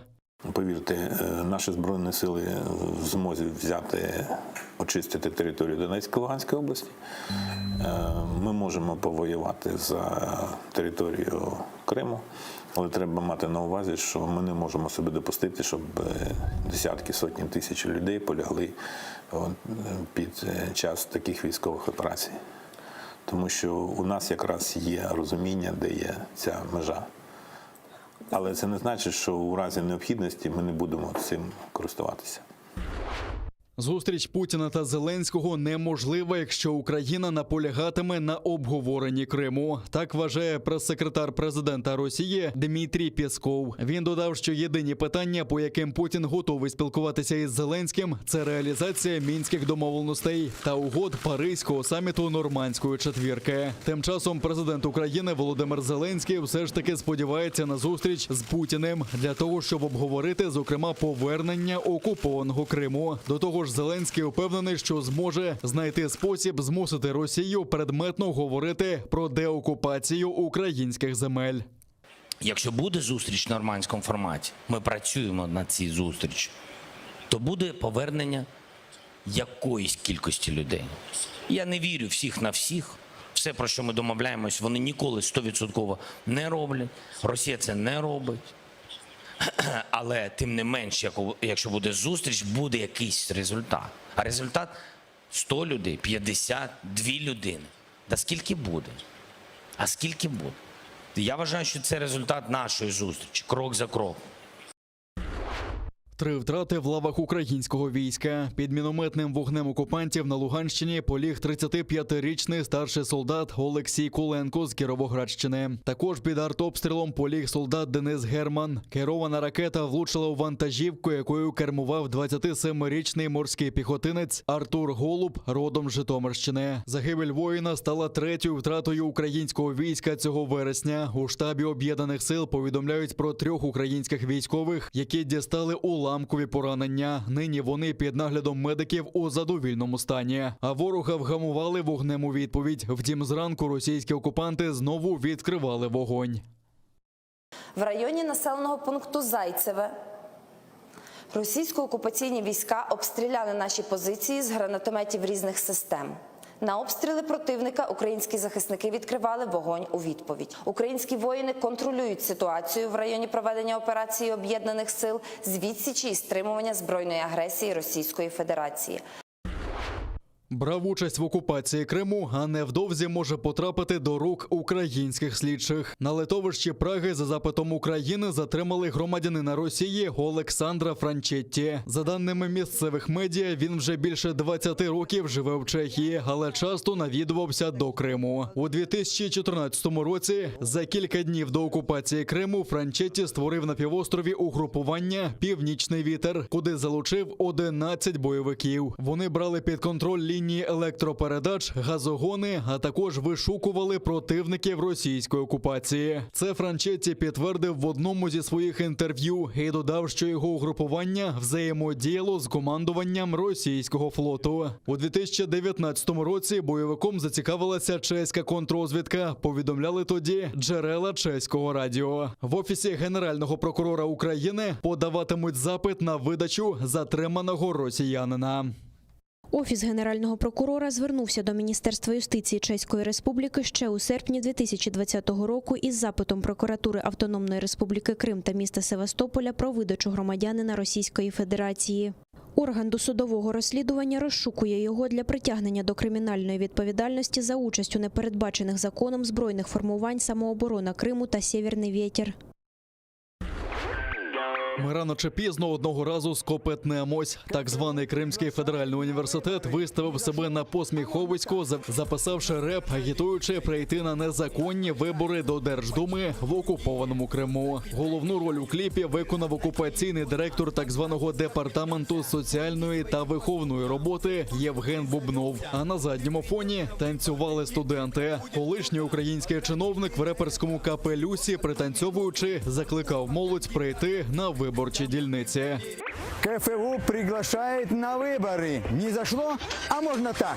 Мы рано или поздно однажды скопытнемся. Пульни своим поступкам. Все ждут, чтоб ты завелся. Вот ты придешь на выборы, и это будет круто. Потратишь ты на это всего 1 минуту. Євген Бубнов до 2012 року очолював комітет з охорони навколишнього природного середовища Криму. У 2011 році щодо нього прокуратура Автономної Республіки Крим порушила кримінальну справу і його відсторонили від посади. Через деякий час справа була закрита, але на 2 роки Бубнов зник з публічного життя. Після окупації Криму очолив виконком Кримського відділення Єдиної Росії. А у 2015 році влаштувався проректором у незаконно створений Кримський федеральний університет. Південна Корея, ймовірно, провела випробування нової крилатої ракети великої дальності. Запуски для неї – річ звична, але аналітики кажуть, що це перша ракета КНДР, яка здатна переносити ядерну боєголовку. Про запуск оголосили по північно-корейському державному телебаченню. І Південна Корея зі США відразу почали перевіряти, чи так це насправді. Розвідки Південної Кореї і Сполучених Штатів тісно співпрацюють і глибоко аналізують ситуацію. У Міноборони Південної Кореї кажуть, що підтвердити інформацію особисто північного сусіда поки неможливо. Як ви знаєте, військова гаряча лінія між Південною та Північною Кореєю працює погано. У березні КНДР випробувала нову балістичну ракету малої дальності. Крилаті ракети вона випускала і наприкінці січня, усього за кілька годин після того, як посаду президента США обійняв Джо Байден. Головне питання, чи опанувала КНДР технологію створення мініатюрних ядерних боєголовок, які б могла перенести ракета. Північно-корейський лідер Кім Чен Ін раніше цього року заявив, що розроблення маленьких бомб – основна мета його країни. Через 20 років після терактів 11 вересня на місці веж-близнюків у Нью-Йорку згадують загиблих. У 2001 році викрадені терористами літаки врізалися у хмарочоси Всесвітнього торгового центру, а також у будівлю Пентагону. Ще один літак упав у поле у Пенсільванії. Родичі та друзі жертв по черзі зачитують їх імена. У цілому загиблих 2977. Дуже зворушливо. Зазвичай в місті шумно, але тут всі поводяться тихо. Урочиста атмосфера. Я просто хотіла подивитися, як всі вшановують цей день і поминають загиблих людей. І я подумала, якщо вже я тут на 20-річчя, то теж візьму участь. Це цілком змінило наше життя. Мій брат пожежник, він був тут 3 місяці. Потім захворів на рак, і його життя більше не те. Емоції накривають. Я плачу з 6-ї ранку. Тільки жителі Нью-Йорка можуть зрозуміти, що сталося в той день, ніхто інший. В той день я була в церкві, молилася за всіх. Мій двоюрідний брат втратив дружину, багато знайомих втратили друзів. Це дуже сумно. Я приїхав сюди, щоб щоб просто віддати данину поваги і згадати тих, хто втратив життя, хто втратив членів родини, перше рятувальників і військових. Я сам 21 рік служив у флоті, так що просто приїхав пом'янути людей. А цей турист приїхав з Аргентини. Почуття різні. Нікому не подобається, що тут сталося. Жертви були з усього світу. Але це також об'єднало людей. Тут багато добра і багато скорботи. Пам'ятні заходи тут відбуваються щороку.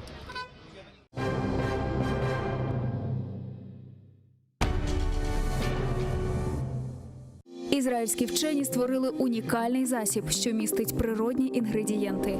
Краплі імуноков покращують імунітет при коронавірусних та респіраторних захворюваннях, а також сприяють полегшенню постковідного синдрому. Імуноков – надійна допомога.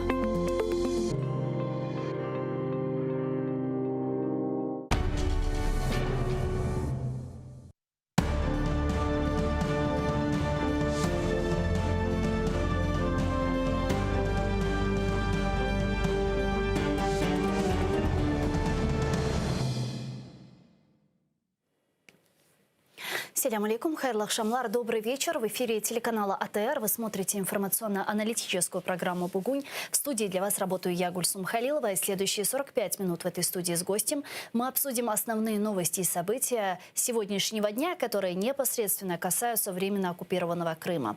Вы также можете присоединяться к нашему эфиру. На экраны ваших телевизоров режиссеры периодически выводят номер телефона. Мы работаем в прямом эфире. +3 8067 63 46 130. Можете присоединяться к нам абсолютно бесплатно по Вайберу. Можете звонить по скайпу atr.tv. Это наш адрес. Звоните, задавайте ваши вопросы. Нам важен ваш голос. Поддержать телеканал АТР вы можете, подписавшись на наш Patreon. Таким образом, вы станете частью большой крымско-татарской семьи АТР. Я попрошу наших режиссеров сейчас вывести на экраны адрес нашего Патреона.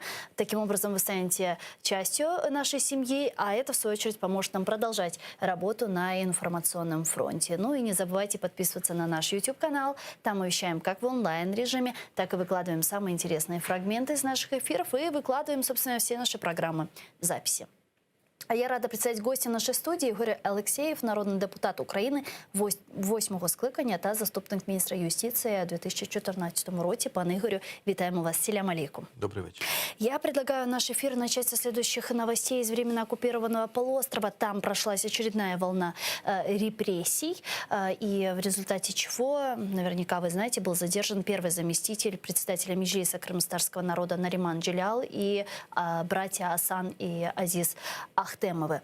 Адвокат Наримана Джиляла Николай Полозов сообщил, что первому заместителю главы Меджлиса ужесточили обвинения, так как в деле могли появиться новые сфабрикованные так называемые доказательства. Зараз звинувачення від 10 до 15 років. Але важливо розуміти, що у статті 281 Кримінального кодексу Російської Федерації є ще друга частина, яка вводить додаткову кваліфікацію – організована злочинна група. І слідству нічого не заважає ще більше посилити звинувачення Наріману і братам Ахтемовим. Нариман Джилял, в свою очередь, написал письмо, уже второе по счету из следственного изолятора. Он заявил, что его главное оружие – это слово, и он намерен продолжать свою борьбу, даже находясь в заключении. Я був готовий до такого розвитку подій і, за прикладом старших братів, не маю наміру відступати від власних переконань. Буду продовжувати боротьбу доступними мені тут, у в'язниці, способами. Під час обшуку в моєму будинку співробітник, який його проводив, між іншим сказав: «Ваша зброя – слово, а це набагато небезпечніше. Тож моя зброя зі мною». Топовые украинские политики, начиная с президента Владимира Зеленского, заявили, что очередная волна репрессий в Крыму непосредственно связана с успешно проведенным саммитом Крымской платформы. И таким образом Россия мстит Украине за ее действия в направлении деоккупации Крыма. Вы согласны с этим? Безумовно, в даному випадку Російська Федерація веде себе як класична терористична організація. Це не державне утворення, бо тільки терористичні організації фактично що роблять? Захоплюють заручників. І історія, яку ви зараз щойно розказали, це, звичайно, тільки про захоплення заручників. І, на жаль, Ми розуміємо, що Російська Федерація вдається до абсолютно безпрецедентних з правової точки зору кроків. А які мотиви тут? Чи це безпосередня участь в Кримській платформі, бо ми бачили активну участь і в підготовці, і її проведенні, чи просто загальний тренд по тиску на кримсько-татарські активістів, які фактично кожного дня, і це велика шана і повага, що в умовах, в яких вони там знаходяться, не бояться не говорити правду і фактично опозиціонувати себе до окупаційної влади. Я абсолютно переконаний в тому, що Кримська платформа, участь чи просто громадсько-політична діяльність – це не настільки важливо і принципово. Ми зараз розуміємо, що люди потрапили в полон. І з людей фактично вибивають показання. Я навіть собі уявити не можу, які тиск, які тортури до них можуть застосовуватись. І те, що... Вже застосовувалися, ми об этом знаємо. Тому що є інформація, що ніби отримали якісь викривальні покази, показання одних учасників. Тому що може бути далі? Звичайно, важливий громадський міжнародний осуд. І на минулому тижні український парламент ухвалив це звернення. Да.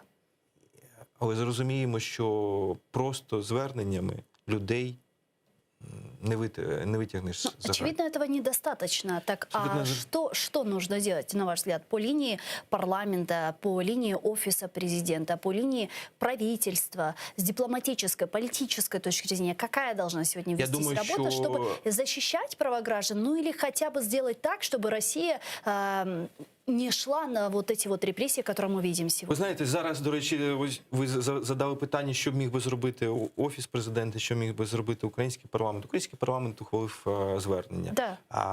Зараз, до речі, цікаво точиться дискусія, чи їхати президенту Зеленському на Генасамблею Організації Об'єднаних Націй з можливістю виступити. І зараз ніби точиться дискусія, якщо там будуть якісь можливості укладення документів, підписання якихось договорів, зустрічі, то є сенс. Якщо просто виступ, то можна і не їхати. Я вважаю, що їхати треба, і в тому числі використовувати цей міжнародний майданчик, трибуну Організації Об'єднаних Націй, щоб донести до всього світу ситуацію нещодавно з затриманнями кримсько-татарських активістів. То есть, а как? Это опять мы возвращаемся к информированию. Насколько важно информировать мировое сообщество? Абсолютно вірно. Бо якщо ми будемо мовчати, якщо наш голос влади буде не звучати на світових майданчиках, в тому числі розуміючи, що це буде фактично такий медійний, політичний тиск, то с цього ничего процессу не будет. Да, но при этом мы понимаем, что, естественно, информирование, оно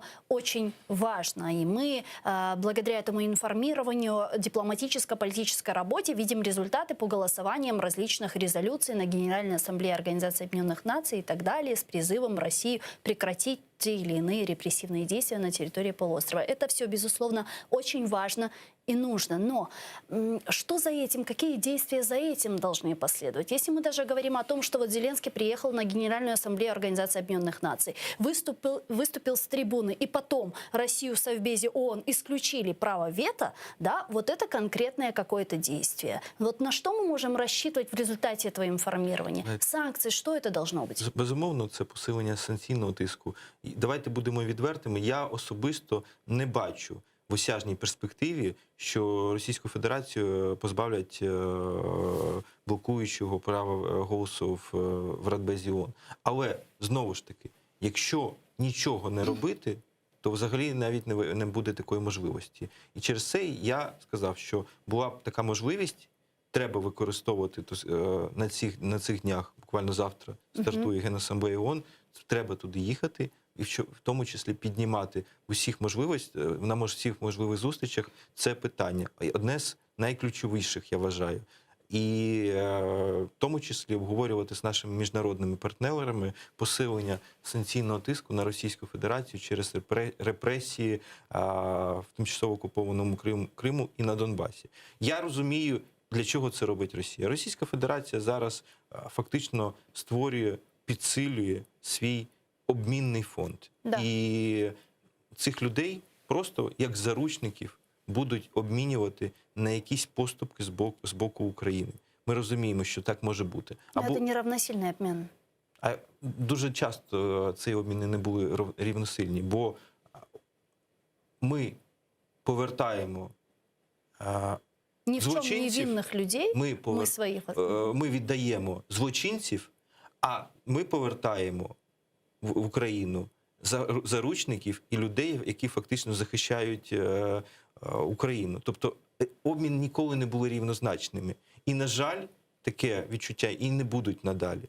Тому в даному випадку ось ця історія, до речі, і до провалу операції по Вагнерівцям і все інше, ми розуміємо, що нам так само потрібно створювати обмінний фонд.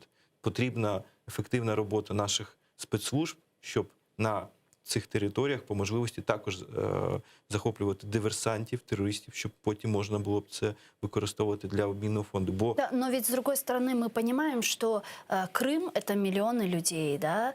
То есть если сегодня Россия согласится на какой-то обмен и отдаст нам наших граждан, там 10-15 человек, мы отдадим непосредственно преступников России, которые совершали какие-то там преступления, то Россия, в принципе, может завтра еще 20 поймать, не 20, 200, еще 2000, да, и обвинить их в абсурдных каких-то обвинениях, статьях и так далее. А что делать с этим фактором?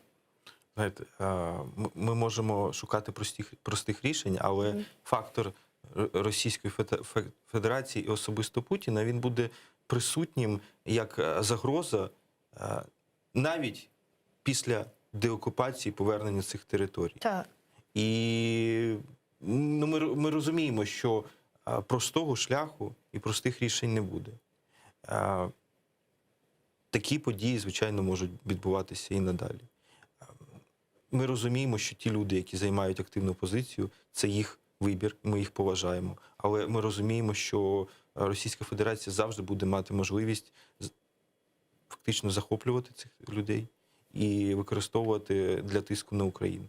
І це їх вибір. Ну, ми розуміємо. І це повага, і велика повага і шана, що вони, розуміючи всю небезпеку, весь ризик і всі загрози, які до них можуть бути, не зупиняються в своїй активності, не зупиняються в своїй роботі. І через це вважаю, що Україна, українська влада повинна зробити все від неї залежне, щоб як мінімум просто донести на найвищих міжнародних майданчиках про цю ситуацію, про неприйнятність цієї ситуації і закликати весь цивілізований світ до тиску. І якщо світ не буде приймати наші аргументи, не буде долучатися і дослухатися, то не зупинятися і далі продовжувати. Тобто ми пам'ятаємо, скільки ми повертали бранців. Це не дні були, це десятки, сотні днів. І якщо би хтось в Україні на той період зневірився і опустив руки, то, звичайно, ці б люди не повернулися. Тому боротьбу треба продовжувати і розуміти, що ще нічого не завершено. Вы сказали про необходимость ужесточения санкционного давления на Кремль. Как вы думаете, вот Крымская платформа станет тем главным индикатором ужесточения этих санкций? Кримська платформа, наскільки я розумію, її ініціаторів і ідейних натхненників, не передбачала фактично одномоментне прийняття якихось рішень безпосередньо на цьому заході. Це такий відкритий майданчик, на якому будуть напрацьовуватись різноманітні рішення в абсолютно різних сферах, починаючи від безпековими, закінчуючи питаннями гуманітарної політики. Через це я з таким стриманим оптимізмом дивився на підготовку до цієї міжнародного заходу. І розумію, що не треба критикувати цей захід, якщо на перший день після його завершення ми не побачимо якихось епохальних рішень, епохальних документів і якихось заяв. Тому певна підготовча робота має відбутися скажімо так, в робочому режимі без якихось голосних заяв. Але всьому є певний час. Тобто ми не повинні в цій бюрократичній дискусії потонути на довгі місяці і обговорювати якісь прості рішення. Тобто, так, захід пройшов, є певна професійна дискусія, професійна робота, але дуже хотілося, щоб за результатами роботи Кримської платформи вже в горизонті кількох найближчих місяців ми побачили реальні кроки консолідованих рішень разом з нашими міжнародними партнерами по багатьох напрямках, починаючи від безпекових і закінчуючи питаннями гуманітарної політики і звільненням заручників. Якщо все це перетвориться на слова штампи суттєве занепокоєння, то, на жаль, можна буде констатувати, що Кримська платформа себе не виправдала. І це просто був один піар-захід, який просто нічим не закінчився. Я дуже не хотів би, щоб так відбулося. І ми всі б хотіли, щоб ця організація, ця інституція фактично напрацьовувала якісь практичні кроки. Але для цього потрібно постійно підтримувати комунікацію, потрібно постійно підтримувати взаємозв'язок. Я впевнений, на жаль, що ми не можемо розраховувати, що інші країни за нас приймуть якісь рішення і запропонують алгоритми дії, план дій. Ми повинні бути драйверами, ми повинні фактично виходити з нашим порядком денним. За нас його ніхто не зробить. І якщо у влади є конкретні пропозиції, конкретний план дій в різних напрямках, які можна винести на обговорення Кримської платформи і скажімо так, інституційних майданчиків, то тоді треба цей захід використовувати максимально швидко и оперативно. Сейчас активно обсуждается возможная встреча Зеленского с Путиным. И вот пресс-секретарь президента Украины Никифоров сказал, что Зеленский готов встретиться с Путиным, чтобы поднять вопрос оккупированных территорий. Российская сторона же со своей стороны не готова это обсуждать. Давайте послушаем Никифорова. Ви ж чули позицію російського президента, що вони готові зустрічатися, але питання Криму на порядок денний цієї зустрічі виносити не готові. А навіщо тоді зустрічатися? Зустрічатися, щоб обговорити що? Яка тема зараз у відносинах Росії та України важливіша за окупацію Росією окремих територій України? Тому дійсно є воля президента України зустрітися особисто з президентом Росії в будь-який час, в будь-якому місці, в межах нейтральної території. Также, по словам представителя президента, вопрос встречи лидеров России и Украины, такие переговоры ведутся, однако все будет зависеть от решения Кремля. Треба, щоб на цій зустрічі стояло питання про окупацію Росією частини території України. Тому розмова та контакти щодо цієї зустрічі на якомусь рівні дійсно підтримуються. Але треба обов'язково домогтися того, щоб це найголовніше питання було винесено на порядок денний, чого Росія, звичайно, не хоче. У цьому сенсі ця зустріч залежить за великим рахунком від Росії. Чи згодна вона говорити про те, що накоїла? І як Путін збирається все це виправляти? На предполагаемой встрече президента России Путина и украинского лидера Зеленского невозможно обсуждение темы оккупированного Крыма. Сама постановка данного вопроса исключает возможность встречи, об этом сказали в Кремле, а именно пресс-секретарь Путина Песков. Вот его цитата. Естественно, обсуждение Крыма не представляется возможным, поэтому такая формулировка фактически ставит под вопрос вообще гипотетическую возможность проведения такой встречи. А зараз з нами на прямому зв'язку Олексій Станчевський, політолог, директор громадського об'єднання інформаційно-аналітичне агентство «Рейтинг». Пане Олексію, вітаємо вас. Селям алейкум. Доброго дня. Да. Пане Алексей, сейчас мы с вами услышали две взаимоисключающие позиции. Украинская сторона говорит о том, что на встрече двух лидеров нужно, необходимо и будут поднимать вопрос временно оккупированных территорий. В Кремле, вот это их вечная мантра, они говорят о том, что тему Крыма они обсуждать не будут. В таком случае очевидно, что встреча невозможна. Тогда для чего делаются эти заявления? Ну, по-перше, варто минулого року 2019-го до Конституції Російської Федерації були внесені поправки, і одна з них стосувалася невідділення російських територій від загальної частини Російської Федерації. Була спеціально внесена ця поправка заради історії з Кримом, історії з Донбасом, історії з Курильськими островами.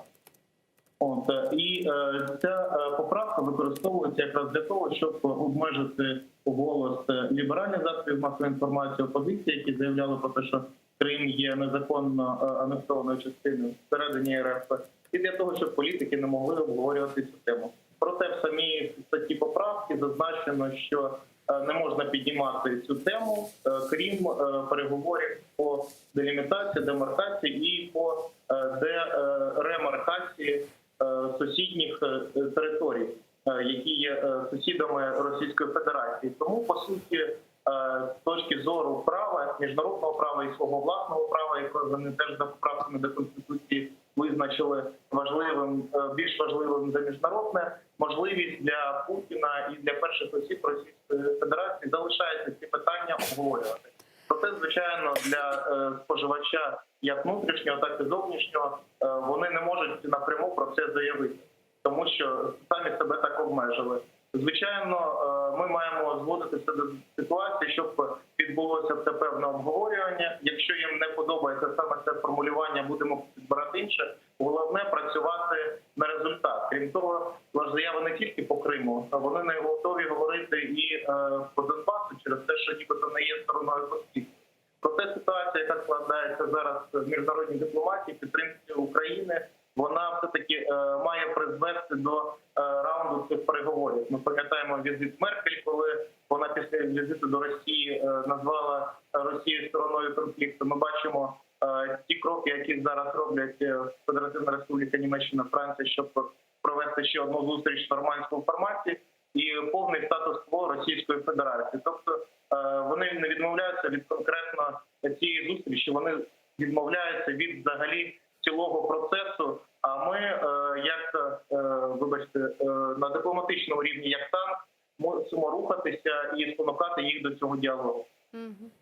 Если даже предположить, что такая встреча может состояться и даже состоится, если мы попробуем с вами смоделировать такую встречу, так о чем говорить и приведет ли она к какому-то конкретному результату, или же все-таки стоит придерживаться принципа с террористами переговоров не ведем? Не можна притримуватися принципу з терористами перемовин не ведемо, тому що ми розуміємо, що проти терористів можна провести спеціальну операцію, спеціальний захід, так як сьогодні популярно сказала ТСК. Але якщо ми розмовляємо про іншу державу, то тут ситуації виходу два. Або це війна, або це дипломатія. Тому якщо ми розмовляємо про вирішення питання, проблеми війни дипломатичними шляхами, ми мусимо розмовляти і робити все для цього можливо. І звичайно, ця зустріч, вона хоч зараз і виглядає суто гіпотетичною, але ми пам'ятаємо, як такі само були шанси на зустріч Зеленського і Путіна, тільки як Зеленський став президентом. Тому треба таким чином проводити дипломатію, щоб обставини складалися таким чином, щоб ми могли тиснути на Російську Федерацію, міжнародна спільнота могла це робити, і Росія визнавала свою політику неправильно і йшла на якийсь спосіб. Тільки таким чином, спільними зусиллями, тому що розуміємо, що, звичайно, дипломатія, вона сильніша тільки разом. Дякую вам дуже, пане Олексію. Чохсаглен, що знайшли время і підключились к нам в ефір. Олексій Станчевський, політолог, директор громадської організації інформаційно-аналітичне агентство «Рейтинг», був з нами на прямому зв'язку. Пане Ігорю, а на ваш взгляд, сьогодні є предпосилки для зустрічі Путіна і Зеленського? Якщо обговорювати перспективи і передумови цієї зустрічі, дійсно ми повинні перш за все і найголовніше визначитись порядок денний і предмет цієї зустрічі. Вот мы говорим, что будем обсуждать оккупированные территории. Там говорят, что не хотят. І тільки про це ми можемо проговорити. І в даному випадку президент Зеленський займає політично, суспільно, абсолютно єдину можливу вірний шлях. Іншого шляху комунікації, бо ми розуміємо, що такі заяви робляться не тільки для іншої сторони. для іншої країни. А такі заяви, давайте будемо відвертими, і робляться в тому числі для співвітчизників. І я не зрозумію, і мільйони українців також не зрозуміють, якщо ми будемо пропонувати порядок денний з Росією, якщо не будуть обговорюватись ці два ключових питання. Про що інше можна з Росією розмовляти? Про торгівлю балалайками? Тобто ми розуміємо, що Російська Федерація після тої заяви, яку запропонував президент Зеленський, сказала, що окей, хочете зустрітись, ми готові і з радістю готові обговорити двосторонні відносини України і Російської Федерації і чекаємо вас в Москві в будь-який час. Здається, така була заява. Да. Но до этого Зеленский звал Путина встретиться на Донбасі. Да. Тобто ми розуміємо, що тут є певний такий світоглядна прірва, і позиція Путіна, позиція Кремля в даній історії мені теж зрозуміла, бо вони іншу позицію займати не можуть. І ми не можемо іншу позицію займати. Але в цій історії для чого зустрічатись? Зустрічатись, щоб не запропонувати цей порядок денний? Якщо ми хоч раз зустрінемось з Путіним, не обговорюючи це питання, то вважайте, що ці питання вже настільки далеко відклали, і ми до них ніколи вже не повернемось. Тому сама зустріч без обговорення цих питань, я вважаю, буде програшем. І через це ми не повинні дискутувати про зустріч як самоціль. Ми повинні говорити про те, що нам дуже багато потрібно працювати як в Україні, так і на міжнародній арені, щоб посилювати себе, і посилювати себе як внутрішньо, так і в контексті комунікації з нашими західними партнерами. Бо так, ми можемо довго говорити про наших європейських партнерів, але ми бачимо, як добудовується Північний потік-2. Ми бачимо, як окремі європейські компанії спокійно напрацьовують державні замовлення Росії в Криму. Це факт. І ми бачимо, що є політика, а є бізнес. Є бізнес власних, є національні інтереси. І розуміти, що всі країни відкинуть свої якісь внутрішні інтереси і пристануть лише для України, ну, треба бути... Очень наивным человеком. Абсолютно вірно. І ми повинні розуміти, що геополітика, вона дуже часто непроста і ще більш цинічна. І коли сьогоднішні твої ніби друзі-партнери завтра можуть приймати такі рішення, які ти не сприймаєш, така вона, скажімо так, жорстка. Я вот еще какую новость хочу обсудить, не менее важную. В аэропорту Праги по запросу Украины задержали россиянина Александра Франчетти, который участвовал в оккупации Крыма. Об этом сообщает российский пропагандистский ресурс со ссылкой на пресс-секретаря Президиума полиции Чехии Андржея Моравчика. Давайте послушаем. Я попрошу вывести фото наших режиссеров этого человека, которого задержали в Праге. А тем временем глава Следственного комитета России Александр Бастыркин подтвердил информацию и поручил изучить правовые основания задержания Франчетти в Чехии. Вот стат. По данным СМИ, возможно, его задержание связано с активным участием в 2014 году в событиях по воссоединению Крымского полуострова с Россией. Ордер на арест российского гражданина выдан Украиной, где его могут привлечь к уголовной ответственности. Мы, в свою очередь, то есть украинская сторона, подтвердила, что задержание россиянина Александра Франчетти в Чехии произошло по запросу Киева. На сегодня завершаются процедуры по его передаче нашей стране. Затримання стало результатом узгоджених дій українських та чеських правоохоронців для притягнення Олександра Франчетті до відповідальності за вчинення низки злочинів проти нашої держави, зокрема участі в російській окупації Криму.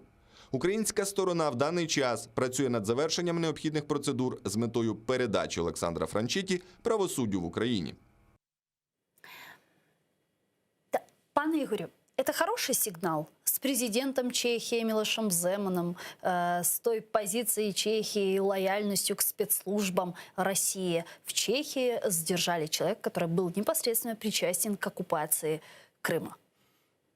Я б дуже хотів, щоб ця історія завершилась для України успішно. Успішність цієї операції буде полягати тоді, коли на території України в аеропорту він буде переданий українським правоохоронцям. Бо поки він там, завжди може бути фактор, що якісь додадуть докази, якась буде апеляція, і він може бути, цей процес зупинитися.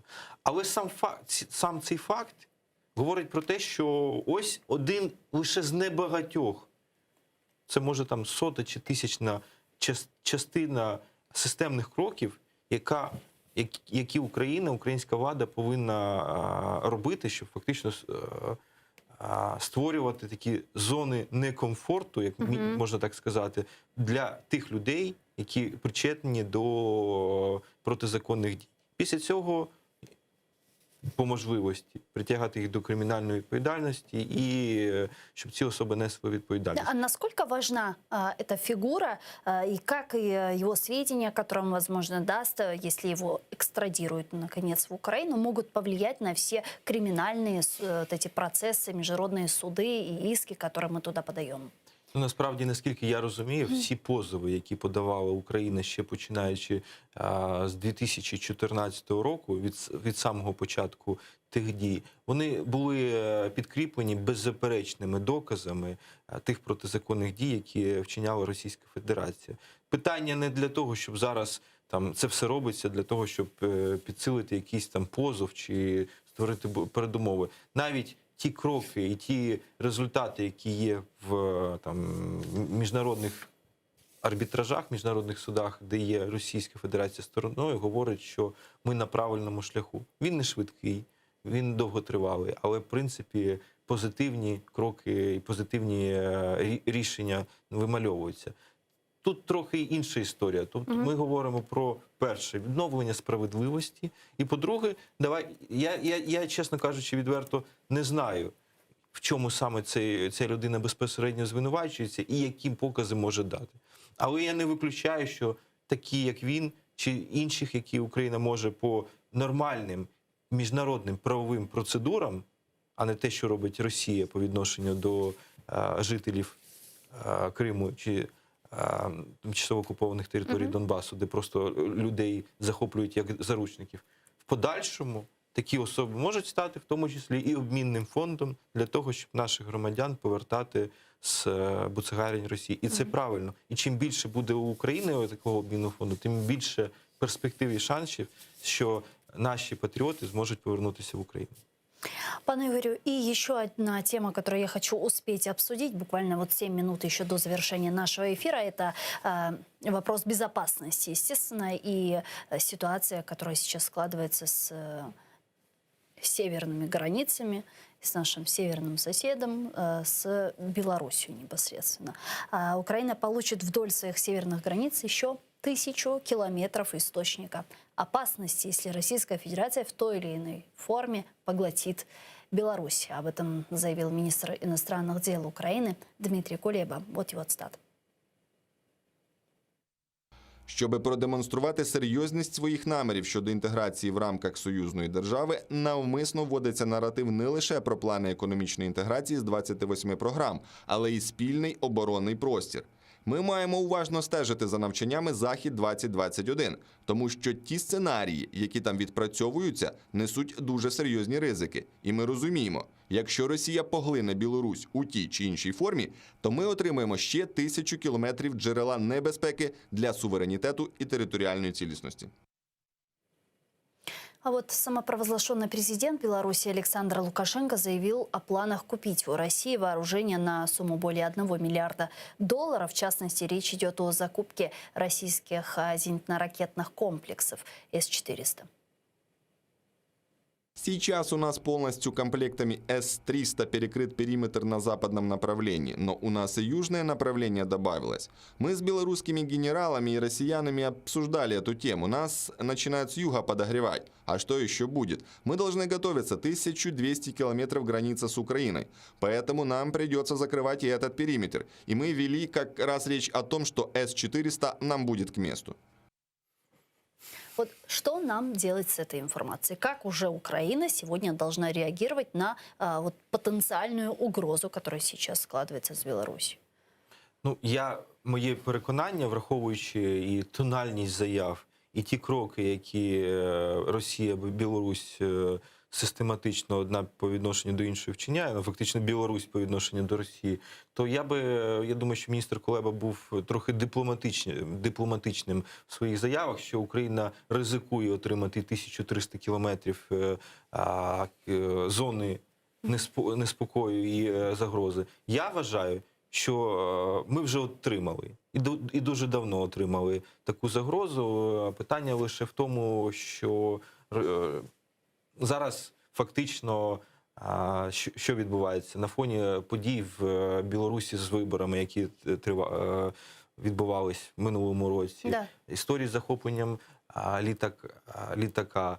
В даному випадку Путіну дуже вигідно бути в тому вигляді, що він фактично не є таким самим кривавішим диктатором в світі, принаймні на європейському континенті. Тобто є хуже Лукашенко? Є хуже. Про нього говорять, про нього, проти цієї країни вводять санкції. А він такий виступає миротворцем. І я думаю, що фактично підігрівати таку небезпеку і дурнуватість заяв з боку Лукашенка, це в тому числі і вигідно самому Путіну, бо вся увага Європи переключиться в короткостроковій перспективі з Росією на Білорусь. Але ми повинні розуміти, що в цих заявах немає ніякої самостійності, в цих заявах немає якоїсь такої державницької позиції, бо це абсолютно наратив Росії. Немає у Білорусі грошей, щоб закупити там на $1 мільярд цих...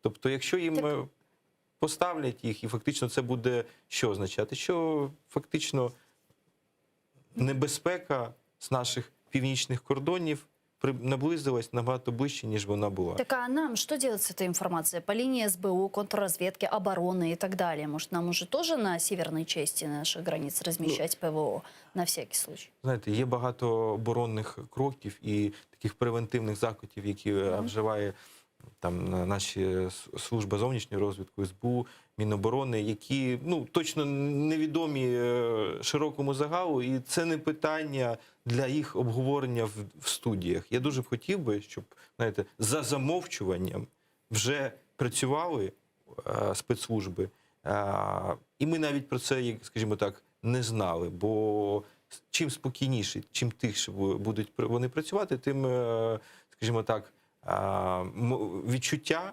що вони правильно виконують свою роботу. Це точно зараз не дискусія 3 хвилин, які кроки повинна робити наші... Да, но при этом, когда, помните, было сообщение о том, что Россия на территории временно оккупированного полуострова готовит инфраструктуру под размещение ядерного оружия, вице-премьер-министр Алексей Резников сказал, что вот раз в Крыму идет такая милитаризация, и там вот ядерное оружие чуть ли не размещают, то Украина могла бы разместить на своей территории ПВО американские. Или вот это насколько это реально? Это можно?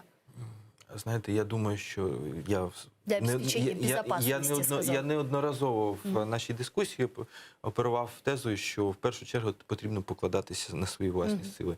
І те, що Україна могла б зробити з власних сил, і я не розумію, що, наприклад, йде таке зволікання, що до сих пір, вересень місяць, не підписано державне оборонне замовлення. Тобто це мені, як мінімум, не зрозуміло, і пояснення об'єктивне, обґрунтоване такому зволіканню я не знаходжу.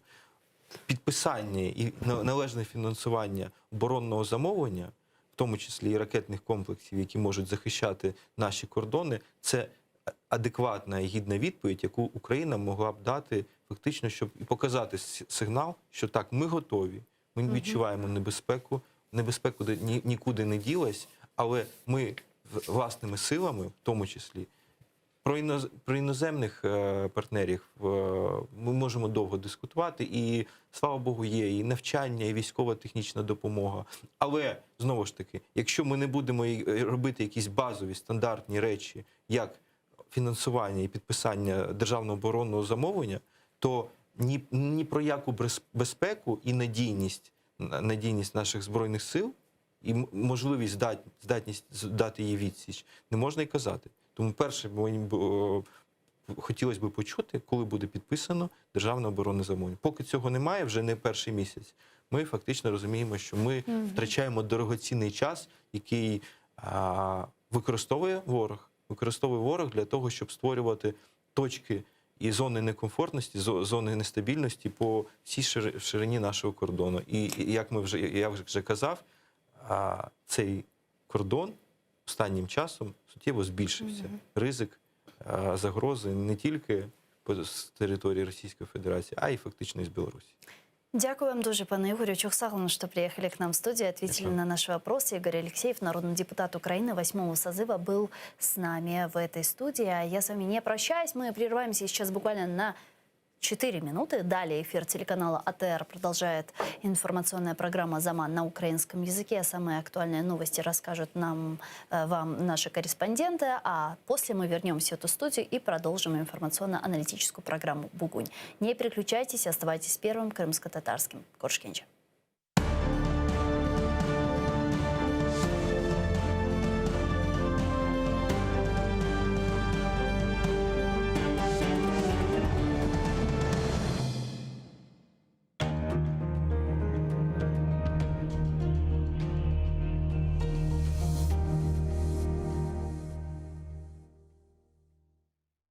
İlkbaharını müjdelegen sarı tülpan.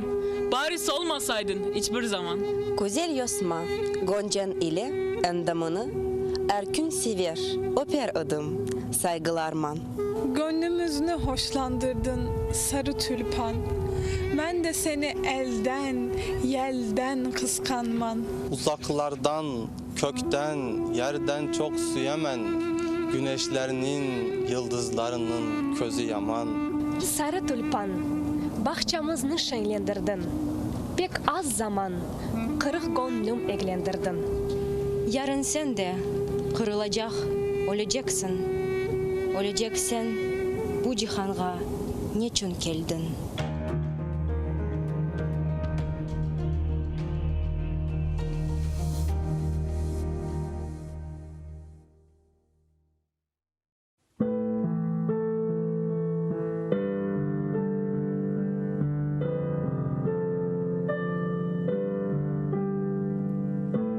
Басқаныңыз ерлерні топырақ деп кечмеңіз. О топырақларда сіздің адыңызды сақламақ үшін ниже құрбанлар берілді. Бинлерже шейітлерінің қанлары бар о топырақларда. Құруды деп беллемеңіз. Алида синмеді шу қан топырақның ішіне. Кечкеніңіз ерлерні соқақ деп кечмеңіз. О соқақларда ниже жесур аскерлер жүрді. Ватанымны қорчалайым деп қылычлар салланды.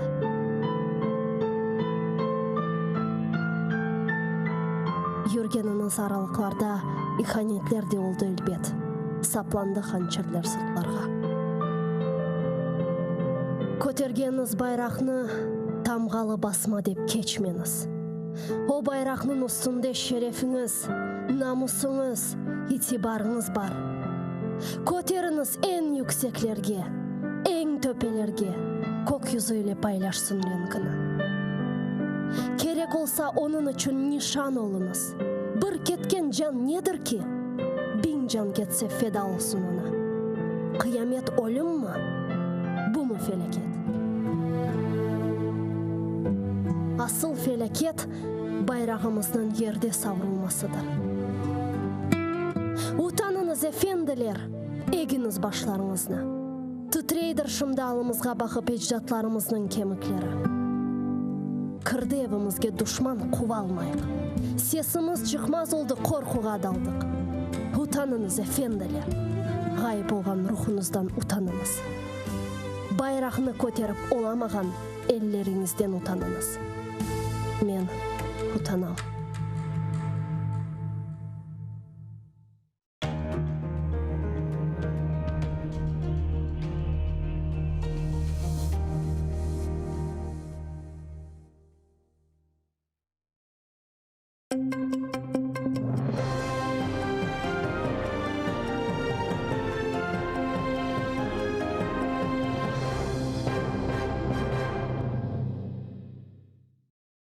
Окупанти висунули жорсткіше звинувачення Наріману Джелялу. Першому заступнику голови Меджлісу тепер закидають учинення диверсії, а не просто спонукання до цього. Про це повідомив адвокат Микола Полозов. За його словами, Наріман Джелял відмовився свідчити окупантам, а ті призначили йому аж 12 експертиз. Захисникам вдалося поспілкуватися з бранцем у будівлі окупаційного ФСБ у Сімферополі. Приватно він розповів, що утримується у двомісній камері СІЗО разом з вірянином свідків Єгови. Почувається добре, лише попросив не забувати про братів-бранців Азіза та Асана Ахтемових, а також передав адвокатам листа. Наріман Джелял написав, що був готовий до арешту після участі у саміті Кримської платформи. Назвав окупаційну владу мстивою, яка хоче залякати незгодних, але закликав не піддаватися і не опускати рук.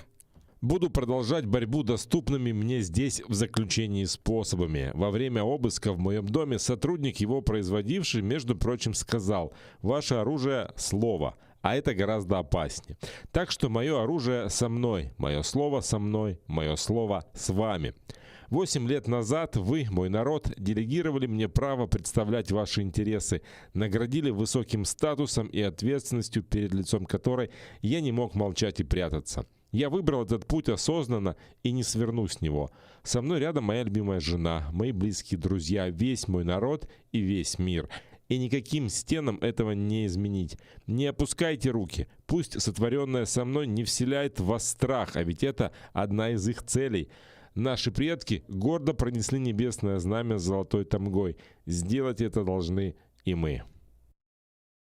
Олександр Полянський та Олег Глушко – це так звані адвокати, яких окупанти призначили для нещодавно катованих бранців Азіза та Асана Ахтемових. Фотографії псевдозахисників опублікував голова Меджлісу Рефат Чубаров. На їх очах окупанти піддавали братів нелюдським тортурам. Бранців нещадно били, погрожували вбивством, а Асана Ахтемова катували струмом заради так званих зізнань. Полянський та Глушко тим часом уважно спостерігали і не втручались, називаючи тортури процедурою.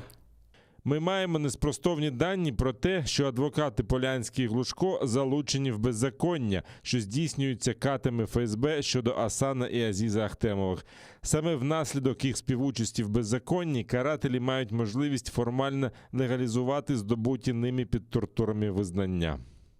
Асан Ахтемов відмовився від адвоката Олега Глушка, призначеного окупантами, і уклав угоду про захист з Айдером Азаматовим. Про це адвокат повідомив після зустрічі у СІЗО із затриманим у так званій справі про диверсію. Він опублікував текст заяви на своїй сторінці у Фейсбуці. Попри це, братів Ахтемових на білій газелі ФСБівці вивезли з СІЗО для проведення слідчих дій. Про це слідчий мав повідомити новопризначеного адвоката Азаматова, але цього не зробив. Айдар Азаматов передбачає, що його підзахисного могли вивезти з СІЗО для чинення тиску, щоб той вчергове відмовився від адвоката за угодою і погодився на захисника за призначенням. Раз повезли на следственные действия, значит, мне следственные органы обязаны сообщить об этом в соответствии с УПК РФ. Если повезли опять уговаривать отказаться от меня, ну, значит, опять будет давление. Так как отказ в письменном виде от назначенца и о моем допуске от Асана я получил. Рефат Чубаров упевнений, лише деокупація Криму покладе край переслідуванням, свавільним арештам та катуванням. Тому закликав світ бути рішучішими, оскільки після 7 років окупації лише стурбованості замало. Мова йде не лише про Нарімана Джеляла і не лише про Ахтемова Азіза чи Ахтемова Асана. Мова йде про більше ніж 100 політв'язнів. Подавляюча більшість з них кримські татари. Ми маємо зробити все для того, щоб якомога їх звільнити. Я розуміюся, що від того чи іншого заклику чи пояснення одразу питання все не вирішується, але для мене є дуже важливим, щоб вже було, щоб всі, хто причетний до обговорення тієї глобальної кризи, яка в світі встановилася з причин російської агресії, війни проти України, щоб всі вже усвідомлювали, що лише висловлювати стурбованість – це вже має бути соромно. Штрафу 3000 рублів присудили окупанти активістці Ірині Капеловій за проживання без російського паспорта. З 8 вересня окупанти відвідували її 4 рази та викликали до відділення поліції для складання адмінпротоколу. Це вже друга справа проти Капелової за тиждень. 4 вересня на неї склали протокол за нібито порушення карантинних обмежень. Жінка – учасниця стихійних зборів біля будівлі ФСБ у Сімферополі 4 вересня. Туди десятки людей прийшли, щоб дізнатися про долю викрадених Ельдара Одаманова, братів Азіза та Асана Ахтемових, Шевкета Усіїнова, а також першого заступника голови Меджлісу Нарімана Джиляла. ОМОН та Росгвардія затримали 58 людей. 2 звинуватили у непокорі окупаційним поліціянтам, а решту – у порушенні карантинних обмежень. Людей автобусами відвезли до окупаційних відділків поліції, де на них склали адмінпротоколи. Самої лише занепокоєності замало. Секретар РНБО Олексій Данілов вважає, що країни-партнери не виконують свої обіцянки підтримувати Україну у боротьбі з російською агресією. Про це він заявив в інтерв'ю Радіо Свобода. Данілов вважає, що ця підтримка має бути активнішою. Ми покладаємося перш за все на себе і на своїх справжніх партнерів. Мені дуже приємно і я дуже був вражений, коли така кількість партнерів підтримала Кримську платформу, але зараз після цього мають бути дії. Ви бачите, що зараз відбувається в Криму. Порушення прав людини. Людей забирають до в'язниць, людей забирають, лишають їх можливості жити, їх катують.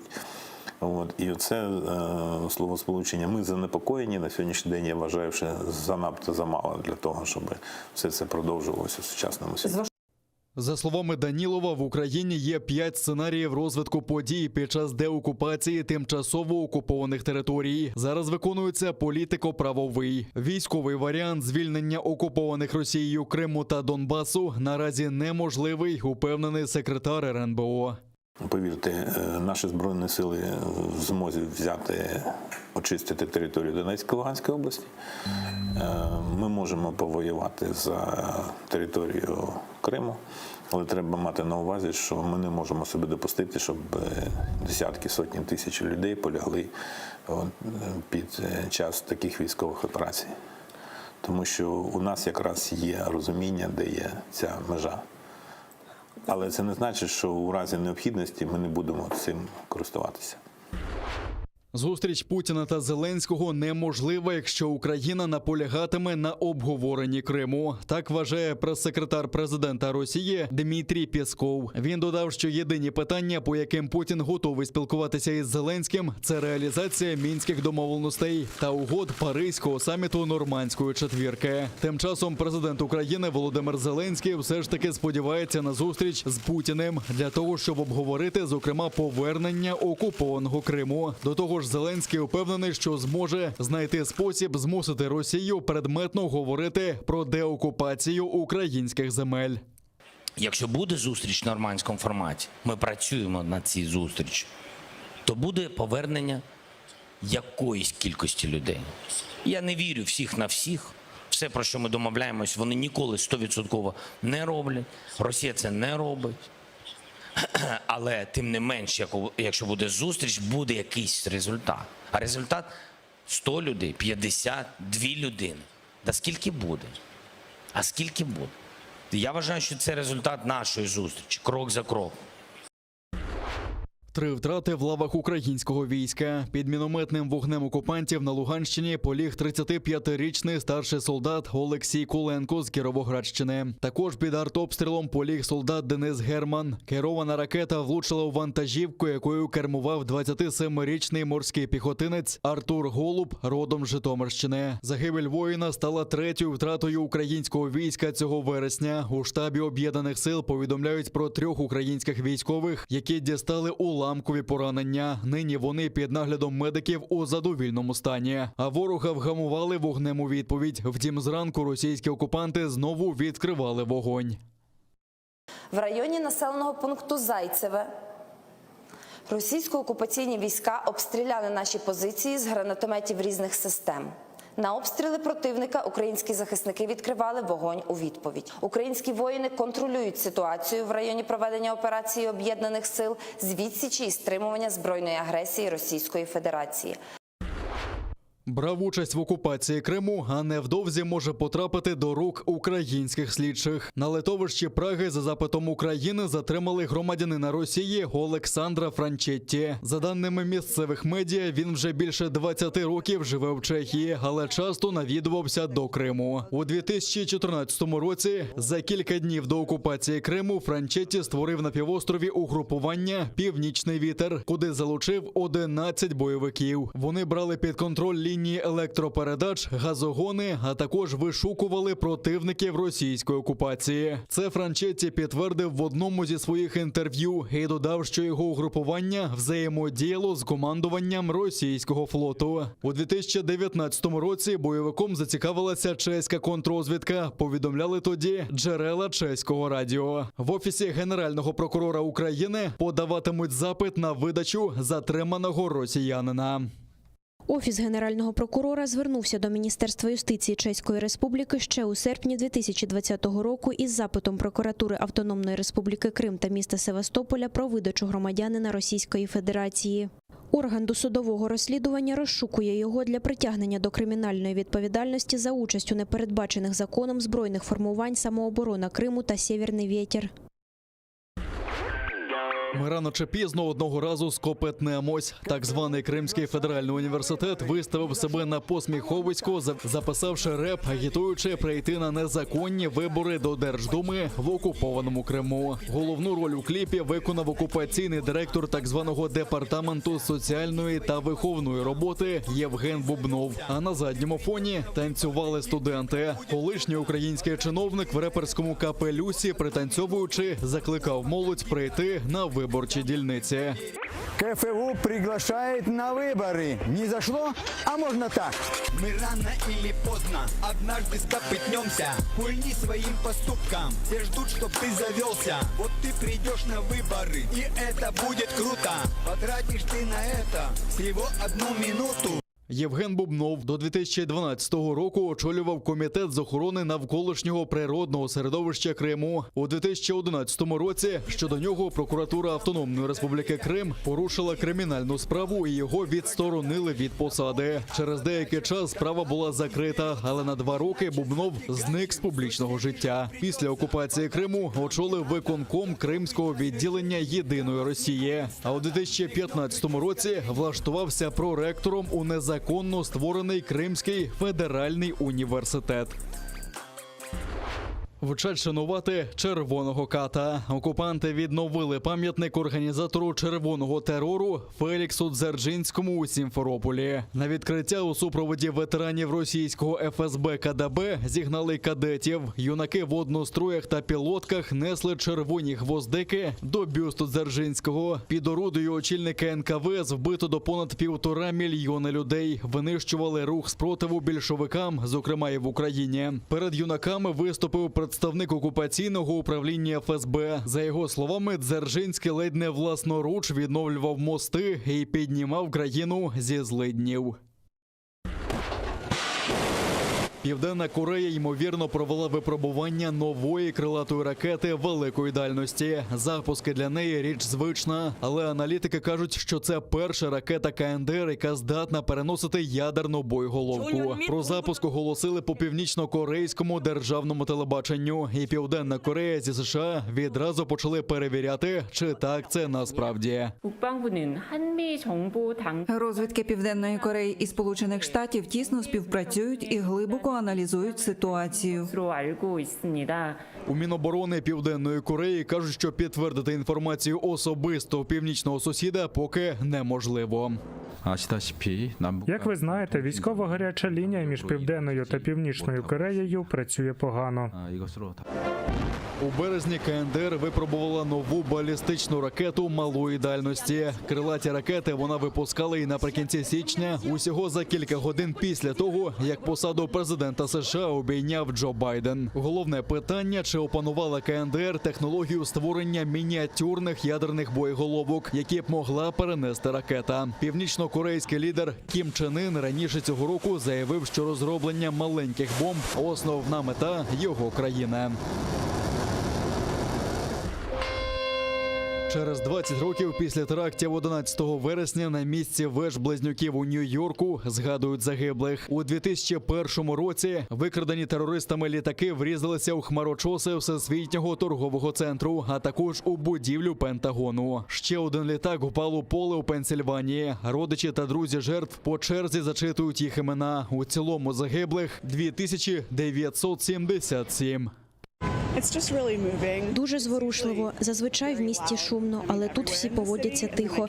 Урочиста атмосфера. Я просто хотіла подивитися, як всі вшановують цей день і поминають загиблих людей. І я подумала, якщо вже я тут на 20-річчя, то теж візьму участь. Це цілком змінило наше життя. Мій брат пожежник, він був тут 3 місяці. Потім захворів на рак, і його життя більше не те. Емоції накривають. Я плачу з 6-ї ранку. Тільки жителі Нью-Йорка можуть зрозуміти, що сталося в той день, ніхто інший. В той день я була в церкві, молилася за всіх. Мій двоюрідний брат втратив дружину, багато знайомих втратили друзів. Це дуже сумно. Я приїхав сюди, щоб просто віддати данину поваги і згадати тих, хто втратив життя, хто втратив членів родини, перше рятувальників і військових. Я сам 21 рік служив у флоті, так що просто приїхав поглянути людей. А цей турист приїхав з Аргентини. Почуття різні. Нікому не подобається, що тут сталося. Жертви були з усього світу. Але це також об'єднало людей. Тут багато добра і багато скорботи. Пам'ятні заходи тут відбуваються щороку.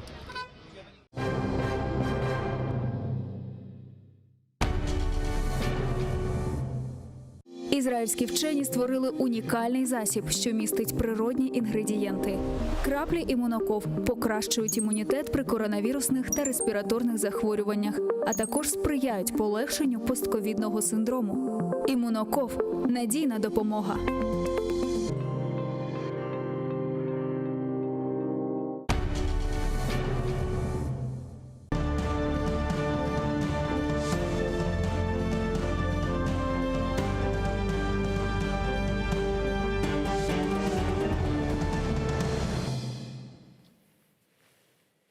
Селям алейкум, хайрлах шамлар, добрый вечер. В эфире телеканала АТР. Вы смотрите информационно-аналитическую программу «Бугунь». В студии для вас работаю я, Гульсум Халилова. И следующие 40 минут в этой студии с гостем мы обсудим основные события сегодняшнего дня, которые непосредственно касаются временно оккупированных территорий. Я напомню, что мы работаем в прямом эфире на экраны ваших телевизоров. Режиссеры периодически выводят номер телефона. Вы можете звонить к нам абсолютно бесплатно по Вайберу. +3 80 67 63 46 130.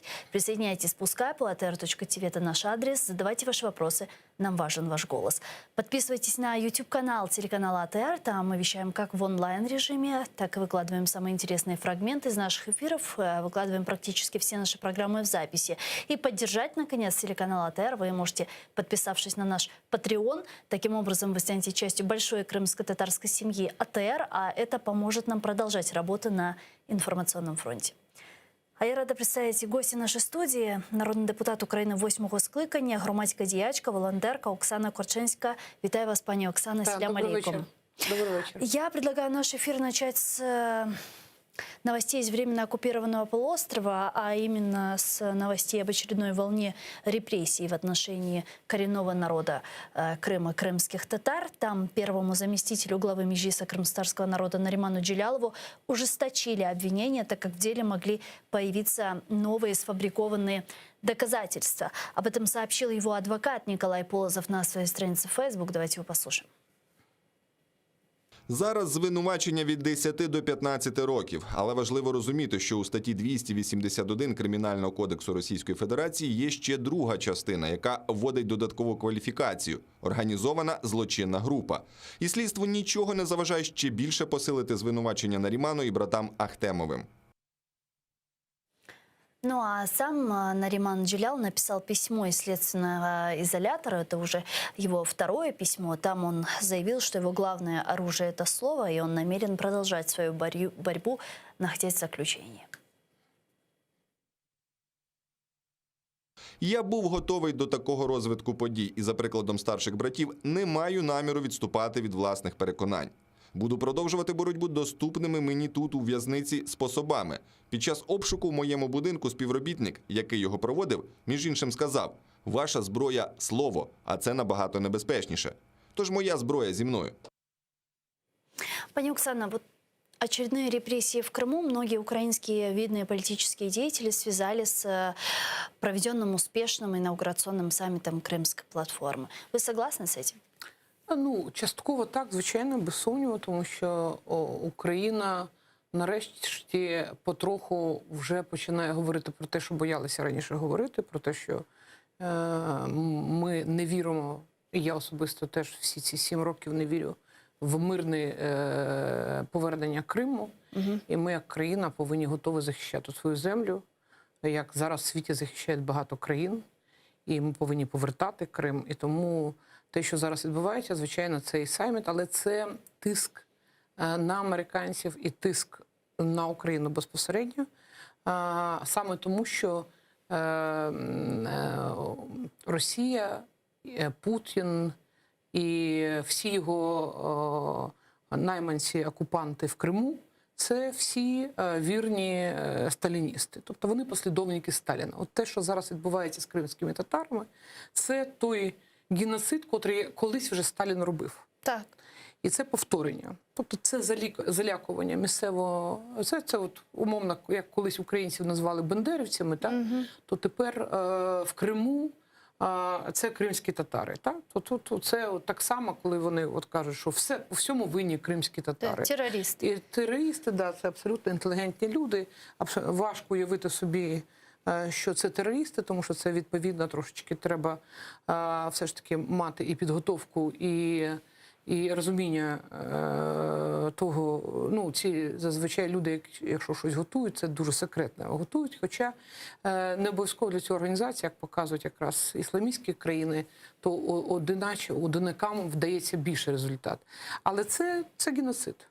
Це геноцид просто кримсько-татарського народу, це їх помста за те, що вони не можуть погодитися на окупацію Російською Федерацією, і те, що кримські татари, в них асоціюється оцей термін, що вони для них бандерівці.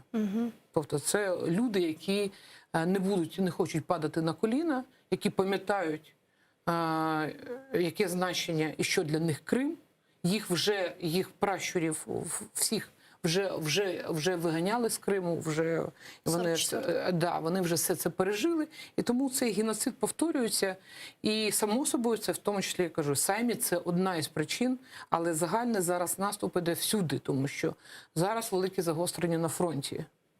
Вони обстріляли за останній місяць, не знаю, в мене немає телевізору, мені важко судити, чи преса про це говорить, але я вам кажу, що вони обстріляли за останній місяць дуже багато наших командних пунктів, саме тих, які роками не змінювали дислокацію. Роками. Тобто вони знають, що вони там знаходяться, вони піднімають, працюють своїм орланом, не пам'ятаю, як ще їх модифікація російська працює.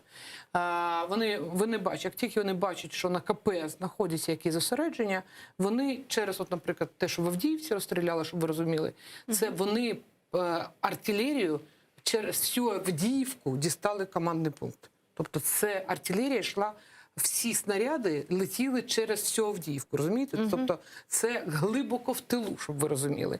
І зараз те ж саме з нашими розвідниками стали, те, що вчора наші побратими загинули. Це так само пункт, який давно знає, це дислокація, яку всі знають. Ну, тобто ті, хто працюють на фронті, ми всі знаємо ці командні пункти. І вони іноді, звичайно, наші військові повинні розуміти, що і повинні зараз поміняти тактику. Так. Тому що те, що вони звикли, що останні роки оце було гасло «ми не стріляємо», зараз цю слабкість їм окупанти не простять.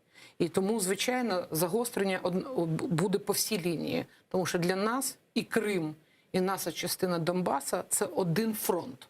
Так І может тому реально відбувається- нужно начинать отвечать жестко? Звичайно. Інакше вони не розуміють, що ви розуміли. Росіяни завжди розуміли тільки силу.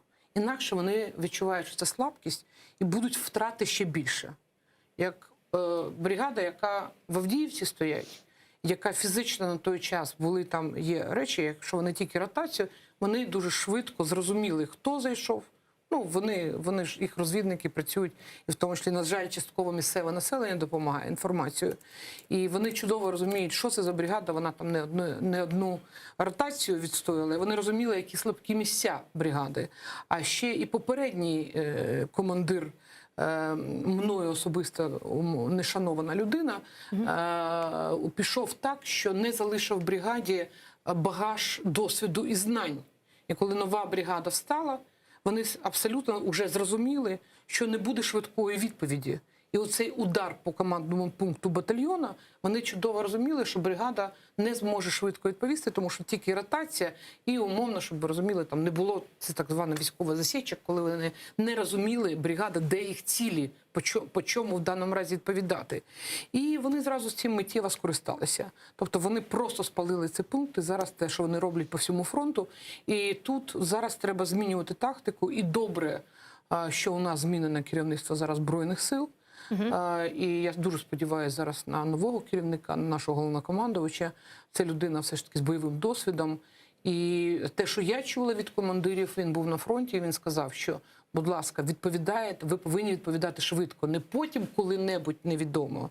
Тому що інакше це втрати, тому що нам це ніхто прощати не буде. Я предлагаю сейчас к нашей беседе подключить народного депутата України, фракція «Слуга народу» Олексія Мовчана. Він зараз з нами на прямому зв'язку. Пане Олексію, вітаємо вас. Салям алейкум. Добрый вечер. Пане Алексею, мы как раз сейчас в студии обсуждаем обострение ситуации на востоке Украины, обострение ситуации на территории временно оккупированного полуострова Крыма, очередная волна репрессий. С чем вы связываете такое агрессивное сейчас поведение России, обостряющую эскалационную политику?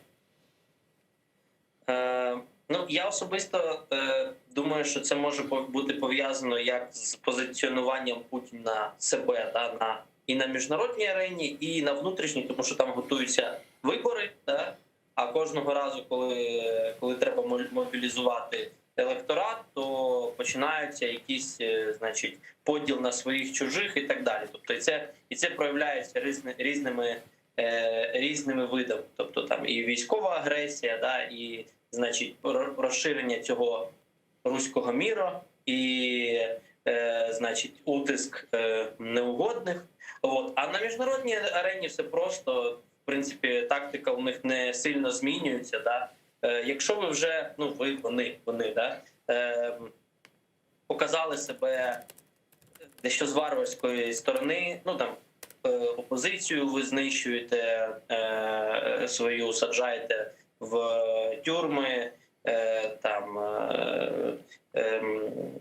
не знаю, робите злочини проти людини, і до вас, в принципі, таке ставлення, через спецслужби там вбиваєте людей на територіях інших країн, то до вас вже ставлення сформоване, як до відповідного режиму, який веде себе не дуже в цивілізований спосіб. Власне, вони продовжують підтримувати цей свій статус. І не бажають, коли з ними Європейський Союз намагається говорити людською мовою, закликати до примирення, до переговорів і так далі, до виконання певних зобов'язань, то Російська Федерація цієї мови не розуміє і веде себе, по суті, як гоблін. На жаль.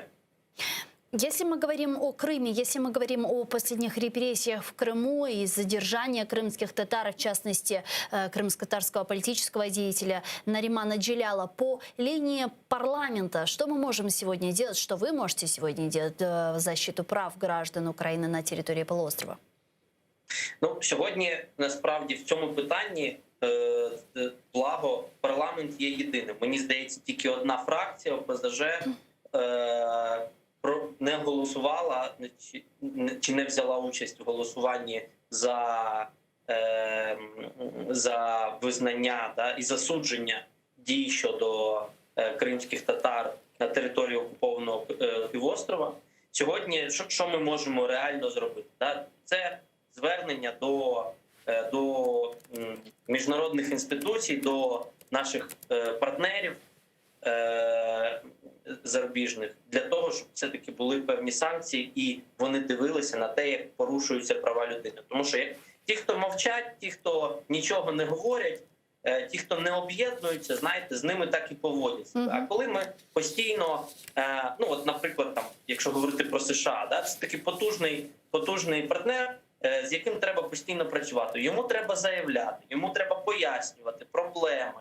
Як це роблять, наприклад, там в конфлікті з Ізраїлем і Палестиною. Да? Коли по Конгресу йдеш, у конгресменів перед дверима їхніх кабінетів висить табличка «I stand with Israel». Тобто те саме має бути і з Україною. Да? Тобто я поряд, я підтримую Україну в тому, що вона робить, в тому, що вона бореться за демократію, захищає права людини і так далі.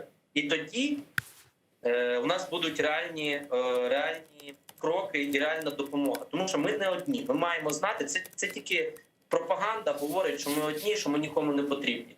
Весь світ дивиться на нас і підтримує. Ми маємо просто пояснювати своїм друзям, партнерам, як воно відбувається насправді, що порушуються права людини, що знищуються людські долі, життя, розбиваються сім'ї, да, певним режимом Путіна.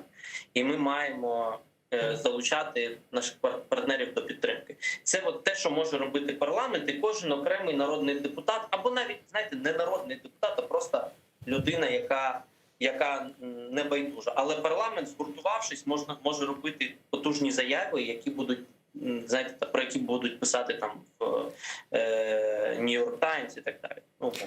Дякую вам дуже, пане Олексію. Чохсагуну, що знайшли время і підключились к нам в ефір.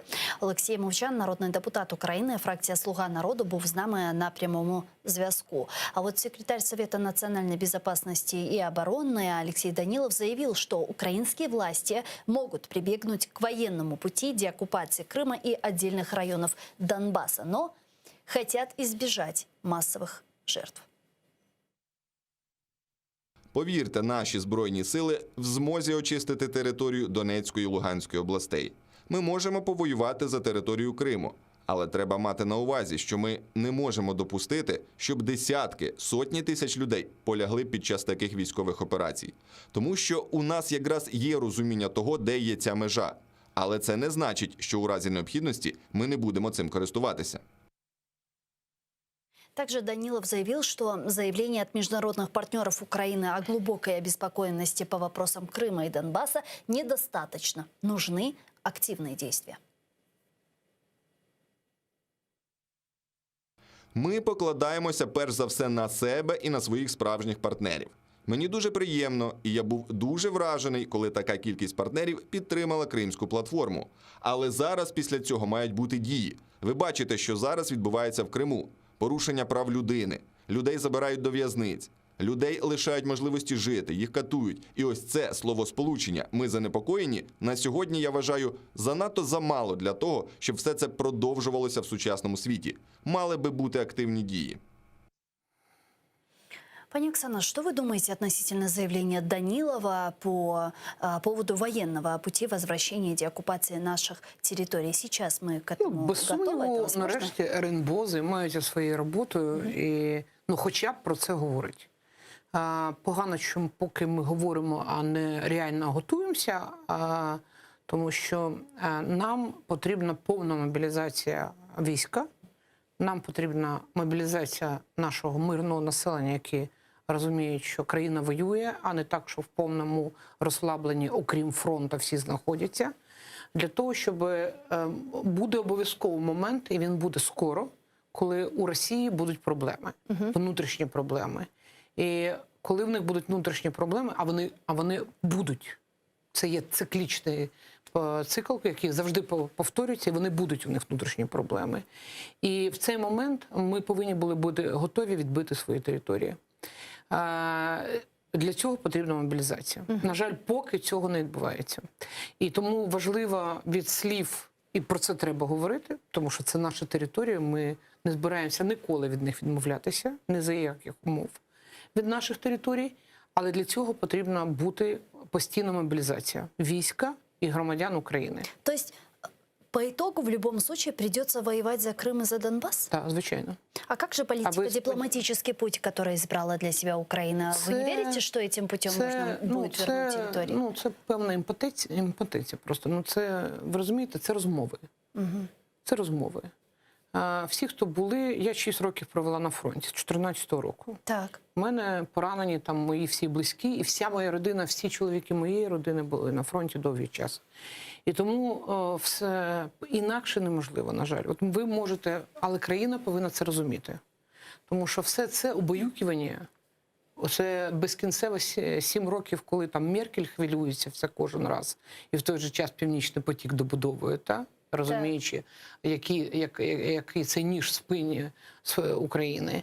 І занепокоєння всіх наших партнерів, нам потрібні, без сумніву, партнери американці, це без сумніву, але вони всі дбають про свої інтереси. Ми єдина країна, котра може подбати про себе. І тому ми повинні бути готові, тому що все решта – це розмови. Це, вибачте, від дьявола, тому що думати про якісь вибори на окупованих територіях – це легалізація бандитів, терористів і найманців, які знищують наш народ уже і наших військових 7 років. І тому країна повинна бути готова. Очень показательной была история с Нагорным Карабахом и с Карабахом, когда Абсолютно. на протяжении 44-дневной национально-освободительной войны Азербайджан спустя 30 лет наконец освободил свои территории. Но при этом мы понимаем, что Азербайджан был не один. И Азербайджану поддержала и помогала Турецкая республика. Кто поддержит Украину? Ну, давайте перше. Знаєте, ви згадуєте, коли Байден говорив про Афганістан, він сказав, ми не будемо воювати замість Афганістану. Ми можемо допомогти, але ми не будемо воювати. Все це буде стосуватися і стосується України. Замість нас не будуть воювати. Нам можуть допомагати, тому що коли в 14-му, в 15-му році, повірте, нам ніхто не допомагав. Якщо б не добровольці і не військові, сьогодні тут була б уже Росія. І кияни, сумчани, дніпропетровці, Харків в першу чергу, Одеса мало би так само знищене місто, як Донецьк, Луганськ, і воно би перетворилося від кількасот градів, ці би міста і маєтки наших олігархів перетворилися в ті маєтки, як ми бачимо в Донецькій, Луганській області, маєтки голови СБУ Донецької області. Всього 5 закладок Града і всіх його мармури, басейни з золотими колонами, стайні, гостєві будинки, італійський мармур. І все це людина роками крала мільйони доларів, там вклала десятки мільйонів доларів в це, і за кілька закладок Градів все це перетворилося абсолютно в сміття. Тому люди повинні не забувати, що те, що сьогодні вони всі йдуть додому, дивляться телевізор, п'ють каву, завтра вранці збираються на роботу, діток, це все завдяки хлопцям і дівчатам, які зараз боронять нашу землю, і ми все повинні бути розробити для того, щоб наша армія була в мобілізації, і щоб вона змінилася і все ж таки позбавилася цього совєтського страшного минулого, яке до сих пір, на жаль, його переслідує в нашій армії. І те, що зараз там проблеми з фінансуванням, те, що наші хлопці і родини загинувших, їм, на жаль, останні 2 роки припинили в повному обсязі платити компенсації на квартири, це ганебно. Тому що нація не може допустити, що коли гине українець за націю, за свій народ, а після цього він не може отримати по закону.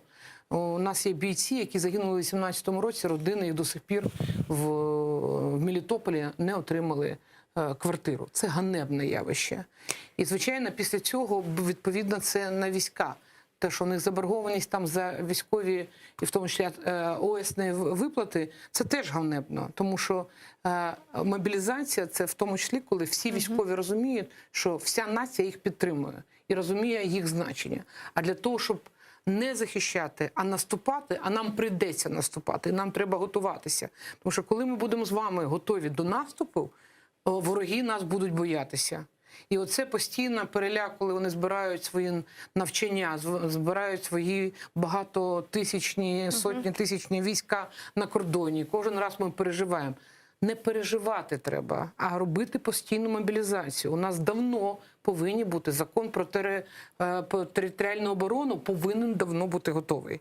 Ви розумієте, от щоб ви розуміли, коли збиралися війська, нам, добровольцям, волонтерам, тому що я починала добровольцем, вся моя родина були добровольці, і мої сини поранені на фронті як добровольці.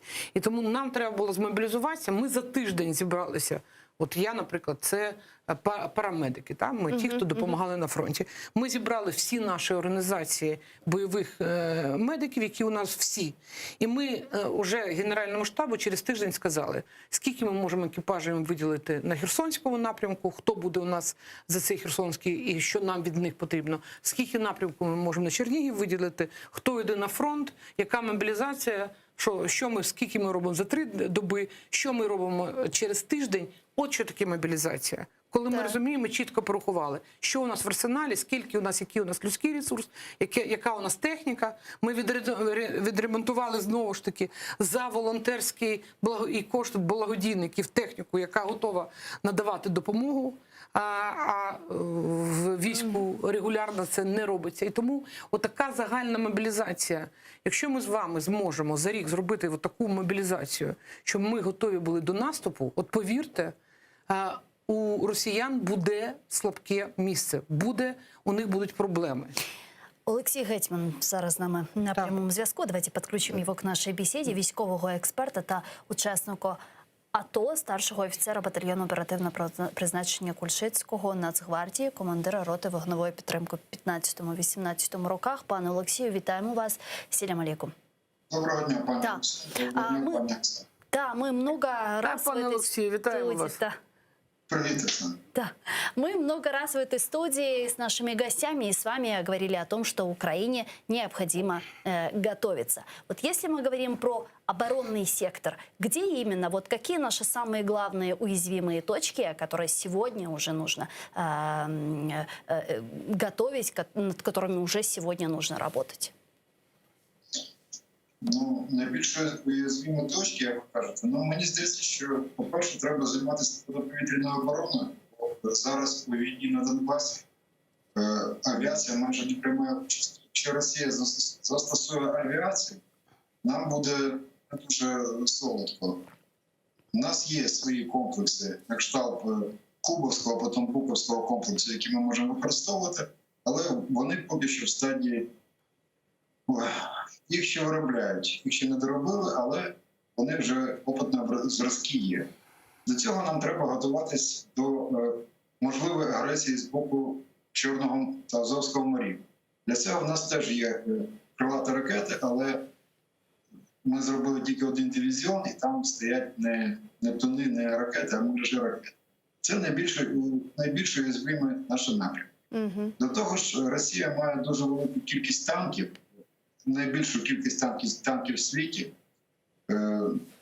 які нам змагатись з Росією в кількості танків не потрібно.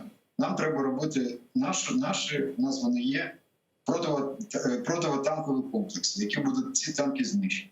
Ми не маємо сперечатися, не маємо змагатися в кількості кораблів чи в кількості танків.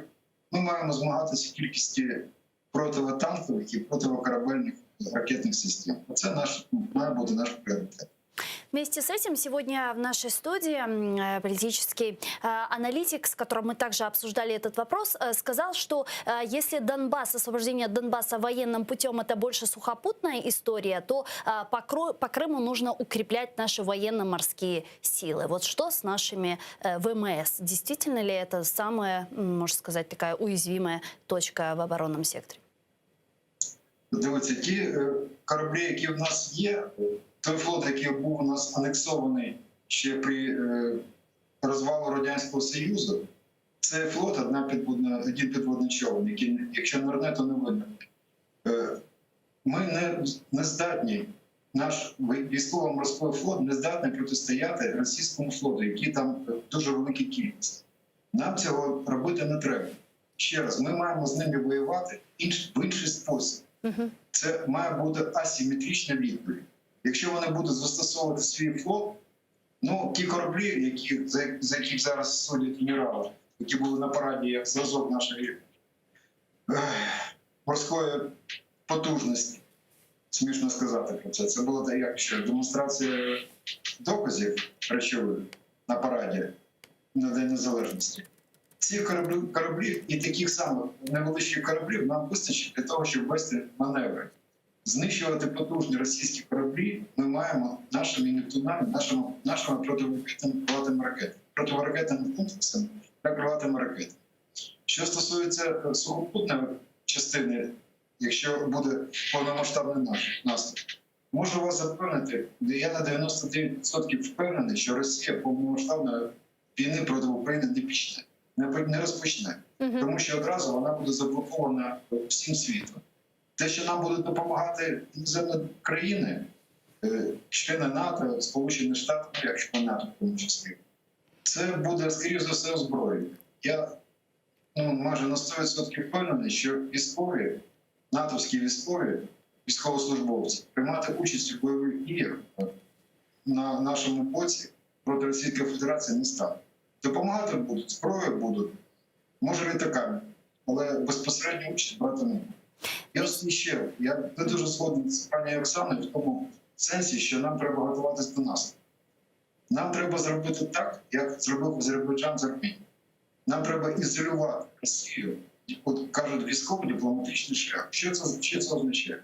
Дипломатичний шлях – це ізолювати от наших бойових дій проти сепаратистів Російську Федерацію, щоб вона не підтримувала, не стріляла по нам зі своєї території градами та іншими комплексами.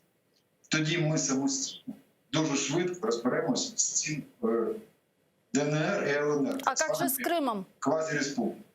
Але якщо Росія буде втручатися проти наших дій на боці цих квазіреспублік, то це і є початок повномасштабної війни вже з Російською Федерацією, яка може стати початком Третьої світової війни. Я вважаю, що нам треба дотиснути, але не так, як це пан Зеленський, дотискати Росію, щоб їй було не цікаво підтримувати ОРДЛО. І коли ми її ізолюємо, як ізолювали Росію від Арменії, тоді ми, як Азербайджан, дуже швидко, я думаю, швидше, ніж за тиждень, ці просто... Пане Олексію, и еще один вопрос, буквально вот 2 минутки. Многие наши западные партнеры, точнее страны Восточной Европы и Польша обеспокоены учениями «Запад-2021» и поглощением России Белоруссии. Мы понимаем, что сейчас с нами вот тысячи километров потенциальной угрозы и агрессора. Что нам с этим делать? Коли ми йшли ходою 24 серпня, там було багато білорусів з їхніми прапорами, не такими, якими зараз вони використовують офіційно, а справжніми білоруськими прапорами. Вони нас підтримували, і ми теж кричали їм «Хай живе Білорусь». На жаль, білоруський народ і Лукашенко – це різні речі. Ми підтримуємо білоруський народ, але ми не підтримуємо всю владу в особі Порошенка. Те, що Росія майже вже аншлюз Білорусі майже вже відбувся, це вже, на жаль, факт. Це вже майже єдина держава. І наш кордон по великому рахунку з Російською Федерацією поширився ще на більш ніж на 1000 кілометрів. Це Росія буде погрожувати цими навчаннями, іншими навчаннями. У Путіна є мрія повернути кордони Росії в межі ті, які були при Ніколаї II до початку Першої світової війни. Це його так. Він буде, і тому поляки, вони молодці, нарешті вони зрозуміли. Прибалти зрозуміли це набагато раніше, що загроза не Україні, загроза усій Східній Європі. І Україна є форпост, який треба максимально підтримати. Ми тримаємо оборону за всю Європу. Ми цю орду зупинили, і ми тримаємо оборону. Ми захищаємо всю Європу. Нам потрібна підтримка, ми самі не в змозі, вони дуже потужні. Будь ласка, допоможіть. Дякую вам дуже, пане Олексію. Чохсагу у нас Олексій Гетьман був з нами на прямому зв'язку, військовий експерт, учасник АТО. Что нам делать с Беларусью? Вот как Аншлюс? Нам треба Чим в першу Аншлюс Білорусі чергу з нам грозить? вами, як країні, розуміти кожному громадянину, якому здається, що у нас на армію йде багато грошей в країні це мізер по зрівнянню з будь-якою країною, яка воює. Якщо ви побачите, скільки валового йде доходу відсотків в Ізраїлі, країна, яка перманентно воює з моменту утворення, і у нас мізерні гроші йдуть на оборону. Звичайно, нам прикро, що до оборони народні депутати і керманичі Кабінету міністрів відносять Національну поліцію, тому що в даному разі це нечесно і несправедливо. Але на оборону нам треба збільшувати бюджет в багато разів на оборону. І що б там не казала країна, це принципові для нас речі. Для нас принципові речі – це здоров'я нації, тобто треба вкладати гроші в здоров'я нації, в охорону здоров'я, в першу чергу в даному разі, щоб зберегти все ж таки Україну в оборонний комплекс, здоров'я і освіта. Це дійсно пріоритетні для країни будь-якої, для того, щоб витримати будь-який тиск. І без оборонного бюджету ми не з вами, тому що фактично мені здається, що за 2 роки ми сильно просіли, абсолютно. Навіть я нещодавно дізналася, що як же у нас накерувався Збройними силами генерал Хамчак і от зараз міністр оборони Таран ще продовжує, що вони, росіяни, їх зневажили, навіть не вставили в санкційні списки. От всі ми, народні депутати, які були на фронті, ми були перші. Міністр оборони Полторак, Муженко. У нас могли бути дуже багато між собою сварок і все. Але ми були перші, які в перших списках зразу пішли. Всі. А тут 2 роки начальник Генерального штабу, головнокомандуючий і міністр оборони, Росія зневажає їх навіть в санкційні списки. Тобто вони для них навіть не створили загрозу для Росії. Виявляєте собі? Це приниження взагалі. Що там генерал Забродський є, командуючий Сухопутки є, командуючий ДШВ є, морських сил України є, а міністра і головнокомандувача, мають на увазі військового, а не верховного, немає. Ну і, в принципі, верховного можна було розмістити. Це говорить про те, що їм не була нанесена жодна шкода. І тому зараз нам треба з вами переглядати цю ситуацію. Вся країна повинна чітко розуміти, що те, що на їх території мир, це явище виключно заслуга нашої армії і заслуга добровольців 14, 15, 16 року. Тоді нам не допомагали з вами. Це була допомога тільки на словах. Нам не допомагали з вами зброєю, тоді було ембарго. Нам не дозволяли тоді купувати, і нас тоді вже ізолювали. Ми витримали. І тому в цьому плані не зовсім коректно порівнювати нас дійсно з Афганістаном, тому що в Афганістані на впровадження гендерної політики Америка розходувала $трильйони. Так, ви розумієте, там, я вже не пам'ятаю, якісь страшні гроші, там мільярди доларів на провадження гендерної політики. Ви розумієте? Тому це не порівняльне. Тому що ми з вами пишаємося все ж таки нашим народом, але народу основному не треба забувати, що це чудово, що вони дивляться фільми, кіно, і що вони живліють цими образами. Але, вибачте, будь ласка, ви повинні чітко розуміти, що в нашій країні герої номер 1 – це все ж таки військові, які нас з вами захищають. Наші шановні спортсмени, наші шановні це дуже велика шана, що вони це роблять. Це ганьба, коли спортсмени, які носять звання лейтенанта, оця могучих. Я в цей час якраз забирала хлопця з важкою ампутацією з репцентру, і в мене не було зв'язку кілька годин. Я коли під'їхала, от уже в мене з'явився в Київській області нормальний зв'язок, І в мене, ви не уявляєте, яка кількість повідомлень з фронту, мені прийшло ображених офіцерів, які писали напряму, що поки такий лейтенант Могучих в наших військах, ми не бачимо сенсу продовжувати контракт. Це бойові люди. Для мене був це удар, я особисто написала головнокомандуючу Залужному і сподівалася, просила, тому що він нам пояснили, що вона не в Збройних силах, а в Міністерстві оборони. І я сподіваюся, що міністр Таран хоч на щось спроможний, що якщо їм не вдається вибити бюджети, і вони завалили багато роботи, якою було налагоджено по Міністерству оборони, і вже зміни все ж таки якісь відбувалися, а зараз це повний стоп на 2 роки вже продовжується, і оборонний комплекс, і у нас з вами проблема, у нас стільки слабких місць, ви не уявляєте собі, починаючи від виготовлення снарядів, от починаючи, тобто там у них не припиняється просто з Росії поставка 7 років, і от, будь ласка, їм треба склади тільки звільнити, тому що це утилізація на нашій території їх снарядів, і плюс розробка нових, які ми є з вами як полігон, Донецька, Луганська область, на які вони випробовують. А у нас постійний дефіцит. І це ганебно. І коли нам хтось, ви чуєте населення, яке каже, занадто багато йде на армію, це занадто мало, це копійки для нашої країни. Все, що завгодно, ми повинні з вами потерпіти, але армію ми повинні забезпечити, бо це наше з вами життя.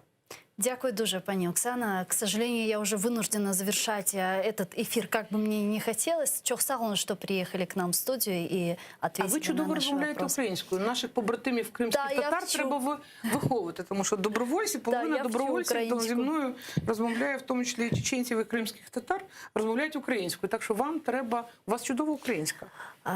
Я буду намагатися. Дуже дякую вам. Чохсагон у нас Оксана Корчинська, народний депутат України 8-го скликання, громадська діячка та волонтерка, благостив нашої студії.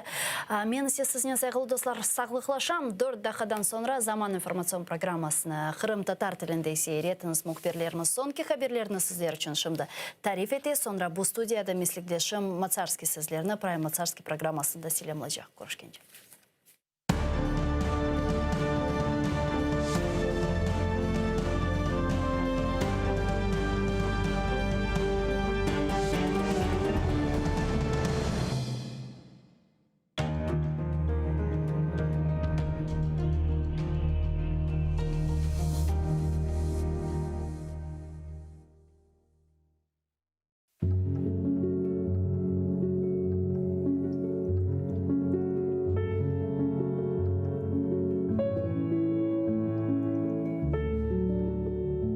Вы знаете, что люди могут не вернуться.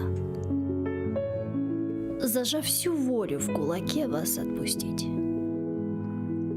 И как-то утром с мыслями, но не о вас проснуться. И больше вас не ждать и не о вас грустить. Вы знаете, что люди могут не вернуться. Не выдержав свой мир, сломав, вас не простить. И со слезами на глазах от вас на 1000 ключей замкнуться. И понимая, что нет сил вас навсегда забыть. Вы знаете, что люди могут не вернуться. И могут не писать, не волноваться, не звонить. И никогда вам больше к ним не прикоснуться. Задумайтесь. А кто еще вас сможет так же полюбить?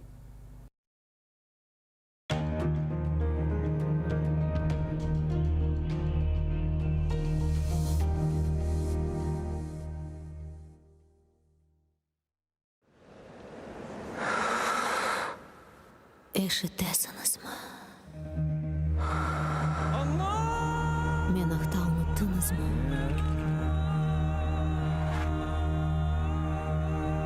Мен мұнда. Бұл менің топырағым. Менің қырымым.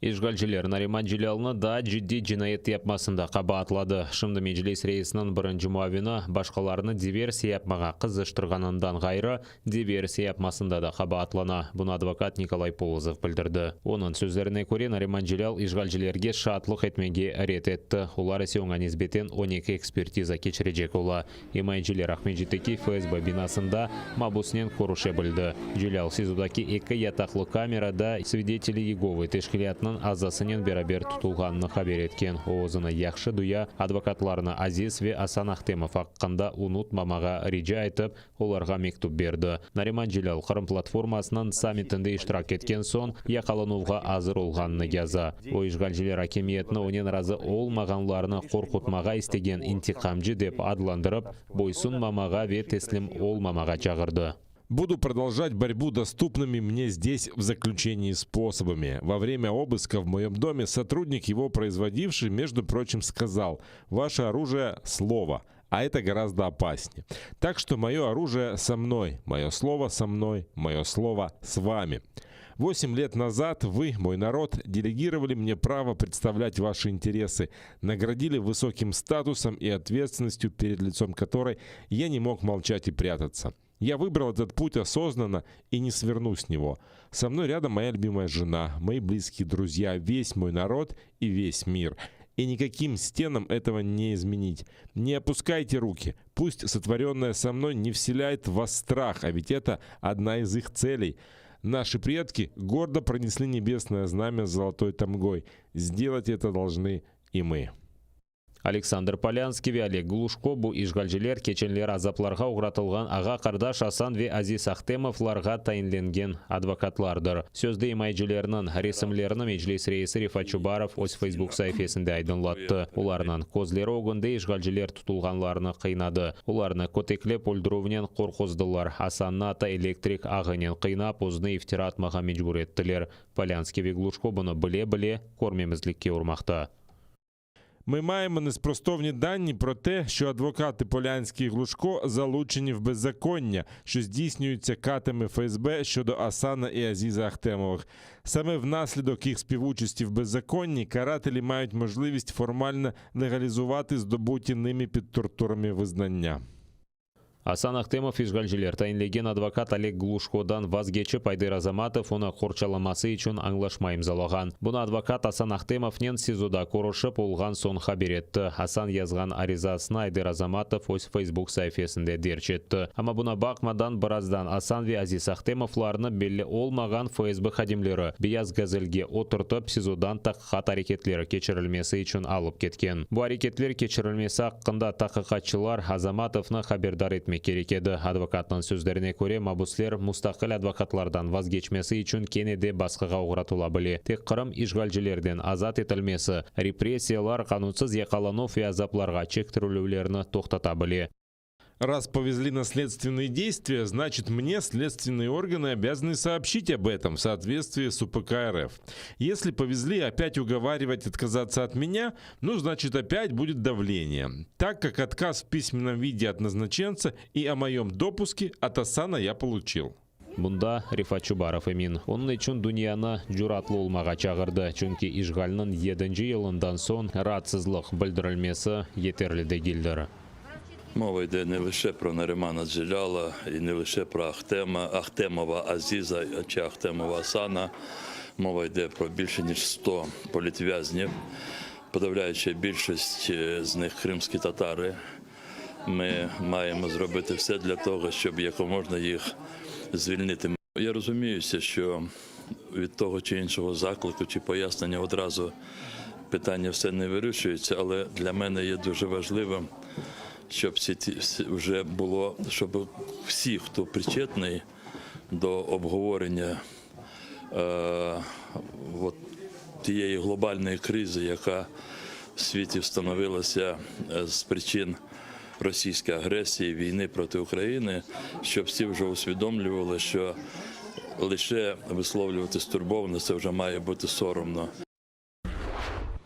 3,000 рублей пара жазасы. Ишгалчылар махкемесі фаал Ирина Копыловаға Русия паспортны алмастан Қырымда яшағаны үшін бөле пара жазасыны белгіледі. Сентябрінің 8-ден башлап Ишгалчы полис хадимлері Копылованың евіне 4 керек келген. 8 сентябрь күні оңа низбетен протокол түзмек үшін оны полис бөлігіне дабет еткенлер. Оңа низбетен түзілген бұл 2-нче протоколдыр. Илік протокол сентябрінің 4-нде карантин сыңырлануларыны боза деп түзілген еді. О күні қадын Қырым татарларынан берабер ФСБ бинасы оғыне шығып қырсызланған Қырым татарлар не ерде олғанын айтмаға талап еткенлер сырасында еді. Амон Вирус гвардия о күні 58 инсанны тұтты. 2 кірші қырсызланғанларының ақырабасына полис хадимлеріне бойсын мағанында қабат олырақтанып, 15 күнге апсқанеге аттылар. Қалғанларына карантин қайделері бозылмасында қабатла протоколлар түзділер. Инсанларыны автобусларға yüklеп полис бөліклеріне алып кеткен еділер. Қайғыру федерацизлық сеслендірілмесі етмес. Украина Милли телекөслік Вемудафа шурасынан Катиб Алексей Данилов Украинаның ортақлары сөз бергені кібоны Русия тежавузынен күреште етерлі қадар дестеклемей деп сая. Бұны Радио Свобода үшін берілген интервьюда айтты. Данилов Украинаның ортақлары тарафындан да фаал дестек олмалы деп қайдеті. Ми покладаємося перш за все на себе і на своїх справжніх партнерів. Мені дуже приємно і я дуже був вражений, коли така кількість партнерів підтримали Кримську платформу, але зараз після цього мають бути дії. Ви бачите, що зараз відбувається в Криму? Порушення прав людини. Людей забирають до в'язниць, людей забирають, лишають їх можливості жити, їх катують. І оце словосполучення «ми занепокоєні» на сьогоднішній день, я вважаю, що занадто замало для того, щоб все це продовжувалося в сучасному світі. Даниловның сөздеріне көре, вақтынже Украина незареті алтында бұлынмаған территорияларының ишгалден азат етілмесі 5 сценарийге көре керчеклеше біле. Шымда сияси ұқуқи вариант амелге кечірілмекте. Силалы құбетлер иштирагынен Қырым ве Донбассның ишгалден азат етілмесі шымдылық мүмкін дегіл деп айта Данилов. Повірте, наші Збройні сили в змозі взяти, очистити територію Донецької, Луганської області. Ми можемо повоювати за територію Криму, але треба мати на увазі, що ми не можемо собі допустити, щоб десятки, сотні тисяч людей полягли під час таких військових операцій. Тому що у нас якраз є розуміння, де є ця межа. Але це не значить, що у разі необхідності ми не будемо цим користуватися. Украина Қырым меселесіні музакер етмеге исрар етсе Путиннан Зеленскийнен көрішігі кечірілмес. Бұны Русия президентінің матбуат катибі Дмитрий Песков хабар етті. Путин Зеленскийнен музакер етмеге азыр олған екені меселелер Минск аңлашмалары ве Париж шерінде кечірілген Норманд форматы саммитінің аңлашмаларының еріне кетірілмесідір деп қайдетті. Айны вақытта Украина президенті Володимир Зеленский ишгал етілген Қырымнан Украина еркенна қайтарылмасыны музакер етмек үшін Путиннен көрішмеге ұмытеті. Бұнен бәрі Зеленский Русияны Украина топрақларынан ишгалден азат етілмесі қанда конушмаға мечбур етме басталарыны тапа білежегінде емін. Якщо буде зустріч в нормандському форматі, ми працюємо над цій зустрічю, то буде повернення якоїсь кількості людей. Я не вірю всіх на всіх. Все, про що ми домовляємось, вони ніколи 100% не роблять. Росія це не робить. Але тим не менш, якщо буде зустріч, буде якийсь результат. А результат 100 людей, 50, 2 людини. Да скільки буде? А скільки буде? Я вважаю, що це результат нашої зустрічі, крок за кроком. Қырым ишгал етілмесінде иштирак етті, біраздан Украина таққачыларына теслим етілі біле. Прага шеріндегі авалиманда Украина режасынен Русия ватандаш Александр Франчетти тұтылған. Ерлік үтеви хабер басталарының малыматына көре, о 20 елдан зияды Чехияда яшайма Қырымға сық-сық барайды. 2014 сенесі Қырым ишгаленден бір қач күневел Франчетти ярмадада 11 исиянжыдан ибарет олған Северный ветер адлы истихбарат группасына тешкіл етті. Олар электрик ағлары ве газ боруларына незарет алтына ала. Қырым ишгаліне қаршы шыққанларыны тақып етеді. Бұны Франчетти бір интервью вақтында таздықлап, оның тешкіляты Русия флотының командалығынен ишбірлік япқанны қайдетті. Чехия радиосы білдіргенне көре 2019 сенесі Чехиядаки жасуслыққа қаршы тешкілят Франчеттинен мерақланған. Украина баш прокуратурасының офисінде тұтылған Русия ватандашыны теслим етменге рижа етежек. Офіс Генерального прокурора звернувся до Міністерства юстиції Чеської Республіки ще у серпні 2020 року із запитом прокуратури Автономної Республіки Крим та міста Севастополя про видачу громадянина Російської Федерації. Орган досудового розслідування розшукує його для притягнення до кримінальної відповідальності за участь у непередбачених законом збройних формувань «Самооборона Криму» та «Сєвєрний вєтір».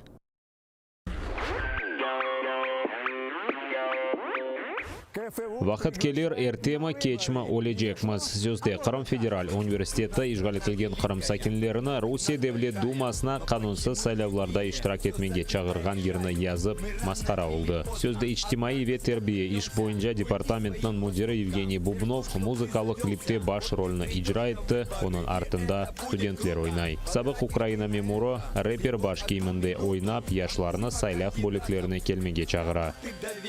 КФУ приглашает на выборы. Не зашло? А можно так. Мы рано или поздно однажды скопытнемся. Пульни своим поступкам. Все ждут, чтоб ты завелся. Вот ты придешь на выборы, и это будет круто. Потратишь ты на это всего 1 минуту. Евгений Бубнов 2012 сенесіне қадар Қырымның табиат қорығы бойынша комитетінің ел басшысы еді. 2011 сенесі Қырым прокуратурасы оңа қаршы жинай дава ашқан соң, оны бұл вазифеден бошаттылар. Біраздан дава қапатылғанына бақмадан, о 2 ел девамында жемаат фалиетінде иштирак етмеді. Қырым ишгалінден соң Единая Россия фырқасынан Қырым бөлігінде идари комитетінің ел басшысы oldu. 2015 сенесі қанунсыз тесіс етілген Қырым Федераль университетінің ректор муавини olarak çalışı başladı.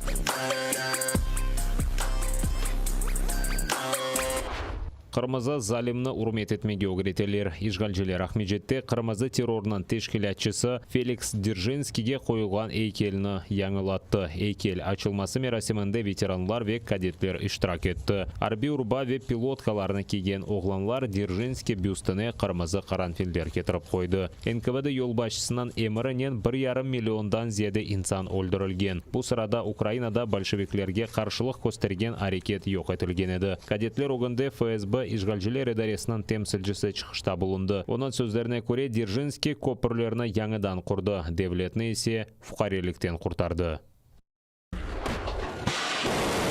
Шимали Корея ұзақ месафеге уча білген яңы қанатлы ракетаны сынады. Талелжилер айтқанына көре бұл Шимали Кореяның өзек силасына ташы білген бірінші ракетасыдыр. Шимали Корея Девлет телевизионы оның ұшырылмасы аққанда илан еткен сон, Женеби Корея ве Америка Бірлешкен Девлетлері бұл керчектен олдымы yoqмы тешкірі башлады.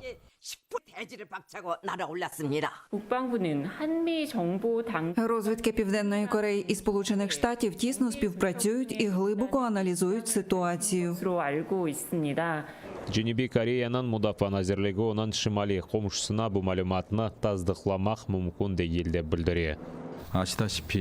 Як ви знаєте, військова гаряча лінія між Південною та Північною Кореєю працює погано. Март айында Шимали Корея қысқа месафеге учыра білген яңы баллистик ракетаны сынады. О қанатлы ракеталарыны январының сонында Джо Байден Америка президенті вазифесіне тайынленгенінден бірқач саат sonra учырды. Шимали Корея ракета ташы білген күчік өзек силасына ишлеп шығара білдімі yoqмы суалі esastır. Евелсі Шимали Кореяның лидері Ким Чен Ин күчік бомбаларының ишлеп шығарылмасы оның девлетінің esas мақсады olғанын білдірген еді.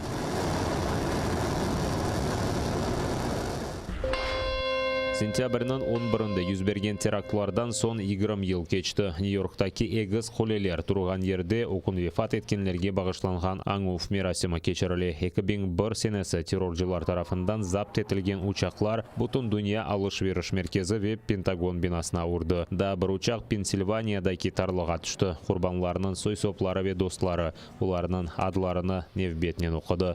Үммен алғанда окун 2977 инсан вефат етті. Дуже зворушливо. Зазвичай в місті шумно, але тут всі поводяться тихо. Урочиста атмосфера. Я просто хотіла подивитися, як всі вшановують цей день і поминають загиблих людей. І я подумала, якщо вже я тут на 20-річчя, то теж візьму участь. Це цілком змінило наше життя. Мій брат пожежник, він був тут 3 місяці, потім захворів на рак, і його життя більше не те. Емоції накривають. Я плачу з 6-ї ранку. Тільки жителі Нью-Йорка можуть зрозуміти, що сталося в той день, ніхто інший. В той день я була в церкві, молилася за всіх. Мій двоюрідний брат втратив дружину, багато знайомих втратили друзів. Це дуже сумно. Я приїхав сюди, щоб просто віддати данину поваги і згадати тих, хто втратив життя, хто втратив членів родини, перше рятувальників і військових. Я сам 21 рік служив у флоті, так що просто приїхав пом'янути людей. Бұл турист Аргентинадан келді. Почуття різні. Нікому не подобається, що тут сталося. Жертви були з усього світу. Але це також об'єднало людей. Тут багато добра і багато скорботи. Мында Булянов мерасимлері ел кечірілі.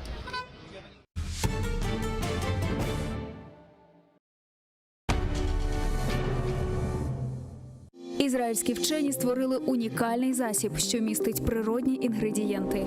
Краплі імуноков покращують імунітет при коронавірусних та респіраторних захворюваннях, а також сприяють полегшенню постковідного синдрому. Імуноков – надійна допомога.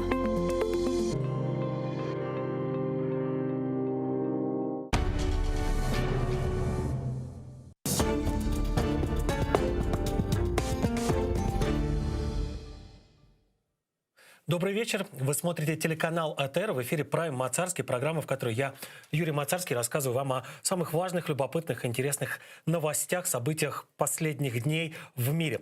Начинаем мы с нашего дайджеста, с той вещи, от которой отказаться уже совершенно невозможно. Так пробежимся по свету, посмотрим, где что происходило в последние дни, попытаемся сообразить и понять, чем жил мир в эти самые последние дни. Начнем вот это вот наше путешествие по странам и континентам с Соединенных Штатов Америки. Произошло знаковое событие в городе Ричмонд, штат Виргиния, или как его еще называют, Вирджиния.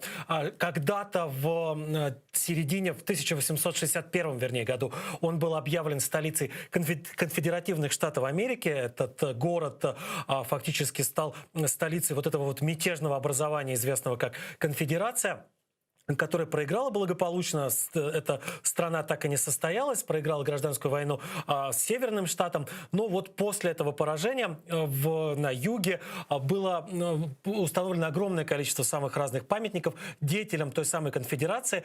Таким образом пытались южане показать, что война, пускай и проиграна, но вот еще у них есть какие-то свои представления о том, как жить дальше, о том, как должен быть устроен юг. И вот весь юг утыкали памятниками самым разным генералам и политикам этой самой конфедеративных штатов Америки. И одна из главных улиц этого самого Ричмонда в штате Виргиния так и называлась «Дорога монументов» или «Улица монументов». И на ней было установлено сразу 6 памятников этим деятелям конфедерации. И на минувшей неделе сняли последний, 6-й памятник. Это памятник генералу Роберту Ли. Он был главнокомандующим силами конфедерации в как раз той самой гражданской войне.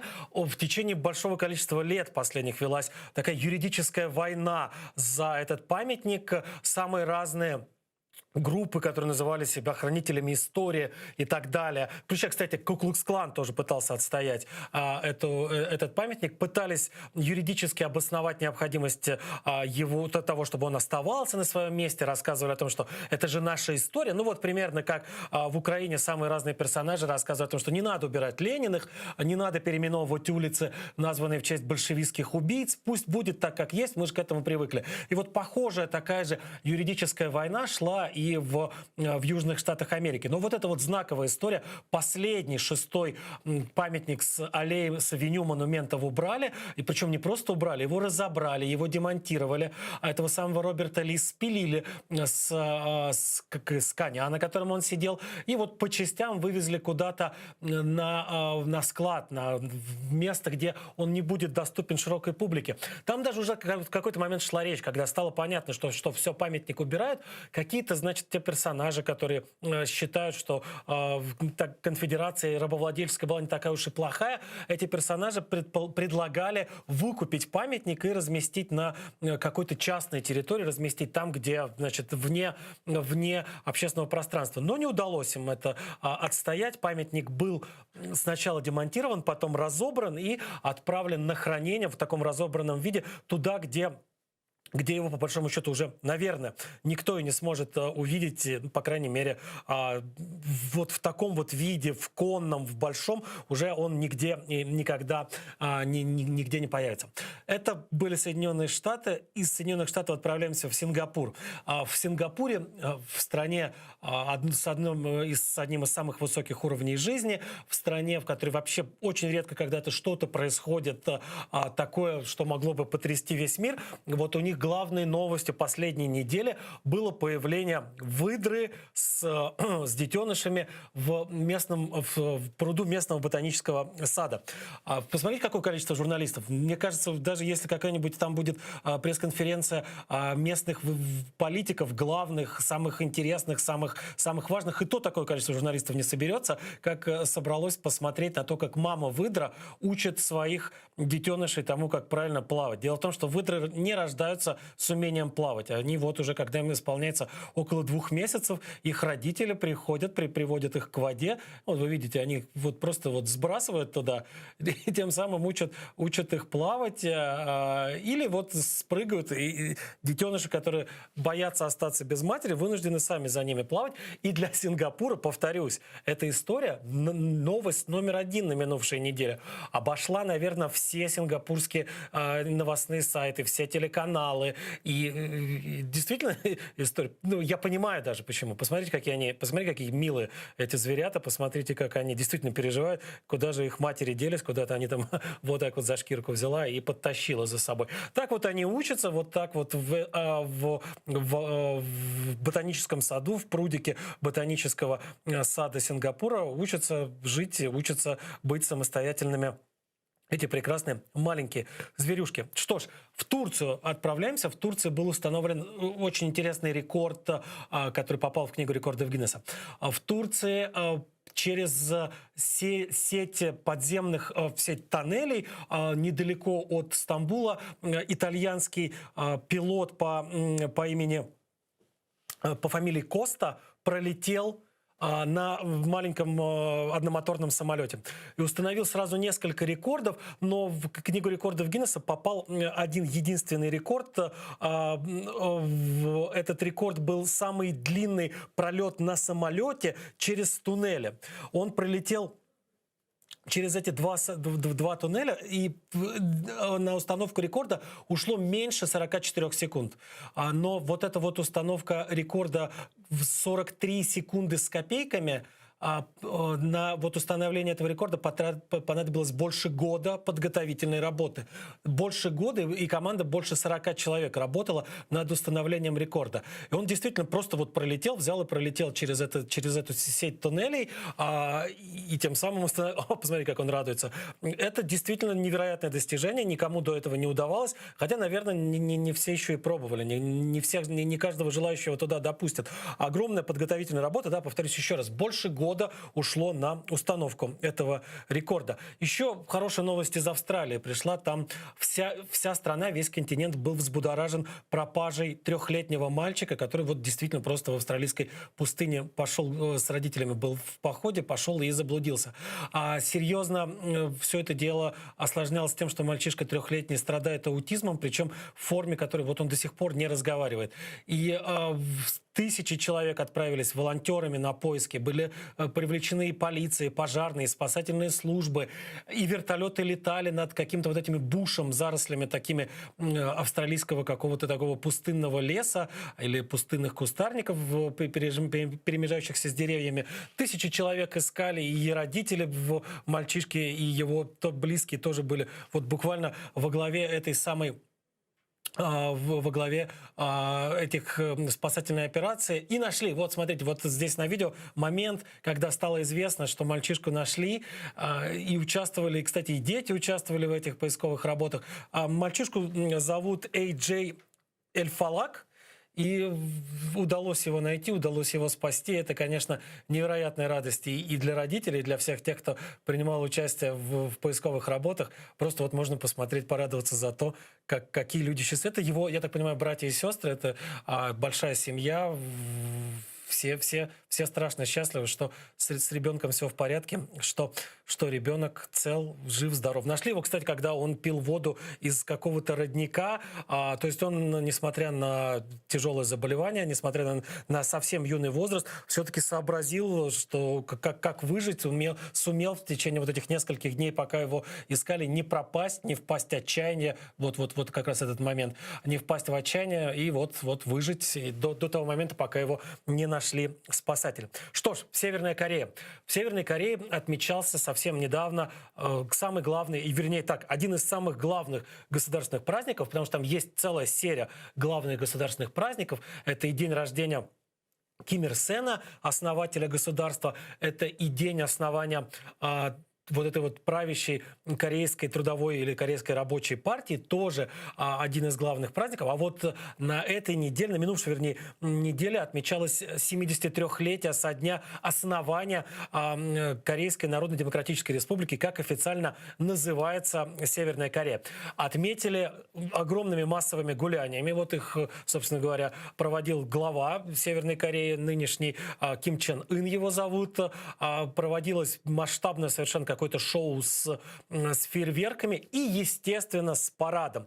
Прошел по центральным улицам и по центральной площади столичного Пхеньяна парад, и впервые были на этом параде люди в костюмах химзащиты. То есть проходили не только там традиционные какие-то военные, как это обычно ходят, вот они там с оружием, с наградами, с какими-то знаменами, с портретами лидеров, вождей и так далее. Проходили люди в костюмах химзащиты.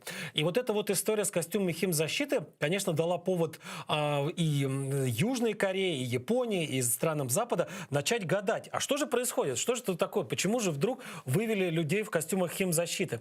И самые разные предположения. Кто-то говорит, наверное, потому что, значит, Северная Корея таким образом дает миру понять, что собирается заниматься разработкой какого-то нового опасного химического оружия. И тем самым показывает, что, смотрите, мы вот уже настолько далеко продвинулись в нашей работе, что можем показать людей в костюмах химзащиты, шагающих по центральной площади Пхеньяна. Другие люди, другие обозреватели, наблюдатели говорят, нет, речь идет о том, что Северная Корея из-за пандемии коронавируса настолько пострадала, а страна, она и так-то, в общем-то, далеко не самая открытая была, а из-за пандемии ее закрыли полностью, границы вообще закрылись, и даже какая-то вот эта вот вялая экономическая деятельность с сопредельными странами почти на нет сошла из-за коронавируса. И вот тем самым сейчас, пуская людей в костюмах химзащиты, власти Северной Кореи дают понять, что они готовы к борьбе с коронавирусом. Они тем самым посылают сигнал, смотрите, мы вот уже, значит, на передовой этой самой войны находимся, у нас вот есть люди, которые готовы бороться с этим самым, с этой опасной напастью, с этой пандемией. Сложно понять на самом деле, что конкретно имелось в виду. Может быть, просто товарищу Ким Чен Ыну нравится вид людей, которые ходят в оранжевых костюмах и с респираторами на физиономиях. Он такой человек, очень своеобразный, он может быть действительно... Никакой загадки тут нет, а просто ему захотелось посмотреть на шагающих людей в костюмах химзащиты. Так, это была Северная Корея. Из Северной Кореи в Ирак отправляемся, на Ближний Восток. Там в аэропорту Эрбиля, это север Ирака, регион, который называется Иракский Курдистан, на прошлой неделе на него был совершен налет с помощью дронов. Судя по всему, это были игиловцы, которые с помощью дронов забросали какими-то минами или другими взрывчатыми веществами, какими-то взрывчатыми устройствами аэропорт Эрбиля. Аэропорт Эрбиля, почему он стал, собственно говоря, такой точкой, на которую целится ИГИЛ. Дело в том, что в аэропорту Эрбиля расположены силы НАТО. Там сидят натовские военные, и вот эти натовские военные даже сняли на минувшей неделе ролик о пересменке. В данном конкретном случае речь идет о военнослужащих из королевства Нидерланды. Часть этих военнослужащих закончила свою службу в Ираке и отправилась домой, а другая часть туда, собственно говоря, на пересменку прибыла и теперь своих соотечественников подменяет. И вот те, которые улетали, это морские пехотинцы, нидерландские морские пехотинцы сняли ролик, как такой напутственный, что ждет их боевых товарищей. И вот такие совершенно абсолютно иракские виды, действительно пожухшая трава и какие-то блокпосты кругом. И да, много натовских военных. Натовские военные туда приехали после появления ИГИЛ, после того, как игиловцы начали захватывать территории в Сирии и в Ираке. Большая часть военных уже отбыла по домам, отправились в Европу, в Северную Америку и так далее, но часть остается там, часть каких-то военных инструкторов, часть каких-то политических советников и консультантов, и военные. Военные тоже присутствуют. Их там часто бывает всего лишь несколько человек, но тем не менее они есть, у них в распоряжении есть военная техника, у них в распоряжении есть авиация, и они готовы продолжать несение службы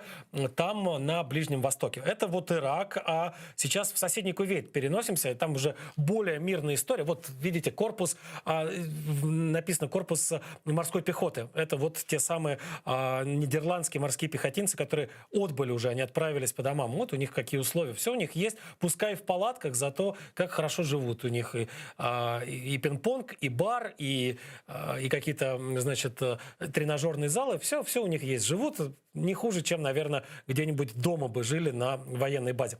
Ирак. Как говорил, отправляемся в Кувейт. Мы после Ирака, это соседняя страна. Не самые у них были приятные отношения друг с другом. Но сейчас уже, я надеюсь, все в прошлом.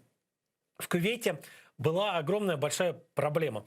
Недалеко от столицы была расположена самая большая в мире свалка автомобильных шин. Чтобы вы понимали, на этой свалке хранилось и хранится до сих пор 42 миллиона автомобильных покрышек. 42 миллиона автомобильных покрышек. Это сами по себе, они, собственно говоря, не самая лучшая история для окружающей среды. Так они еще регулярно горели. Последний пожар был вот совсем недавно, по-моему, в июле этого года. Вот посмотрите, это вот просто, это город покрышек, которые еще время от времени горят. И это, конечно же, это, по-настоящему экологическая катастрофа и катастрофа для здравоохранения, потому что в этом огне, в этом дыму, конечно, огромное количество канцерогенов, самых разных отравляющих веществ, и это вот настоящая беда. Так вот, после последнего этого пожара было решено устроить переработку ускорить переработку этих покрышек. Там еще в январе был построен в Кувейте завод по переработке этих покрышек, и они, кувейтцы и другие там представители других стран, которые принимали участие в строительстве этого завода и в его работе, перерабатывают эти самые покрышки в покрытие, прошу прощения за тавтологию, для детских игровых площадок. То есть из вот этого старого сырья делают вот это такое мягкое пружинящее покрытие для того, чтобы дети, если падают где-то там, качаясь на качелях, не сильно ранили себя или там своих товарищей. Но вот проблема в том, что этот самый завод может перерабатывать до 3 миллионов покрышек в год. Казалось бы, сумма-то действительно, 3 миллиона покрышек, это же очень много. Но вот если мы вспомним, как я уже говорил, что этих покрышек там больше 42 миллионов, то для того, чтобы, даже если новые не будут подвозить, даже если вот закрыть и запретить новые выбрасывать, то для того, чтобы вот это вот уже накопившееся переработать, потребуется 14 с лишним лет. 14 с лишним лет, но уже есть планы, что вот сейчас их куда-то потихонечку начнут эти покрышки отвозить поближе к этому перерабатывающему заводу, а на месте вот этого вот кошмарного экологического бедствия собираются построить новый какой-то суперинновационный город в соответствии с самыми последними какими-то технологическими решениями. И, в общем, интересно будет посмотреть, как место действительно в такой чудовищной экологической катастрофы превратится в новый важный эко-город и место, которое будет задавать, как обещают власти Кувейта, тон всему, по крайней мере, Ближнему Востоку. Вот такие вот штуки будут делать, вернее, уже делают из переработанных покрышек. Это вот те самые такие покрытия для, как я уже говорил, детских и спортивных площадок. Что ж, с дайджестом закончили. Переходим от дайджеста к главным, к большим темам. Не можем, конечно, мы мимо пройти. Продолжает оставаться темой номер один история происходящего в Афганистане. Все, уже понятно, что власть талибов установилась на большей части Афганистана. Есть какие-то сообщения о сопротивлении, о, как они сами себя называют, силах национального сопротивления, в основном сосредоточенного где-то поблизости с границами Таджикистана. Но уже вот это вот самое, въезд в то самое Паншерское ущелье, вы видите на видео, то самое, которое талибы пытались взять, и то самое Паншерское ущелье, в котором собирались те силы сопротивления, которые говорили о том, что они не дадут талибам подчинить себе весь Афганистан. На самом деле талибы заняли Паншерское ущелье, а силы сопротивления вынуждены были отступить в горы, и по большому счету ни один более-менее значимый населенный пункт ни в Афганистане в целом, ни в Паншерском ущелье в частности, уже они не контролируют, уже все контролируется талибами. Уже Талибан занял все, что только мог занять. Сами талибы утверждают, что заняли Паншерское ущелье, потому что у них было явное преимущество и в живой силе, и в вооружениях, и по большому счету они просто, вот что называется, выдавили огнем, артподготовкой, еще, судя по всему, и свою, уже захваченную американскую и советскую авиацию использовали, вертолеты, по крайней мере, для того, чтобы подавить. Вот они уже катаются на вертолетах, это вы видите, это уже талибы катаются на вертолетах, причем не на абы каких, а на американских черных ястребах.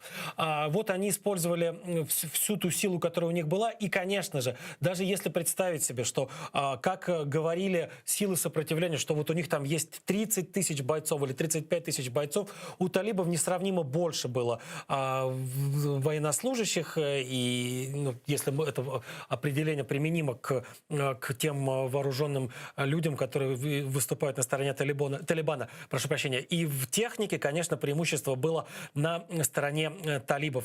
И они выбили это самое сопротивление, отправили его в горы. Причем сопротивление утверждало с самого начала, что талибы на самом деле не воюют, что против них воюет спецназ пакистанской армии, и что вертолетами и самолетами управляют не талибы, а прошедшие подготовку где-нибудь в Америке или в Европе суперасы ВВС Пакистана. Ничего этого не подтверждается. Судя по всему, действительно, на этой технике, сложное управление техники, или сами талибы, которые где-то когда-то учились, летали, или та часть вооруженных сил Афганистана, часть военнослужащих вооруженных сил Афганистана, которые перешли на сторону талибов, тоже вот сейчас воевали. Они часть техники они пытались укрыть где-то, но в итоге перешли на сторону талибов и теперь воюют вместе с ними против вот этого самого остатка сопротивления. Вы видите, какое количество техники у талибов сейчас. Это Талибан. Они ездят на американской технике, на американской тяжелой бронетехнике. У них есть не только американская сейчас техника, у них есть техника из Канады, канадцы оставили, у них есть техника из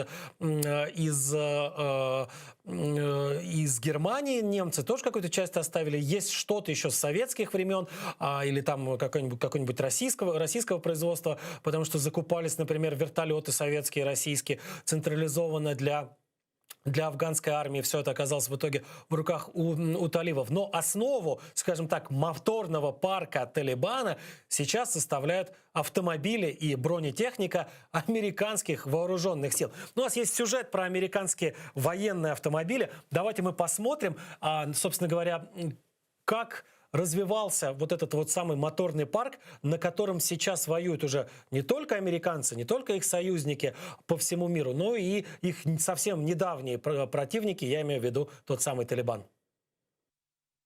Вооруженные силы США начали экспериментировать с самоходным колесным транспортом уже вскоре после изобретения двигателя внутреннего сгорания и появления первых производителей автомобилей и мотоциклов. На гражданские машины ставили броню и вооружение, переделывали их для транспортировки оружия и живой силы. Но все это было не централизовано и часто вовсе не санкционировано армейским командованием, которое долгое время делало ставку на лошадей как основу транспортного парка. Самыми первыми автомобилями, централизованно закупленными американской армией, были грузовики модели 15 от General Motors. Именно на них в 1916 году пехота и конница США были доставлены вглубь мексиканской территории во время операции по поимке лидера местных повстанцев Панчо Вилья. Машины проявили себя не лучшим образом, многие сломались или застряли по дороге и были брошены. Во многом из-за этого поймать Панчо Вилью так и не удалось. General Motors взялся за работу над ошибками и вскоре выпустил обновленную модель грузовика – 16-ю. Эта машина продавалась и на свободном рынке, но большую часть из 13 тысяч грузовиков, выпущенных в 1917 и в 1918 годах, купила армия. Эти автомобили были основой моторного парка вооруженных сил США во время Первой мировой войны, в которую Америка вступила весной 1917 года. Еще одним армейским грузовиком, активно использовавшимся в годы Первой мировой, был Ford модели Т. Такую машину, оборудованную для перевозки раненых, водил молодой Эрнест Хемингуэй, добровольцем, отправившийся на итальянский фронт и вступивший в бригаду скорой помощи. Американская армия закупала в те годы и другие автомобили, гражданские, переделывавшиеся под военные нужды. К идее создания особых транспортных средств, созданных специально для вооруженных сил, американцы пришли лишь в годы между Первой и Второй мировыми войнами. Одними из первых таких машин стали полноприводные «Доджи», собираемые на базе обычных пикапов серии Т. Военные несколько лет испытывали их в самых разных условиях, но на размещение контракта решились только после начала Второй мировой войны. Dodge WC, что расшифровывается как перевозчик оружия, производился в самых разных модификациях и прослужил до самого конца войны. Причем не только в армии США. Американцы отправили тысячи таких автомобилей странам-союзницам по антигитлеровской коалиции. Только в Советский Союз передали больше 25 тысяч этих полноприводных машин. Но самым известным американским автомобилем Второй мировой стал Willys MB, более известный как джип. Заказ на разработку легкого полноприводного автомобиля, способного преодолевать бездорожье и при этом максимально надежного, правительство США дало автопроизводителям еще накануне войны. Но более-менее массовое его производство удалось наладить только незадолго до вступления Штатов во Вторую мировую в 1941 году. Причем первые джипы модели MA оказались мало подходящими для армейской работы, так как на них устанавливали не автомобильные двигатели, а слегка переделанные тракторные. По просьбе военного командования в конструкцию были внесены изменения, и именно тогда появился известный всем джип Willys. Долгие годы он был основой для производства самых разных армейских автомобилей. Уже после Второй мировой появилась новая модель армейского Willys – 38-я. В различных модификациях она выпускалась до начала 70-х годов и успела принять участие в Корейской, Вьетнамской и множестве других войн. Еще одна вдохновленная классическим Willys'ом модель М151 простояла на конвейере аж до 1988 года. Эти машины были списаны лишь после того, как войска начали массово поступать в абсолютно новые автомобили. Длинные, широкобазные Humvee, более известные под их гражданским именем Hammer. Первые партии Humvee пришли в армию США еще в начале 80-х, но широкую известность «Хаммеры» приобрели в 1991 году после начала операции «Буря в пустыне». Именно на Humvee песочного цвета двигались американские войска, отправившиеся выгонять армию иракского диктатора Саддама Хусейна из захваченного ею Кувейта. За той войной мир наблюдал в прямом эфире, и огромные внедорожники стали настоящими звездами этого эфира.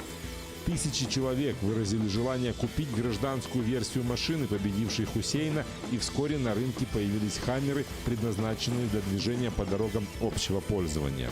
Военных Humvee выпущено около 300 тысяч штук, и производство этих машин все еще продолжается. Хотя в вооруженных силах США их постепенно заменяют автомобили нового поколения – внедорожники Osh-Kosh и бронетранспортеры Max Pro. Главное их отличие от легендарного «Хаммера» – улучшенное бронирование и противоминная защита, практически гарантирующая выживание экипажа даже после взрыва под днищем автомобиля мощного фугаса. Высвобождающийся Humvee американское командование передает своим союзникам по всему миру, и они активно используются в войнах против ИГИЛ на Ближнем Востоке и против российских оккупантов в Украине. вот это вот такая краткая эволюция, краткий рассказ об эволюции той самой автомобильной техники, которая сейчас стоит уже и на вооружении у Талибана тоже. Кстати, американцы сейчас уже сделали несколько таких заявлений. Понятно, что это не на самом высшем уровне. Это идет на уровне каких-то там пресс-секретарей Белого дома. Так или иначе, все равно это заявление от правительства. Так вот, тут было сделано заявление о том, что Талибан теперь демонстрирует договороспособность и способность находить общий язык с партнерами по всему миру. То есть американцы еще не признали Талибан как единственным де-факто правительством Афганистана, но уже потихонечку готовят общественное мнение к тому, что, ребят, другого варианта нет, другого развития событий быть не может. Все, талибы единственная власть в Афганистане, талибы единственная сила, которая управляет этой страной, и так или иначе нам нужно будет с ними иметь какой-то контакт, хотя бы о чем-то с ними договариваться, по той простой причине, что нельзя допускать тех ошибок, которые уже были допущены тогда, когда в 90-е годы талибы пришли к власти, и там большая часть мира официально их не признавала. Буквально пара-тройка стран так или иначе имела официальные или полуофициальные контакты с талибами. Ни к чему хорошему это не привело. Это привело вот как раз к той самой 20-летней войне, из которой американцы вот сейчас, как многим кажется, с позором вышли, сдав все то, что было за эти 20 лет сделано, и отдав страну фактически талибам, что называется, без боя.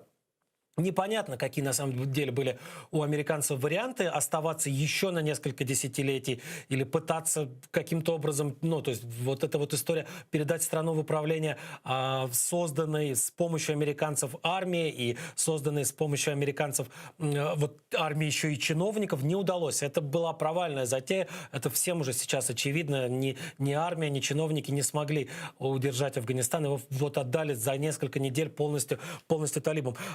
Какие были еще варианты, совершенно непонятно. Поэтому, наверное, тогда, когда было принято решение о выводе войск, тогда, когда было принято решение о том, что американцы и их западные союзники оставляют Афганистан, наверное, уже тогда было понятно, как будут развиваться события дальше. Скорее всего, понимали так или иначе, что талибы, если уж не возьмут весь Афганистан силой, не подчинят его себе, то, по крайней мере, станут той самой силой, с которой всем остальным придется считаться. И американцы, вероятнее всего, делали ставку на то, что они потихонечку, может быть, не очень гласно, может быть, не очень официально, но так или иначе признают Талибан властью и так или иначе начнут с ним договариваться. Это происходит, уже есть свидетельство того, что, американцы потихонечку, их союзники потихонечку налаживают мосты. Например, есть заявление от МИДа Германии, а Германия была и остается главной союзницей США в Европе и в Евросоюзе. Так вот, немецкий МИД заявил о том, что рассматривает, или, вернее, скажем так, будет рассматривать возможность возобновления работы посольства ФРГ в Кабуле после того, как станет понятно, что это безопасно. То есть немцы уже говорят о том, что да, если вы нам обеспечите безопасность, если мы будем понимать, что наши сотрудники, наши дипломаты и члены их семей будут в Кабуле в безопасности, мы снова открываем посольство. Что значит открытие посольства? Открытие посольства будет означать, что все, это дипломатическое признание, как ни крути. Уже есть и важные экономические свидетельства того, что не только политические, не только дипломатические, но и экономические свидетельства того, что потихонечку признают Талибан законными властями страны. Что я имею в виду? Впервые сегодня был совершен первый рейс в аэропорт Кабула после того, как власти взяли талибы. Первый рейс прилетел из Пакистана, но он уже сел. Первый коммерческий рейс. До этого было несколько некоммерческих рейсов. В основном из богатых стран Персидского залива прилетала гуманитарная помощь, продовольствие, медикаменты и так далее. Они прилетали с грузами всей этой гуманитарной помощи, садились в аэропорту Кабула, садились и улетали потом назад. Известно, что налаживают как раз работу всех служб аэропорта Кабула специалисты из Катара. они прилетели туда, они взяли на себя управление полетами, ну, фактически выполняют роль механиков, диспетчеров и управляющих этим самым аэропортом. Но вот сегодня прилетел первый уже коммерческий рейс, то есть тот рейс, на который можно купить билет, прилететь в Кабул, побыть в Афганистане и улететь назад. И этот вот коммерческий рейс свидетельство того, что уже и экономическое признание власти талибов потихонечку идет, и так или иначе мир идет к тому, чтобы научиться жить с тем Афганистаном, в котором всем заправляют, а уже не какие-то там установленные с помощью американцев и их союзников политические силы, а талибы, те, которых еще совсем недавно в мире называли, если не террористами, то, по крайней мере, людьми, которые сочувствуют или в чем-то содействуют террористическим группам. То есть мир меняется, и мир приспосабливается. И талибы, кстати, тоже приспосабливаются. Они всячески рассказывают о том, что это совсем не те талибы, которые были там в середине 90-х и начале 2000-х. Они, например, не стали выгонять женщин из университетов, хотя тогда, в 90-е, когда они взяли власть, как раз женщин в университетах не было. Они во многом-то запретили женщинам посещать занятия. Сейчас есть некоторые ограничения. Например, женщинам нельзя находиться в одном учебном помещении с мужчинами, но, тем не менее, талибы женщин пускают в университеты, не запрещают им получать образование. Может быть, правда, конечно, не такое, которое могло бы быть доступно еще и мужчинам. Очень много противоречивых историй приходят из Афганистана. Вот, например, история о том, что ходят талибы, представители талибов по парикмахерским, и говорят о том, что с сегодняшнего дня запрещено брить бороды, и, значит, все мужчины должны быть бородатыми. Но сами талибы и их представители говорят о том, что нет, такого нет. Это да, мы тогда, в 90-е годы, мы запрещали, и действительно был запрет в Афганистане на бритье бород. Сейчас, говорят, нет, кто хочет, пусть бреется, но никаких запретов у нас нет. Повторюсь еще раз, очень много какой-то противоречивой информации приходит. Понятно, что кто-то пытается там из бывших властей Афганистана или из тех людей, которые продолжают сочувствовать и как-то помогать сопротивлению антиталибскому. Понятно, что они будут там максимально распространять какой-то такой негатив о талибах. Сами талибы будут максимально разгонять самый всевозможный позитив о себе, будут рассказывать о том, что они самые лучшие, они совсем не те, что были раньше. Я вот поэтому и сам к этому отношусь, и всех остальных призываю относиться с изрядной долей скептицизма, как к информации о зверствах талибах, так и к информации о том, что они белые, пушистые и вообще прекрасные ребята. Конечно, все очень неоднозначно, конечно, все где-то вот истина, как всегда, где-то посередине, но понятно, что так или иначе, теперь это власть, теперь это те люди, которые уже никогда по-хорошему бразды правления Афганистаном не отдадут. Может быть, будут какие-то послабления. Они сейчас, талибы, уже сформировали первое правительство. Вопреки всем предыдущим сделанным им заявлениям, в этом правительстве нет никого не из Талибана. Там только такие проверенные, прожженные талибы, которые вот с Талибаном прошли огонь и воду. Все пуштуны, никого не пустили в правительство из представителей других национальностей, которые также живут в Афганистане. То есть там нет ни хазарейцев, там нет ни узбеков, там нет ни таджиков, никого. Только пуштуны, то есть это представители национального большинства Афганистана. После того, как ряд международных организаций и стран возмутились тем, что, слушайте, вы же обещали, что у вас будет представительство там, вы дадите возможность в правительстве участвовать людям из представителей других национальностей. Талибы сказали, слушайте, у нас временное правительство, мы не можем существовать сейчас без правительства. Давайте вот пусть они начнут, пусть они хоть как-то наладят жизнь в стране, вот наши прожженные бывалые товарищи, а там посмотрим, там уже подключим, может быть, кого-то из таджиков, из узбеков, из хазарейцев и так далее. То есть претензия вроде бы как действительно обоснованная. Ну, слушайте, вы же сами обещали, вас никто за язык не тянул. Но и оправдания талибов, по крайней мере, сейчас пока еще звучат вполне себе логично. Да, страна не может существовать без правительства, страна нуждается в какой-то группе управленцев. Может быть, действительно, они пока не нашли никого, не смогли договориться с представителями каких-то других партий, с представителями каких-то других этнических групп. Может быть, все еще впереди. Так что наблюдаем за Афганистаном, глаз с него не сводим. Там все интереснее и интереснее буквально с каждым днем. Но сегодня с Афганистаном мы закончили. Переходим к Великобритании. Причем абсолютно не политическая история пришла из Великобритании, а история, касающаяся Джона Леннона. Джон Леннон, несмотря на то, что человек погиб больше 40 лет назад, все еще остается персонажем, наверное, одним из самых центральных персонажей в культуре и во всем так или иначе в культурном пространстве, связанном уже, да, кстати, не только с англоязычным, хотел сказать, а одной из центральных фигур в англоязычном пространстве культурном. Нет, далеко за пределами англоязычного пространства Джон Леннон остается и является человеком очень-очень важным, на которого равняются люди, наверное, по всей планете. Давайте, прежде чем расскажу, почему я вдруг сегодня про Джона Леннона вспомнил, сюжет о том, что это был за человек и чем, собственно говоря, он вошел в историю. Мальчика, рожденного 9 октября 1940 года в семье Леннонов, назвали Джоном Уинстоном, отдав первым именем дань его деду, а вторым – легендарному британскому премьеру Уинстону Черчиллю. Детство Леннона прошло в Ливерпуле, хотя его отец Альфред в 1946 году пытался эмигрировать в Новую Зеландию, забрав с собой сына. В последний момент ребенка уговорила остаться с нею его мать Джулия, бывшая к тому времени замужем за другим мужчиной. Уже в 50-е многочисленная мамина родня пристрастила подросшего Джона к набиравшему популярность рок-н-роллу.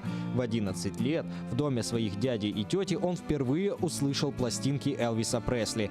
Они же дали Леннону-подростку первые уроки игры на музыкальных инструментах – фортепиано и банджо. На 16-летие юноша получил в подарок от мамы свою первую акустическую гитару. Главным условием покупки инструмента был запрет на игру на нем в доме тети и дяди.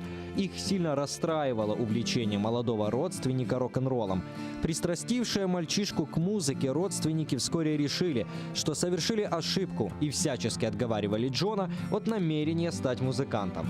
«Гитары — это отлично, парень, но ты никогда не сможешь заработать с их помощью на жизнь», говорила тетя Мими парню, уже игравшему в первой своей группе «Quarrymen». Из этого коллектива вскоре появится Битлз, и первым шагом к созданию легендарной группы стал приход в Quarrymen Пола Маккартни. Леннон сам попросил левшу вундеркинда присоединиться к его ансамблю, а вскоре в группу пришел и Джордж Харрисон. В 1960-м группа изменила название на Битлз, а в 1962-м в коллектив пришел Ринго Старр. Путь группы к славе был далеко не прост. Музыканты играли за гонорары, которых едва хватало на обед и ночлег. Из родного Ливерпуля Битлз несколько раз ездили в долгие гастрольные туры по барам немецкого Гамбурга. Однако первый настоящий успех ждал их именно в Великобритании после записи дебютного альбома «Please Please Me». Авторами 8 из 14 песен, записанного всего за 10 часов диска, значились Леннон и Маккартни. Популярность группы после выхода записи росла с каждым днем, превращаясь в настоящую истерию, довольно быстро получившую название «битломания». В 1966 году Леннон в интервью британскому изданию Evening Standard даже позволяет себе заявить, что Битлз стали популярнее Христа. В ответ на это американские консерваторы потребовали запретить концерты группы в США, возмущенные христиане жгли пластинки Битлз и портреты Джона Леннона, а сам музыкант начал получать угрозы от членов Ку-клукс-клана и других экстремистов. Это давление привело сначала к отказу группы от гастролей, а несколько позже, в 1970 году, и к распаду Битлз, после которого все участники коллектива нашли себя в сольном творчестве. Уже через несколько месяцев после официального заявления о прекращении существования Битлз выходит первый альбом Леннона, записанный вместе с его женой Йоко Оно. Альбом был тепло принят и публикой, и критиками, даже попав в список 100 лучших записей по версии журнала Time. В последующие 10 лет выйдет еще 6 сольных альбомов Леннона. Экземпляр последнего из них, Double Fantasy, Леннон подпишет за несколько часов перед своим убийством 8 декабря 1980 года в Нью-Йорке. В тот день Марк Чепмен сначала подошел к Леннону за автографом, подкараулив его у дома, в котором жил музыкант, и убедился в том, что ни дом, ни квартиру никто не охраняет. Через несколько часов Чепмен вернулся с револьвером и расстрелял Леннона с расстояния в несколько метров. Музыканту на момент гибели было всего 40 лет. Подписанный Ленноном виниловый диск Чепмена какое-то время фигурировал среди вещественных доказательств убийства, но вскоре был передан человеку, который нашел пластинку на месте преступления. С тех пор пластинка несколько раз меняла владельца, последний из которых купил ее в 2017 году за 1 200 000 фунтов. Вот видите, буквально ко всему, что прикасался, к чему прикасался Леннон, все превращалось в золото. И вот я вот сегодня вспомнил об этой истории. Почему? Потому что всплыли записи его интервью, нескольких интервью, сделанные в 69-м и в 70-м году канадским журналистом Кеном Цейтлингом или Цайтлингом. Этот журналист умер еще в 90-м году, и тут внезапно его родственники случайно нашли эти записи. Записи, которые там в несколько десятков минут, из которых в свое время в эфире прозвучало только около 5 минут. То есть длинные, огромные куски интервью так и не были никогда показаны. И совершенно случайно какие-то старые вещи разгребали представители семьи канадского журналиста и нашли эти записи. Они никому еще не демонстрировались. Они сейчас будут выставляться на аукционе. Там известно, что Леннон будет рассказывать, рассказывал на этих записях, какие песни у группы Битлз у него самые любимые, у кого из классических и авангардных композиторов фактически Битлз учились творить музыку. И самые разные истории он рассказывает, причем еще, по крайней мере, в нескольких из этих интервью вместе с ним принимает участие его жена Йоко Оно. Так вот, ожидаемая цена продажи этих самых записей около $50 000. Вот они сейчас пойдут на аукцион, и, как ожидают родственники Кена Цайтлинга, того самого журналиста, который делал эти записи, вот за эти записи, за несколько десятков минут просто разговоров Джона Леннона можно будет выручить $50 000. Фактически огромные деньги. Как я и говорил, ко всему, к чему прикасался Джон Леннон, вот все оно превращалось в золото. Замечу, еще вот прежде чем закончить эту историю и перейти к следующей теме, замечу, что вот эта вот ожидаемая цена продажи в $50 000, скорее всего, будет многократно преодолена, вернее, скорее всего, она будет куда выше, возможно, даже в разы выше. Можно сделать вывод просто по предыдущим аукционам, на которых выставлялись вещи, так или иначе связанные с Джоном Ленноном. Большая часть этих вещей уходила к коллекционерам по цене куда более высоким, чем ожидали и те люди, которые выставляли эти предметы на аукционы, и те люди, которые занимались их оценкой. Так что будем наблюдать, интересно будет посмотреть, за сколько же уйдут эти самые пленки. И очень интересно, кстати, если они попадут в коллекцию какого-нибудь там сумасшедшему, не знаю, в хорошем или в плохом смысле этого слова, фанату Леннона, он может никогда их и не опубликовать. Он будет где-нибудь дома смотреть, пересматривать на кинопроекторе, радоваться, что только ему они доступны, что только он может ими наслаждаться. Но, может быть, они попадут к человеку, который будет более расположен к публикация этих вещей и даст возможность миру увидеть те записи, которые в 69-м и в 70-м году, это 50 лет назад, были сделаны, для того, чтобы мир увидел Леннона каким еще никогда его не видел. Так, у нас была такая краткая неполитическая история. Возвращаемся теперь к политическим историям в Японию. В Японию отправимся. Неделю назад в Японию пришел один из главных британских авианосцев, который называется «Королева Елизавета». Вот он, смотрите, плывет. Как раз он подплывает к берегам Японии. Он приплыл, значит, на территорию, вернее, в порт, который используется американской военной базой. Но прибыл он не для того, чтобы там, вернее, не только для того, чтобы с американцами какую-то солидарность проявить, но и с японцами тоже.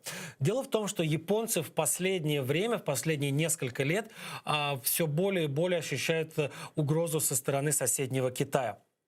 Есть спорные территории, есть спорные острова, есть не до конца демаркированная граница, естественно, морская между Японией и Китаем. Китай в последнее время все больше и больше наращивает военную мощь. Китай все больше и больше демонстрирует готовность решать какие-то спорные вопросы с помощью силы. И вот Япония в ответ налаживает все более и более тесное сотрудничество с самыми разными странами со всего света. Вот сейчас вот британцы к ним заходили с вот этим вот самым прекрасным авианосцем, на котором несколько вертолетов и еще и самолеты вертикального взлета «Харриер». Вот они стоят. Японское министерство обороны сообщило о том, что приветствует прибытие британских союзников, сообщило о том, что намерено и дальше усиливать сотрудничество с британцами и с другими партнерами. И, в общем-то, особо-то не таясь, говорит о том, что это сделано для того, чтобы демонстрировать Китаю, в первую очередь, свою готовность отстаивать свои интересы точно так же силой, еще и готовность союзников эту самую силу применять в случае, если какие-то вдруг возникнут реальные трения между Японией и Китаем. Замечу, что вот в ходе вот этого вот самого нынешнего противостояния японцы не только вот таким вот образом, не только там чужими и своими кораблями и самолетами демонстрируют готовность противостоять Китаю. Нет, они еще, вдобавок ко всему, заключают все новые и новые соглашения о военно-технологическом, вернее, даже так, сотрудничестве с самыми разными странами, в первую очередь с теми странами, которые находятся в том же самом Азиатско-Тихоокеанском регионе, с соседями и японскими, и китайскими соседями. Что я имею в виду? Вот есть уже на этой неделе появилось 11-е соглашение о военно-техническом сотрудничестве между Японией и другими странами. Вот этой вот 11-й страной, в которой Япония обещала помогать в случае возникновения военного конфликта, там впрямую не оговаривается, кто может быть, собственно говоря, инициатором этого военного конфликта, но всегда где-то за скобками идет понимание то, что, фактически главным разжигателем, потенциальным разжигателем конфликта бывает или может стать Китай. Так вот, 11-м государством на этой неделе подписавшим соглашение с японцами стал Вьетнам. Вьетнамцы, которые формально тоже коммунистическая страна, вьетнамцы, которые формально разделяют вот эту вот идеологию, господствующую в Китае, на всякий случай считают необходимым договориться с японцами о военно-техническом сотрудничестве на случай возможных конфликтов. Что это соглашение предусматривает? Это соглашение в первую очередь предусматривает возможность предоставления Вьетнаму современного вооружения, современной техники, современных технологий оборонительных в случае нападения на Вьетнам. То есть у 11 стран, в первую очередь стран вот этого самого азиатского Тихоокеанского региона, есть договоренности с японцами о том, что случись что, японцы не бросят, японцы в стороне не будут стоять, японцы помогут вооружением, японцы помогут технологиями, японцы помогут всем, чем только смогут помочь. При этом у самих японцев есть, например, американские военные базы, которые продолжают еще со времен после окончания Второй мировой войны находиться на территории Японии. У самих японцев есть углубленное военно-техническое сотрудничество уже не только там с Великобританией, но и, например, с Австралией и с Индией, и с австралийскими вооруженными силами и флотами, и с индийскими вооруженными силами и флотами. Японцы даже проводят учения, в ходе которых отрабатывают отражение возможной атаки как на японские территории, так и на какие-то такие неназванные территории. Судя по всему, речь идет о возможном участии Японии и других государств в отражении вероятной атаки китайцев на Тайвань. То есть, так или иначе, вот этот вот регион в Японском море и вокруг него, Южно-Китайское море, вот в тех краях, вот эти вот все то, что так или иначе напрямую соседствует или на континенте, или по морю с Китаем, вот этот вот регион был и остается, а сейчас становится все более и более горячей точкой планеты. Дело в том, что Китай действительно демонстрирует готовность и Тайвань вернуть под свой контроль с помощью силы, с помощью вооружений и так или иначе решить вопрос спорных островов, а это не только с Японией есть спорные острова, есть спорные острова с Филиппинами, есть какие-то спорные территории с тем же самым Вьетнамом. И пока Китай сильно на рожон не лезет, пока Китай нигде никакую там вот силу за пределами своей территории не применяет, но тем не менее он все время наращивает и наращивает военные бюджеты, он все время какие-то новые и новые технологические прорывы устраивает как раз в военной сфере, он все время вкладывает все больше денег в производство танков, кораблей, ракет, самолетов, всего чего угодно, что собственно говоря, заставляет соседей Китая по азиатскому региону тоже соревноваться в раздувании военных бюджетов. Японцы каждый год устанавливают, последние, наверное, года 3-4, каждый год устанавливают все новые и новые рекорды по объемам военного бюджета. Каждый год, вот, кстати, вот сейчас должен быть утвержден бюджет на следующий год. Парламент Японии должен утверждать бюджет на следующий год, в том числе и военный бюджет. И он уже внесен на рассмотрение парламента, его там несколько дней назад внесли. И очередной рекорд, очередные какие-то рекордные миллиарды долларов хотят военные, чтобы были потрачены на перевооружение, на подготовку новых бойцов, на подготовку новых офицеров. Все это не просто так. Ну, не просто так вдруг страна берет и начинает тратить там миллиарды не на пенсии, не на больницы, тем более коронакризис еще никуда не делся, еще пандемия не миновала, не на какие-то вот эти вот социальные необходимые нужды, а на танки, на самолеты, на моряков, на летчиков и так далее. Это происходит, конечно, не просто так. Это происходит по той простой причине, что японцы, с ними вьетнамцы, представители там Филиппин, Индонезии, Малайзии, Индии и даже Австралии на всякий случай готовятся к возможному какому-то не самому, скажем так, позитивному развитию отношений с Китаем. Китай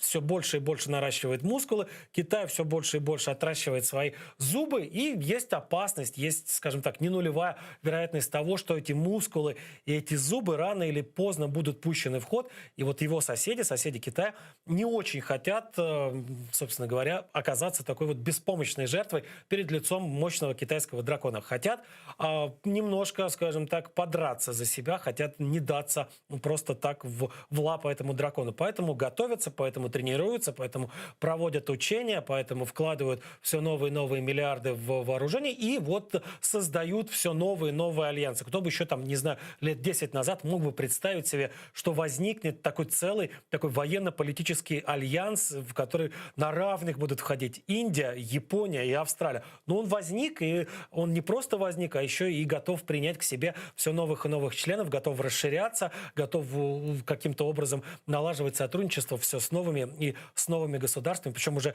и за пределами этого азиатско-тихоокеанского региона тоже. Что ж, это последнее, что я успеваю рассказать. Сегодня обязательно увидимся еще на этой неделе, в конце недели. Очень надеюсь подключить к Прайму Мацарский наших коллег из Минска, из Беларуси, разобраться с тем, что же там все-таки понарешали Лукашенко с Путиным, что же это будет за тесная интеграция, которая вроде бы как уже окончательно согласована. Повторюсь еще раз, надеюсь об этом поговорить в Прайме Мацарский в конце недели. А Прайм Мацарский начало недели на этом закончен. Всего доброго, счастливо.